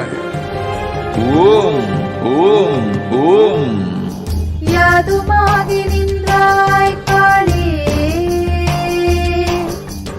ஓம் காளி ஓம் சக்தி, ஓம் காளி ஓம் சக்தி, ஓம் சக்தி ஓம் சக்தி ஓம் சக்தி.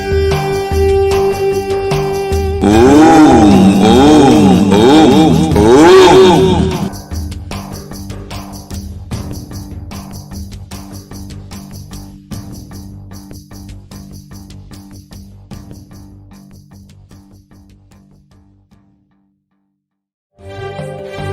காளியின் ஆட்டத்தை ஆனந்தத்தை ஆனந்தத்தொடு ஆடிய ஆட்டத்தை கண்டோர் உயிருக்குளெல்லாம் இறங்கி குண்டலினிவில் உயிர்ப்பிக்கச் செய்து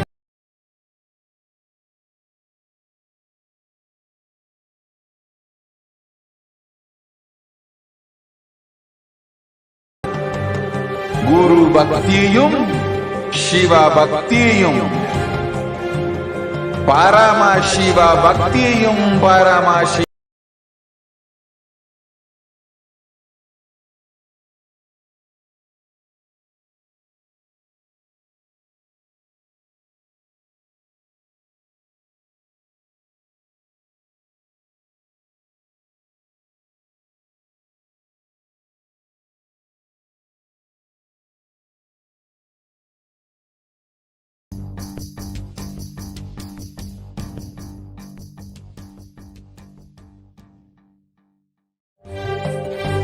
காளியின் ஆட்டத்தை ஆனந்தத்தை ஆனந்தத்தொடு ஆடிய ஆட்டத்தை கண்டோர் உயிருக்குளெல்லாம் இறங்கி குண்டலினிவில் உயிர்ப்பிக்கச் செய்து மாய மனத்தின் இருளை அகற்றி மாயம் அழித்து மங்களம் தந்து குரு பக்தியும் சிவ பக்தியும் பரமசிவ பக்தியும் பரமசிவ சக்தியும் அளிக்கின்றேன். மனமாயை விடுத்து குரு பதத்தை பற்றுங்கள். நித்யானந்தமாய் நிஜாவதாரமாய் வந்துதித்த என்னை பற்றி வாழ்வில் எல்லா நலமும் பெற்றிடுங்கள். ஓம் ஓம் ஓம். யாதுமாகி நின்றாய் காளி, ஓம் காளி ஓம் சக்தி, ஓம் காளி ஓம் சக்தி, ஓம் சக்தி ஓம் சக்தி ஓம் சக்தி. ஓம் ஓம் ஓம் ஓம்.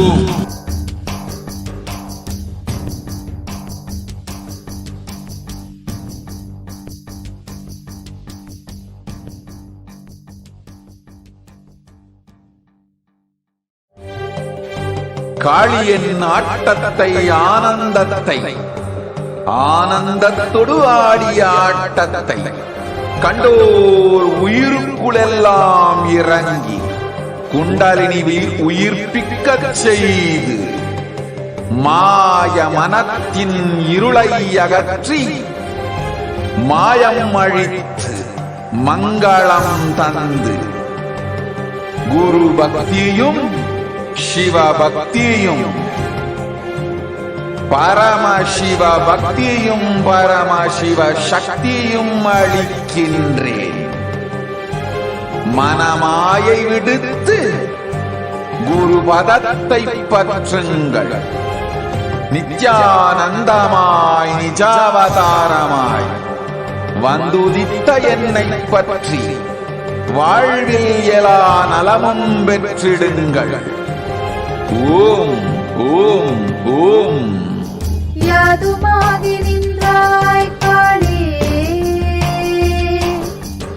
ஓம் காளி ஓம் சக்தி, ஓம் காளி ஓம் சக்தி, ஓம் சக்தி ஓம் சக்தி ஓம் சக்தி. ஓம் ஓம் ஓம் ஓம்.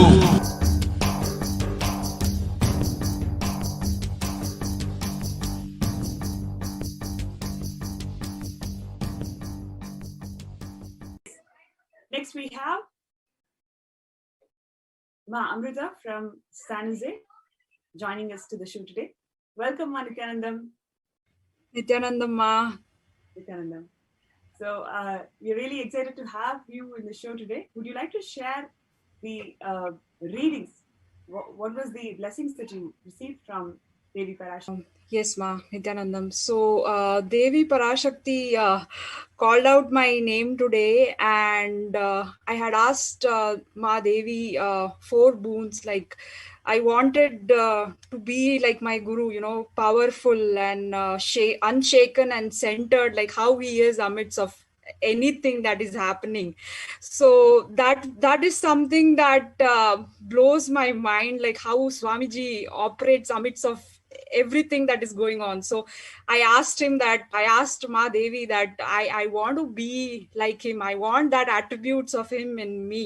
So that was one of the boon, and another was like I wanted to be I want to contribute to Sri Kailasa as a karta.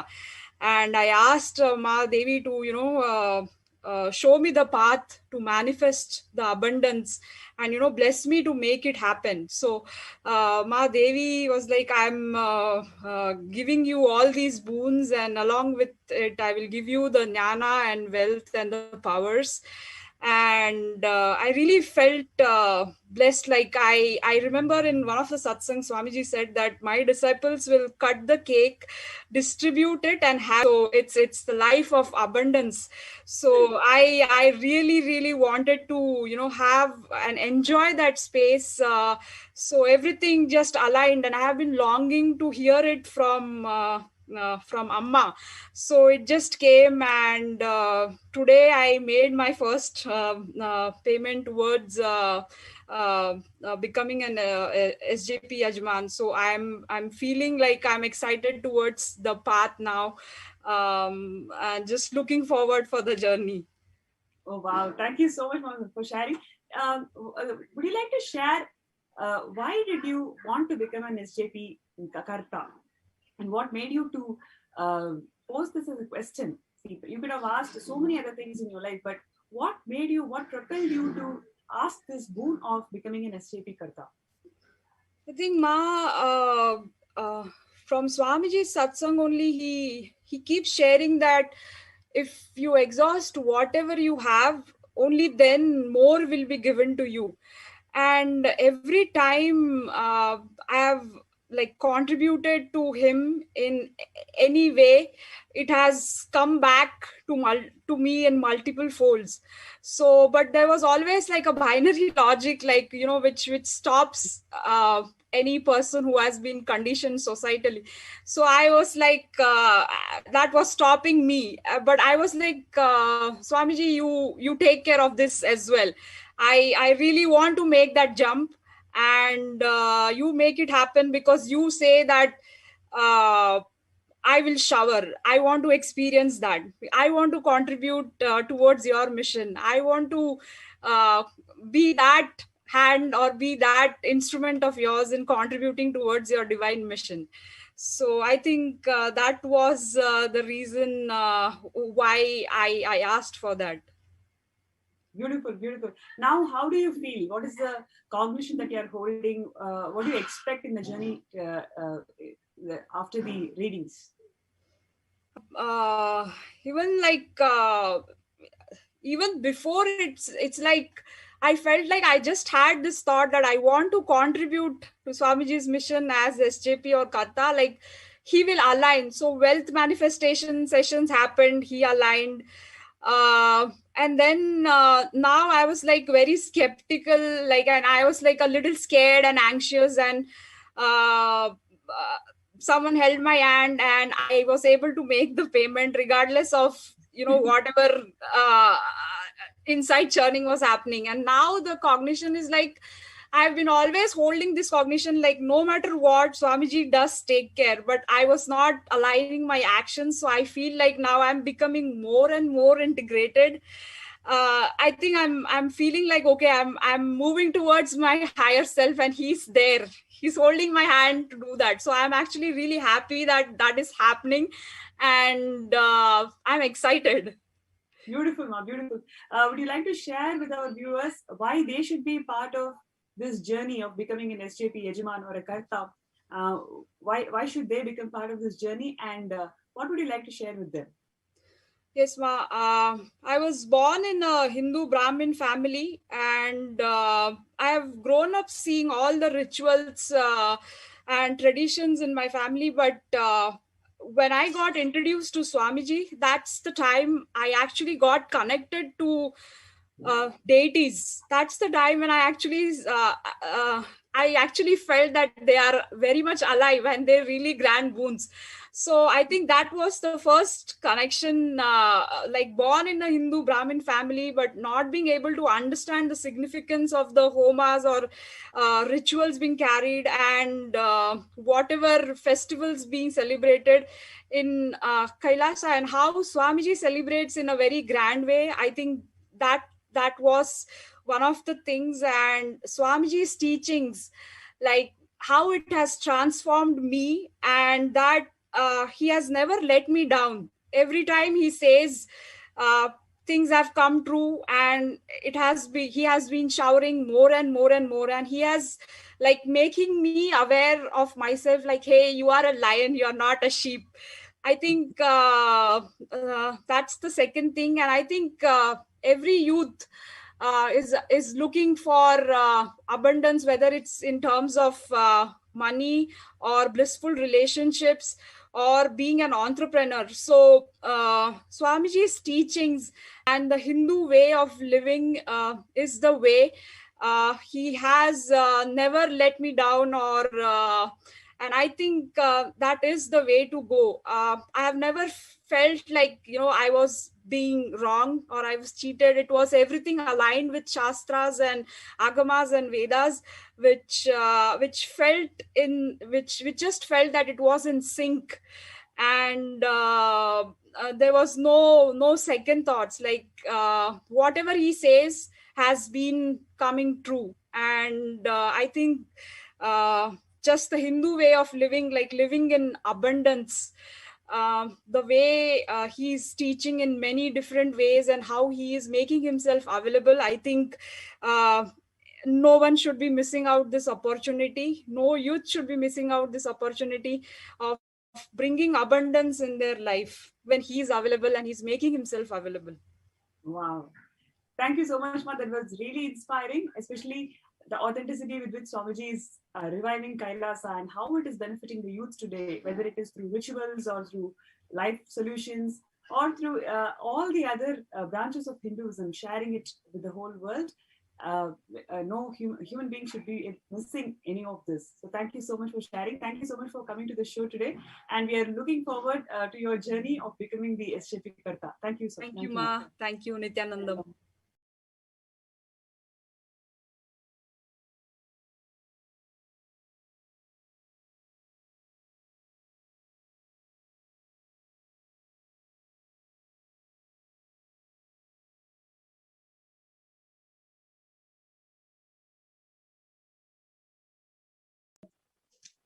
So joining with us today, we have Ma Sarita Pasupaleti, who is joining with us to share her journey as a mother, as a woman, how she experienced Swamiji in her life, and how Devi has showered her. Nithyanandam, Ma Sarita Pasupaleti. Nithyanandam, Ma.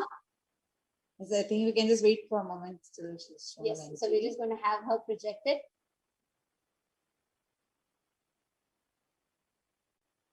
You can actually unmute and you can talk with us. Nithyananda, are you able to hear me? Yes. Ma, I want to tell the first thing, I'm so happy to have you here to share, because just to keep you informed, every viewer that are watching, everybody who are seeing this now, all of them are so excited. All of them are definitely they're also curious to listen to you, to share how as a mother or as a woman and as, in your life, how you have seen Swamiji's just the blessing that Swamiji showered upon you, and most importantly, Devi's blessing very recently, how that has empowered you in your life. So would you want to just introduce yourself to all the viewers? Yeah, Ma. I'm Sarita Pasupaleti. I'm in Tennessee, USA. I know Swamiji from 2007, since 2007. Like every day, it's like a miracle. Like he's taking care of me like a kid, and then day to day, in my day-to-day life, he's taking care of me everything. And not only like a work side and the family and the kids, everything he's taking care. Especially Devi Parashakti blessings recently, when I asked a couple of questions. Like when she read my name, I was first shocked. Is it my name or not? Because I didn't realize she's going to read my name. Then I was really, then she said she's going to take care of everything for me. And she said, don't worry about the kids. Leave it to them. I'm going to take care. And whatever I asked her, she said she's going to take it. It's like amazing.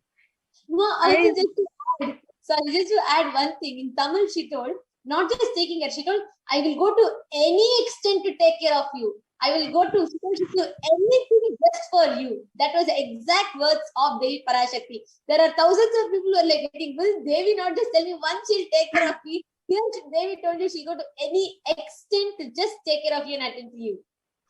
Exactly, ma. Exactly. That is amazing blessings to me, and just like the connection also. I was from 2 days before that reading, I was connecting so much to Devi Parashakti. I was seeing her and whatever Swamiji explained how we can connect to cosmic energies. So every day I was watching the readings. Then that before the day I felt she was so beautiful. When I watching her, I felt, oh my God, how beautiful she is. And on same day when she read my question, I felt very happy, and then the connection also be very beautiful. I felt like it's ultimate connection. And I have seen Parashakti Swamiji, both are same. That connection happened, and when I closed my eyes, she was coming in my her form. I have seen her form. She's keep on coming. That is amazing. And sometimes when I see myself in mirror also, I am feeling, am I look like Parashakti? Parashakti. Yeah, exactly. Yeah, that kind of. Parashakti says, I go to any extent just for you, and the way she protected you, like the way she just told with so much of, right? I watched her sleeping like 4 times because, oh my God, where beings, trillions of beings. Actually, Lolita says now just before the Parashakti, it will tell beautifully how all 33 crore devatas and all the beings, all the stamana, all types of beings literally wait just for a glimpse of hers. And here she comes out of millions, she calls out your name, and not just that, she sent just for you. Wow. Ma, how does this blessings make you feel as a mother, with your family and with your work friend, everywhere? How does this empower you in your life? Very strong, powerful. I cannot explain more. Every day I'm looking myself, I'm feeling like I am the Parashakti. That kind of feeling I'm getting, even in my workplace and at home, with the kids also. Because before I was looking myself how I was and how I am right now. Because whenever the kids are coming and then disturbing me when I work, like literally I get anger. I was shouting them. Now I'm not getting that. Literally I'm looking, oh, because they are kids. Even when someone shouted me, I felt like a very bad. Now I am feeling, yeah, I am Parashakti. Why do I need to shout them? Like I feel they are my kids. I need to be take care of them. See, this is real Hindu feminism.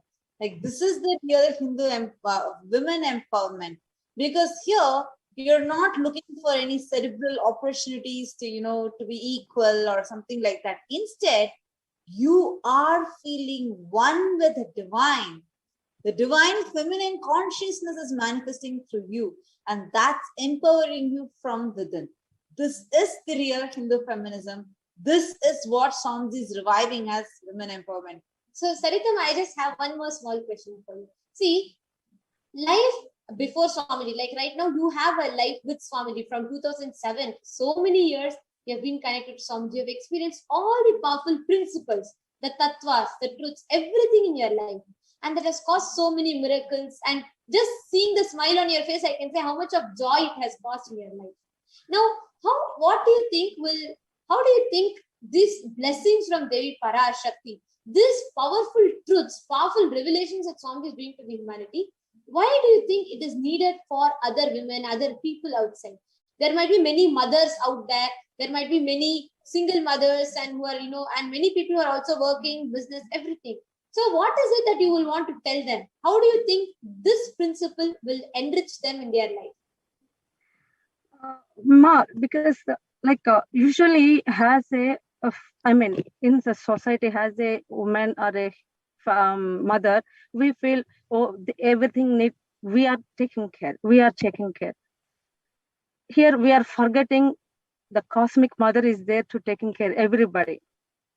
When we connect to her, she is to taking care everything. even that's a work, kids, business, family, everything. So that one I want to say, like, connect to her. So beautiful. And it's the most important point. We all forget. We are all so immersed in trying to say, we'll take care, we will do. That's the most important point that you made. Because everybody runs thinking, oh, I have to do, I'm struggling. You just forget we have a cosmic mother who is waiting to do, who's waiting to shower us with her love. Actually, many times, because we are holding on to it, share and take. But if we just unclutch, if we let, oh, Divine Mother, you take care. When we surrender, then she starts taking care of us. So beautifully shared. Thank you so much, Ma Sarita, for joining. Thank you.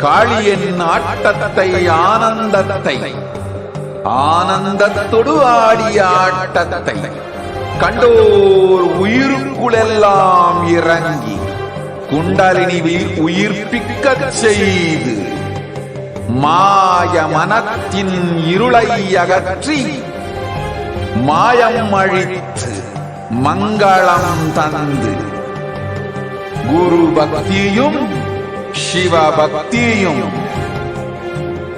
Paramasiva பக்தியும் பரமசிவ சக்தியும் அளிக்கின்றேன்.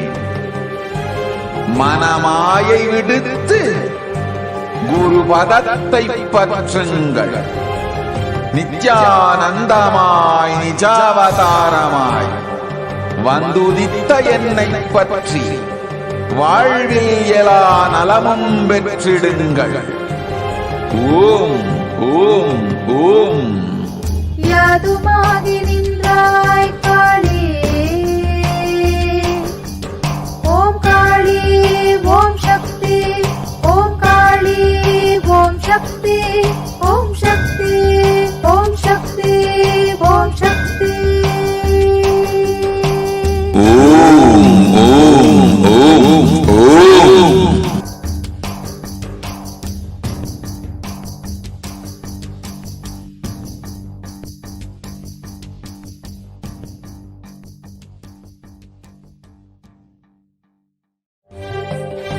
காளியின் ஆட்டத்தை ஆனந்தத்தை ஆனந்தத்தொடு ஆடிய ஆட்டத்தை கண்டோர் உயிருக்குளெல்லாம் இறங்கி குண்டலினியில் உயிர்ப்பிக்கச் செய்து மாய மனத்தின் இருளை அகற்றி மாயம் அழித்து மங்களம் தந்து குரு பக்தியும் சிவ பக்தியும்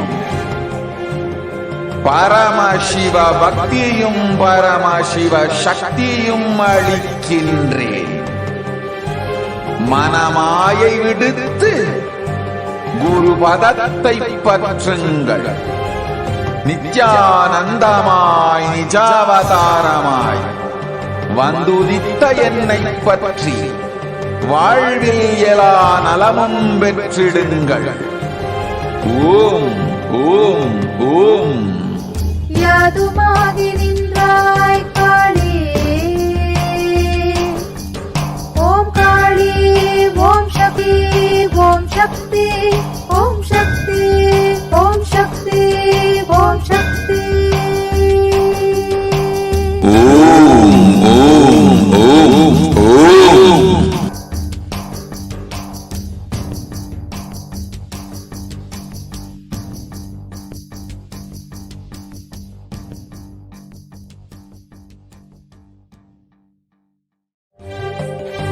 காளியின் ஆட்டத்தை ஆனந்தத்தை ஆனந்தத்தொடு ஆடிய ஆட்டத்தை கண்டோர் உயிருக்குளெல்லாம் இறங்கி குண்டலினிவில் உயிர்ப்பிக்கச் செய்து மாய மனத்தின் இருளை அகற்றி மாயம் அழித்து மங்களம் தந்து குரு பக்தியும் சிவ பக்தியும்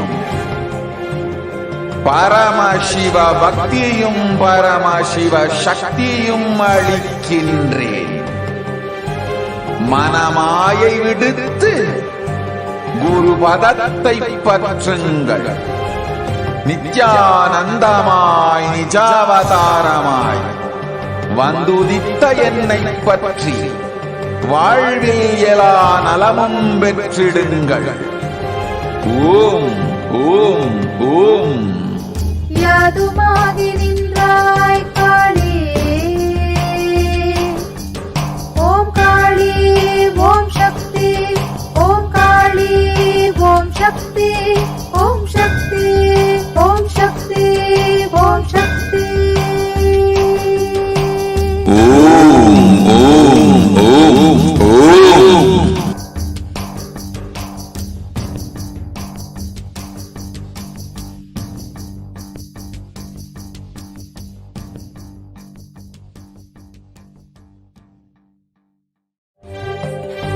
காளியின் ஆட்டத்தை ஆனந்தத்தை ஆனந்தத்தொடு ஆடிய ஆட்டத்தை கண்டோர் உயிருக்குளெல்லாம் இறங்கி குண்டலினிவில் உயிர்ப்பிக்கச் செய்து மாய மனத்தின் இருளை அகற்றி மாயம் அழித்து மங்களம் தந்து குரு பக்தியும் சிவ பக்தியும்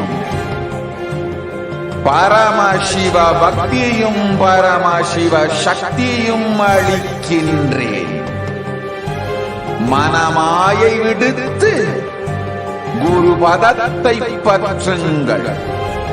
நித்யானந்தமாய் நிஜாவதாரமாய் வந்துதித்த என்னை பற்றி வாழ்வில் எல்லா நலமும் பெற்றிடுங்கள். ஓம் ஓம் ஓம். யாதுமாகி நின்றாய் காளி, ஓம் காளி ஓம் சக்தி, ஓம் காளி ஓம் சக்தி, ஓம் சக்தி ஓம் சக்தி ஓம் சக்தி. ஓம் ஓம் ஓம் ஓம்.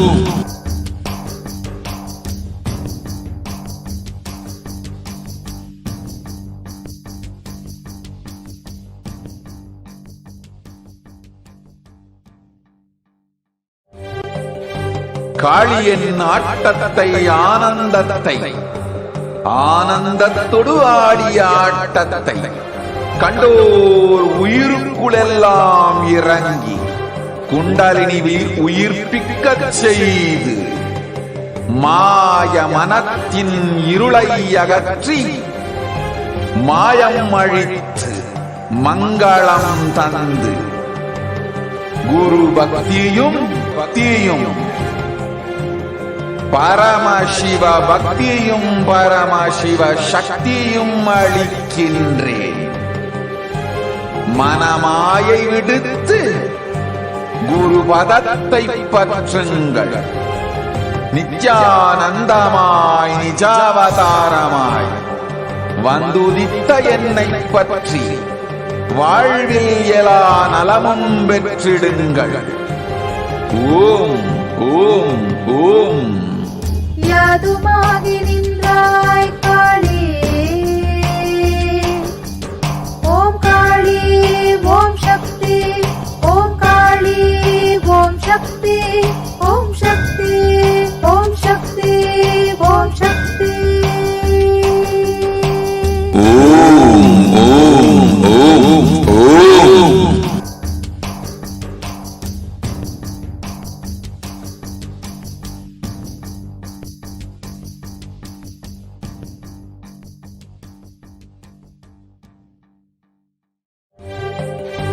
காளியின் ஆட்டத்தை ஆனந்தத்தை ஆனந்தத்தொடு ஆடிய ஆட்டத்தை கண்டோர் உயிருக்குளெல்லாம் இறங்கி குண்டலினியில் உயிர்ப்பிக்கச் செய்து மாய மனத்தின் இருளை அகற்றி மாயம் அழித்து மங்களம் தந்து குரு பக்தியும் சிவ பக்தியும் பரமசிவ பக்தியும் பரமசிவ சக்தியும் அளிக்கின்றேன். மனமாயை விடுத்து குரு பதத்தை பற்றுங்கள். நித்யானந்தமாய் நிஜாவதாரமாய் வந்துதித்த என்னை பற்றி வாழ்வில் எல்லா நலமும் பெற்றிடுங்கள். ஓம் ஓம் ஓம். யாதுமாகி நின்றாய் காளி,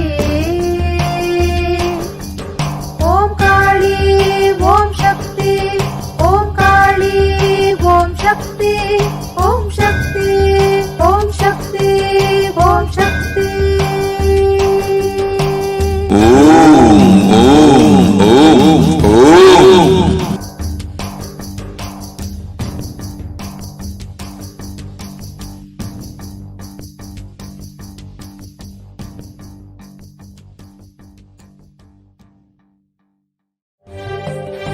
காளியின் ஆட்டத்தை ஆனந்தத்தை ஆனந்தத்தொடு ஆடிய ஆட்டத்தை கண்டோர் உயிருக்குளெல்லாம் இறங்கி குண்டலினியில் உயிர்ப்பிக்கச் செய்து மாய மனத்தின் இருளை அகற்றி மாயம் அழித்து மங்களம் தந்து குரு பக்தியும் சிவ பக்தியும்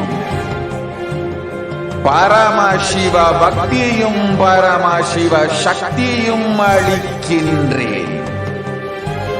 மனமாயை விடுத்து குரு பதத்தை பற்றுங்கள்.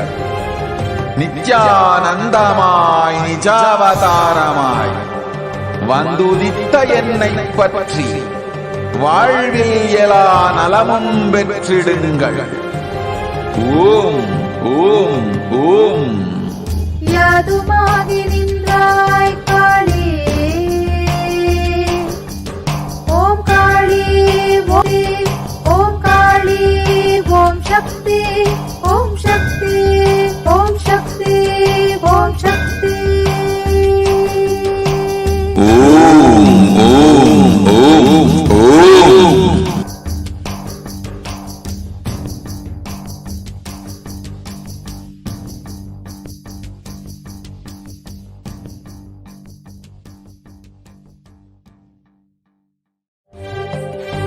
காளியின் ஆட்டத்தை ஆனந்தத்தை ஆனந்தத்தொடு ஆடிய ஆட்டத்தை கண்டோர் உயிருக்குளெல்லாம் இறங்கி குண்டலினியில் உயிர்ப்பிக்கச் செய்து மாய மனத்தின் இருளை அகற்றி மாயம் அழித்து மங்களம் தந்து குரு பக்தியும் சிவ பக்தியும் பரமசிவ பக்தியும் பரமசிவ சக்தியும் அளிக்கின்றேன். மனமாயை விடுத்து குரு பதத்தை பற்றுங்கள். நித்யானந்தமாய் நிஜாவதாரமாய் வந்துதித்த என்னை பற்றி வாழ்வில் எல்லா நலமும் பெற்றிடுங்கள். ஓம் ஓம் ஓம். யாதுமாகி நின்றாய் காளி, ஓம் காளி ஓம் சக்தி, ஓம் காளி ஓம் சக்தி, ஓம் சக்தி ஓம் சக்தி ஓம் சக்தி. ஓம் ஓம் ஓம் ஓம்.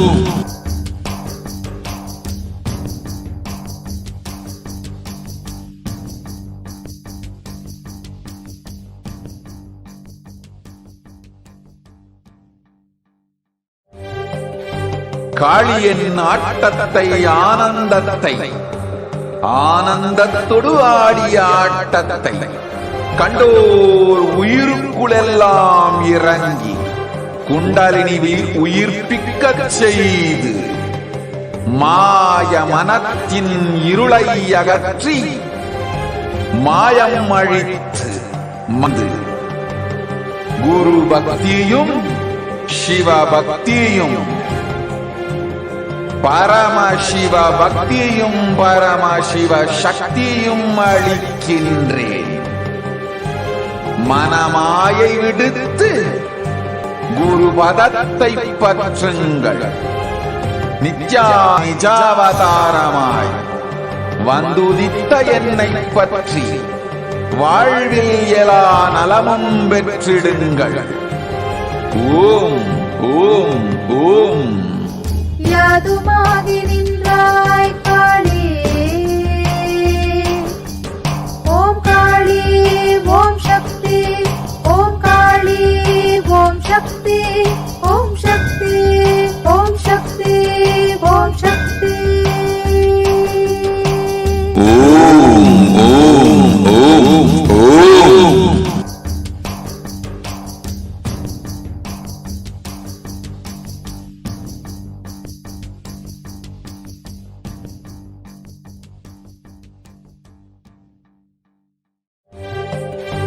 காளியின் ஆட்டத்தை ஆனந்தத்தை ஆனந்தத்தொடு ஆடிய ஆட்டத்தை கண்டோர் உயிருக்குளெல்லாம் இறங்கி குண்டலினிவில் உயிர்ப்பிக்கச் செய்து மாய மனத்தின் இருளை அகற்றி மாயம் அழித்து மங்களம் தந்து குரு பக்தியும் சிவ பக்தியும்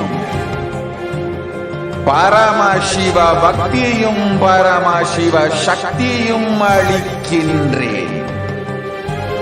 மனமாயை விடுத்து குரு பதத்தை பற்றுங்கள். நித்யானந்தமாய் நிஜாவதாரமாய் வந்துதித்த என்னை பற்றி வாழ்வில் எல்லா நலமும் பெற்றிடுங்கள்.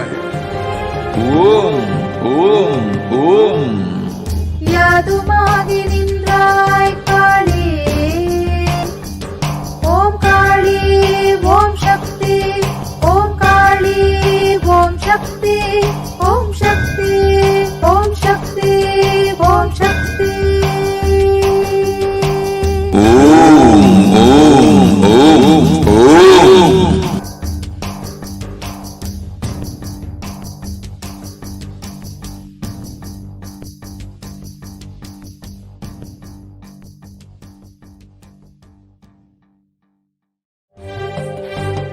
ஆட்டத்தை ஆனந்தத்தை ஆனந்தத்தொடு ஆடிய ஆட்டத்தை கண்டோர் உயிருக்குளெல்லாம் இறங்கி குண்டலினிவில் உயிர்ப்பிக்கச் செய்து மாய மனத்தின் இருளை அகற்றி மாயம் அழித்து மங்களம் தந்து குரு பக்தியும் சிவ பக்தியும் பரமசிவ பக்தியும் பரமசிவ சக்தியும் அளிக்கின்றேன். மனமாயை விடுத்து குரு பதத்தை பற்றுங்கள். நித்யானந்தமாய் நிஜாவதாரமாய் வந்துதித்த என்னை பற்றி வாழ்வில் எல்லா நலமும் பெற்றிடுங்கள். ஓம் ஓம் ஓம். யாதுமாகி நின்றாய் காளி, ஓம் காளி ஓம் சக்தி, ஓம் காளி ஓம். So, joining with us Nithyananda, today, we have thank you for joining us. Ma Sarita Pasupaleti, who is So, joining with us to share as we a have woman. How Nithyananda she Paramashivam, experienced who Swamiji has in her joined us life as and a how guest. Devi has showered her. Welcome, Ayya. Nithyananda, Ma Sarita Pasupaleti. Nithyananda. Thank you so much for Nithyananda, joining us. I think we can just wait for Thank you. Yes, so we're just going to have her projected. So, Ayya, could you please share a little bit about yourself You can actually with unmute all our me. You devotees, can since talk with us. how many years you have been with Swamiji, and a little bit about yourself. Nithyananda ma, If you are could you able to please hear me? share with us, Ayya. Yes, Yes. Ma, I want to tell the first Sure, thing. sure, I'm sure. so happy to have you here to share, because just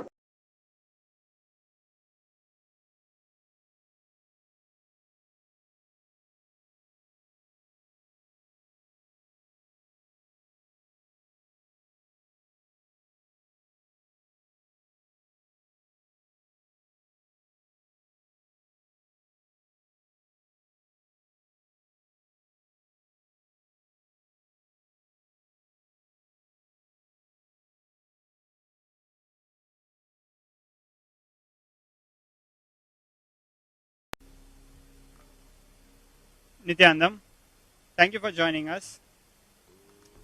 So, in our present segment, we have Sri Nithya Chidambarananda, who has joined us as a special guest. Welcome, Ayya. Nithyananda. Thank you so much for joining us. So, Thank you. So, Ayya, could you please share a little bit about yourself with all our devotees, since how many years you have been with Swamiji, and a little bit about yourself, if you could please share with us, Ayya. Sure. My name is Sri Nithya Chidambarananda. I live in Dubai, and I am devotee of Swamiji since 2010. Mahavatar Babaji is the one who brought me at the lotus feet of Swamiji. So that is the greatest blessing. And from there, my life has completely changed. So physically, mentally, psychologically, monetarily, all aspects of my life, relationship. So it is an amazing journey with Swamiji. And in last 1.5 months, with the Devi Ma blessing, Parashakti Maya blessing, a complete new dimension has opened up for me. So I will share about Parashakti Maya blessing, the effect what it is having in my life, how it is changing my life, how it has changed completely. So first, yeah. So, Ayya, like, when was the first time you met Swamiji?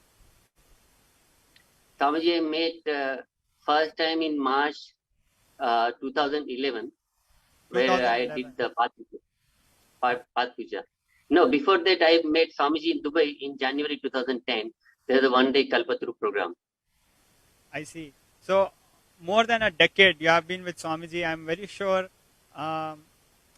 unlike many of the present devotees who might not have got a chance to spend such a long time in the presence of Swamiji, to know him personally, to be blessed by his, would you please share for the benefit of our viewers some of your personal experiences with Swamiji?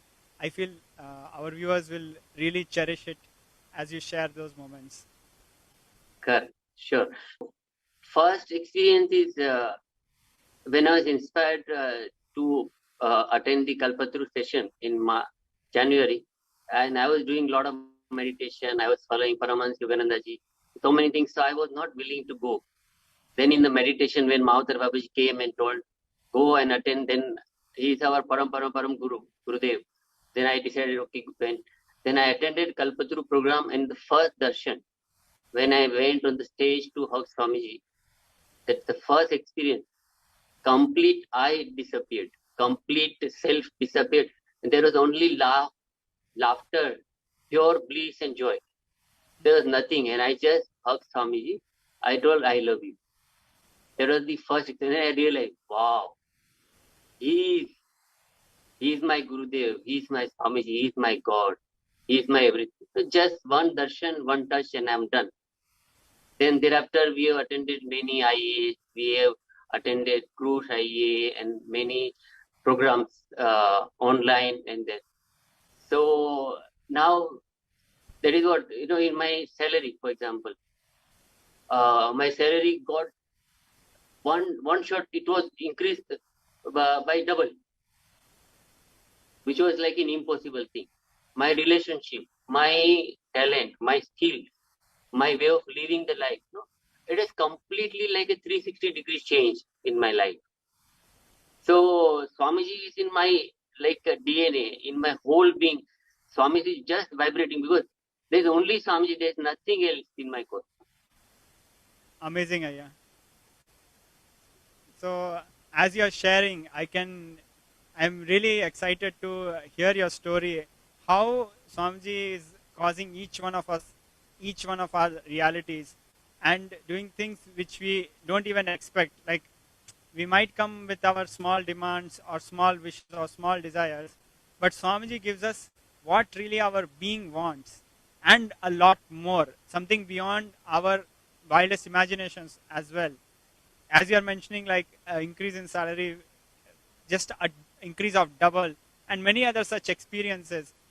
I'm very sure most of us might not have such a in life, but how Swamiji makes this magical life happen for all of us. To hear you share all these experiences.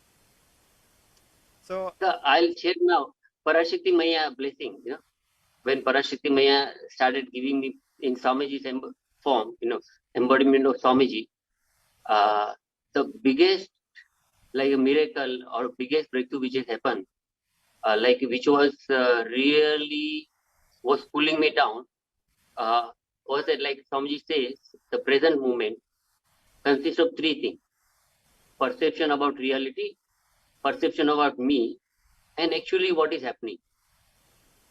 Swamiji reveals that when we are focused on perception of our reality, and then come the perception of me, becomes a powerlessness. Then we even do not know what is actual reality. So whenever there was one pattern, which was a deep pattern, was awakening, whenever it was awakening, and I was getting drawn into it, that perception about reality, and I used to become powerless. After Parashakti Maya's blessing, now what has happened? Parashakti Maya gave me blessing. You are mine. You are part of me. You are always with me. I am always with you. Wow. So what has happened? This has completely changed my present moment. Now present moment is what? I am part of Parashakti Maya. So what is happening? I am not getting drawn, first getting into perception about reality. And I am not getting powerless. Now instead that I am becoming powerful, that I am part of Parashakti Maya. And now I started impacting the perception about reality and reality itself. So this is the biggest miracle, because when we live in present moment, then we are in oneness with the cosmos, oneness with Parashakti Maya, oneness with Paramashiva, oneness with Swamiji. Really amazing, Aya. So it's really beautiful to hear from you how when so many people around the world are going such intense depression and intense mental disorders, anxieties, you are having, I should say, a phenomenal spiritual experiences with Devi's blessing, and evolving in ways which most of us might not be able to comprehend in such stressful times especially. That is really fortunate that we are really fortunate that we have Swamiji's grace in our life. So yeah, like how many readings, Akashic readings, did you have with Devi Parashakti? Parashakti Maya gave us total 5 blessings. Out of that, 1 was for together and 4 for me. And each one is unimaginable. Parashakti Maya just showering blessings and blessings and blessings. One day what happened, I was in pain.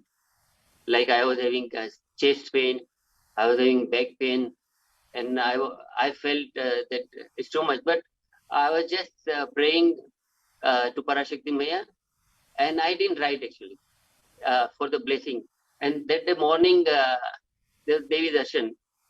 So what Premananda did, my Sakhi, what she did, she just it was going on, then she just wrote in the YouTube prayer. And in few minutes, Parashakti Maya just showered the blessing.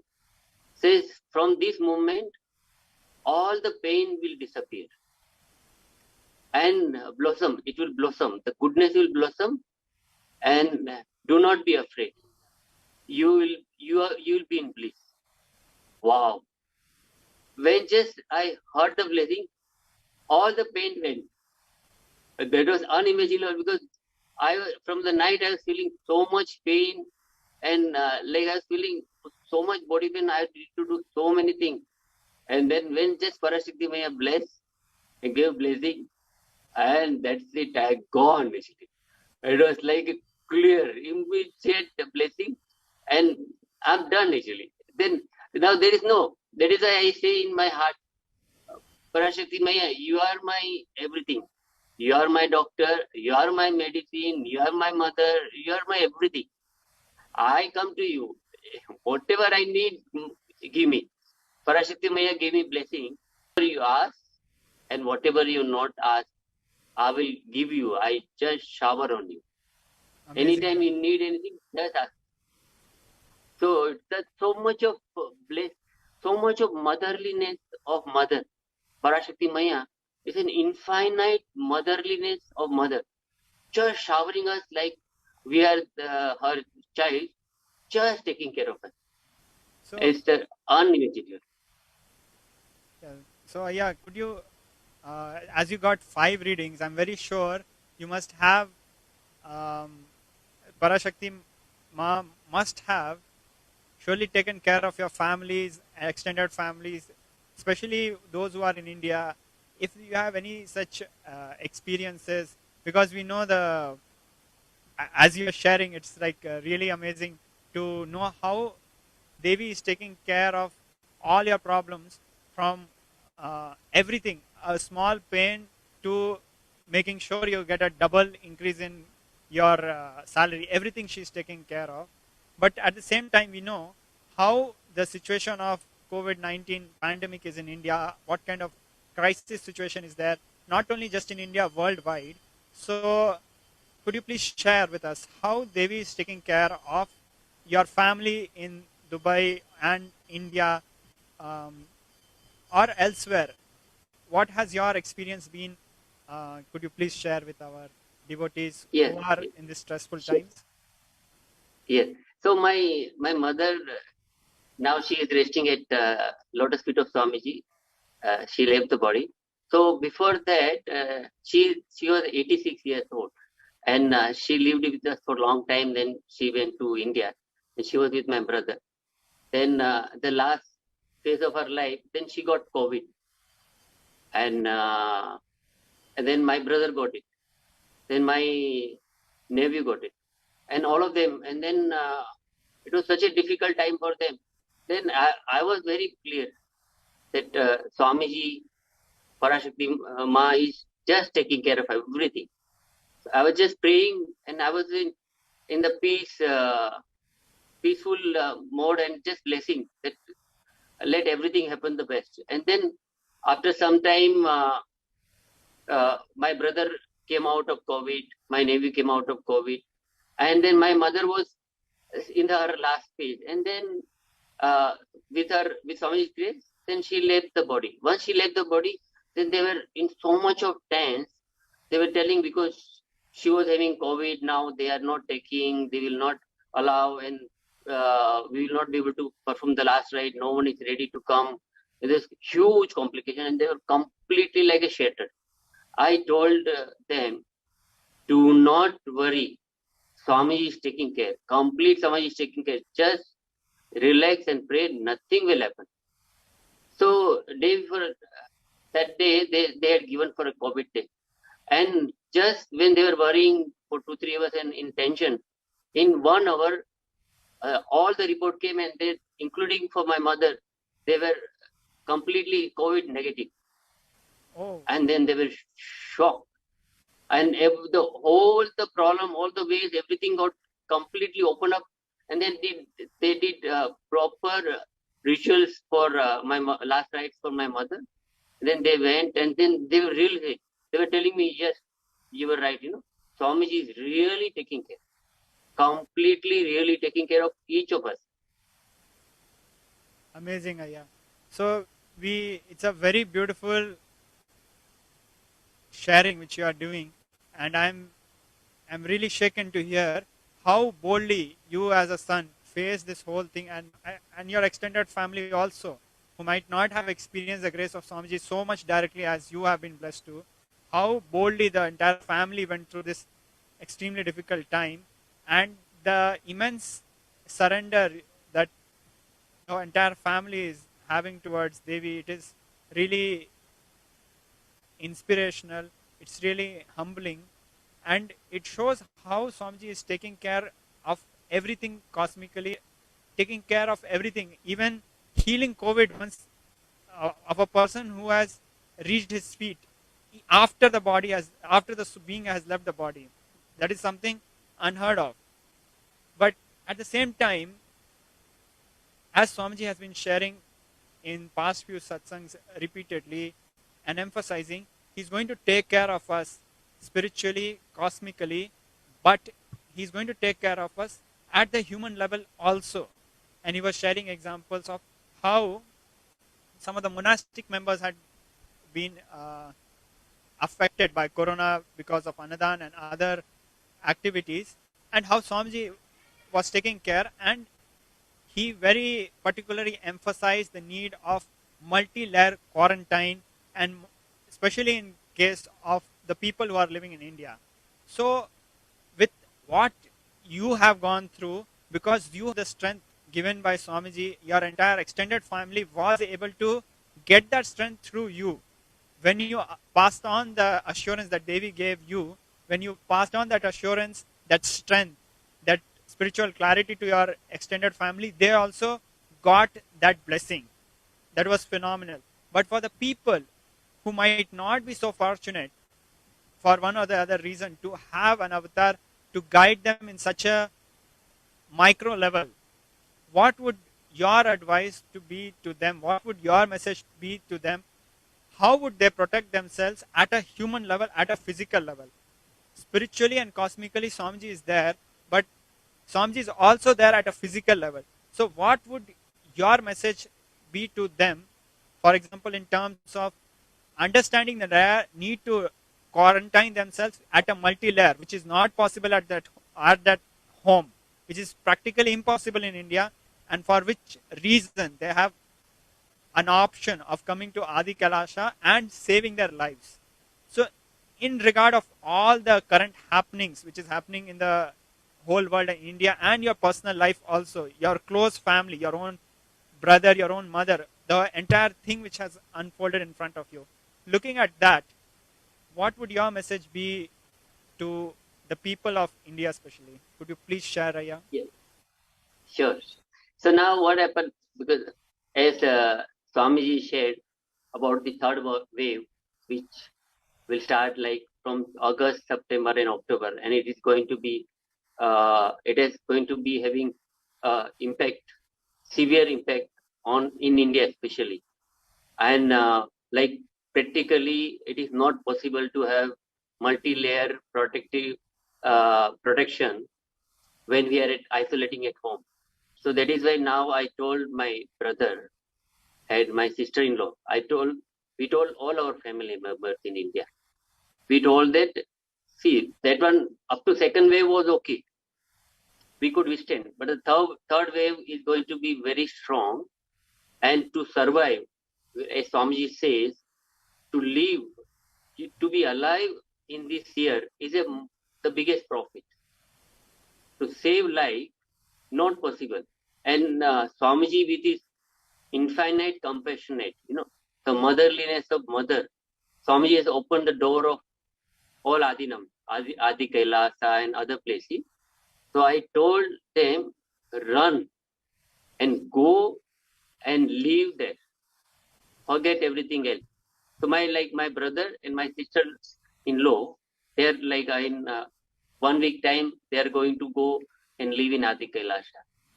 I'm still inspiring the others, because it is now, it is most important that they and all of us who are living in India, they want to save their life. And Swamiji especially has opened up without any charge, with just infinite compassionate, to just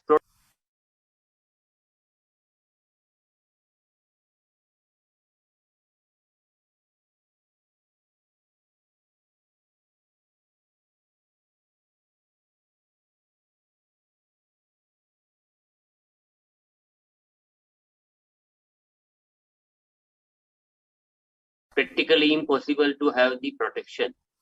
And now this wave is going to be very strong. So it is our duty to keep ourselves alive. Yes, Ayya. So how many people have you reached out, and what has their response been, and how do you think how we can help? I'm very sure many of us devotees who are outside are especially in India, are trying to come to Adi Kailasha. We have a huge number of people coming in. At the same time, many of them would be struggling with their close ones, near and dear ones, trying to get them to Adi Kailasha for this multi-layer quarantine, for protective quarantine. What would your sincere message be to them who are struggling to convince their spouse or their extended families to come to Adi Kailasha? What would your sincere message to be to these people? Yeah. Yes. So what I now I am in is that I am now anything, including like I shared about my pattern, to whatever is going to be.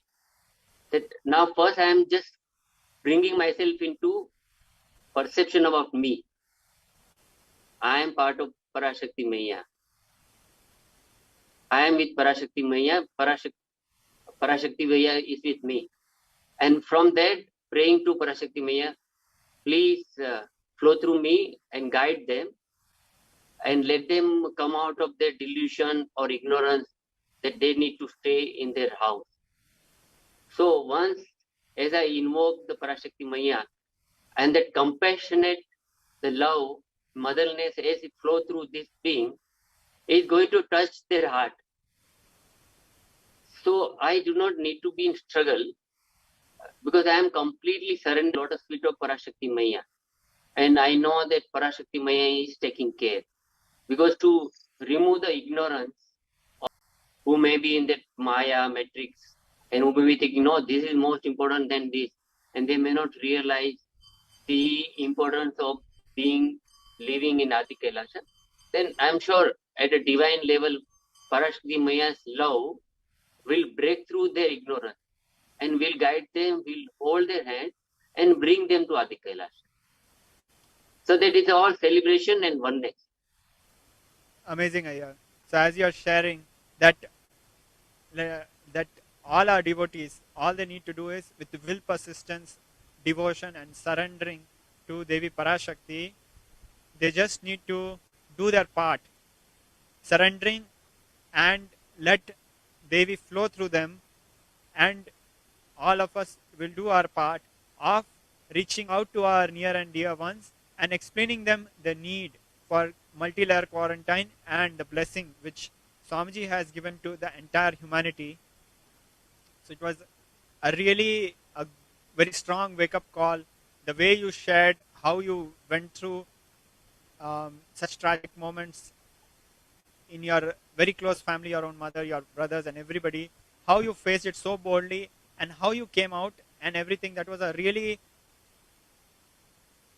inspiring and a very deep personal experience which you shared. And so would you like to add anything as a final message or anything to add? I like to share about my father-in-law.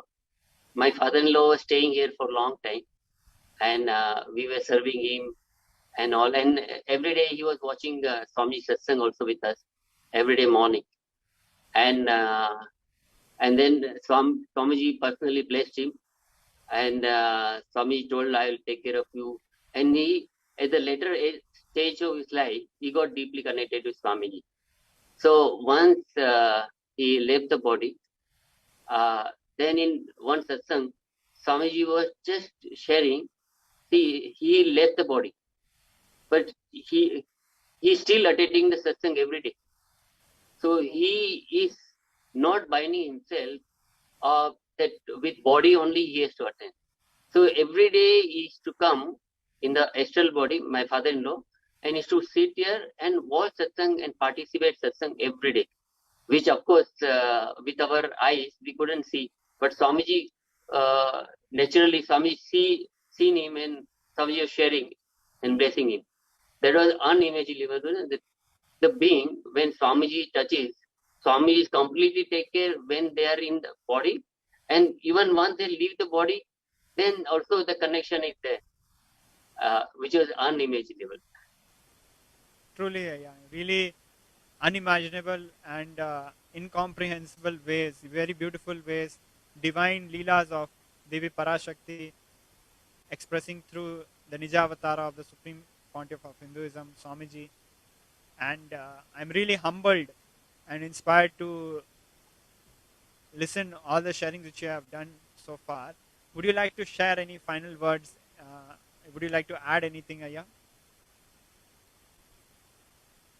Two things which is I would like to share is that two things which is really made and is making complete impact in my life. Is one is enriching, and second is Tyaga. What I feel the most powerful way is just enriching, making impact in the life of people, connecting more and more loving, more and more compassionate, and more Tyaga, and more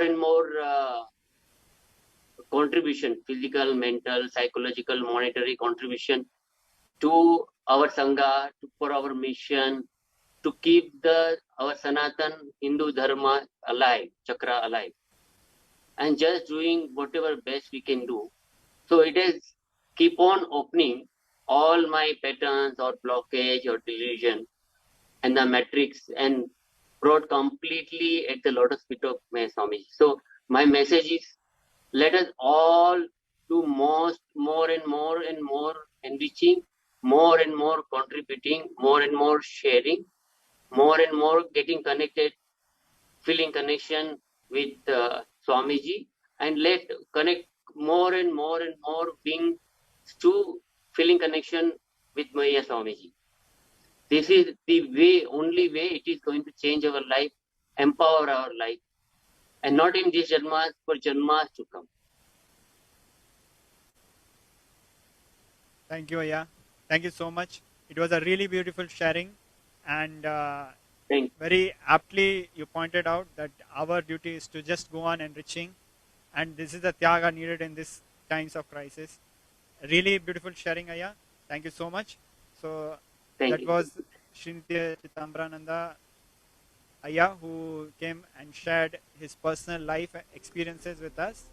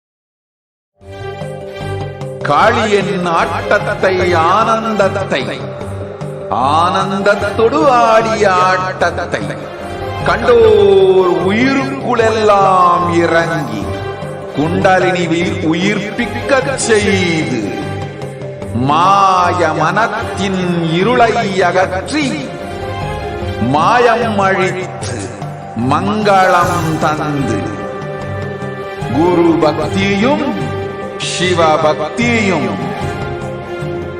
Paramasiva பக்தியும் பரமசிவ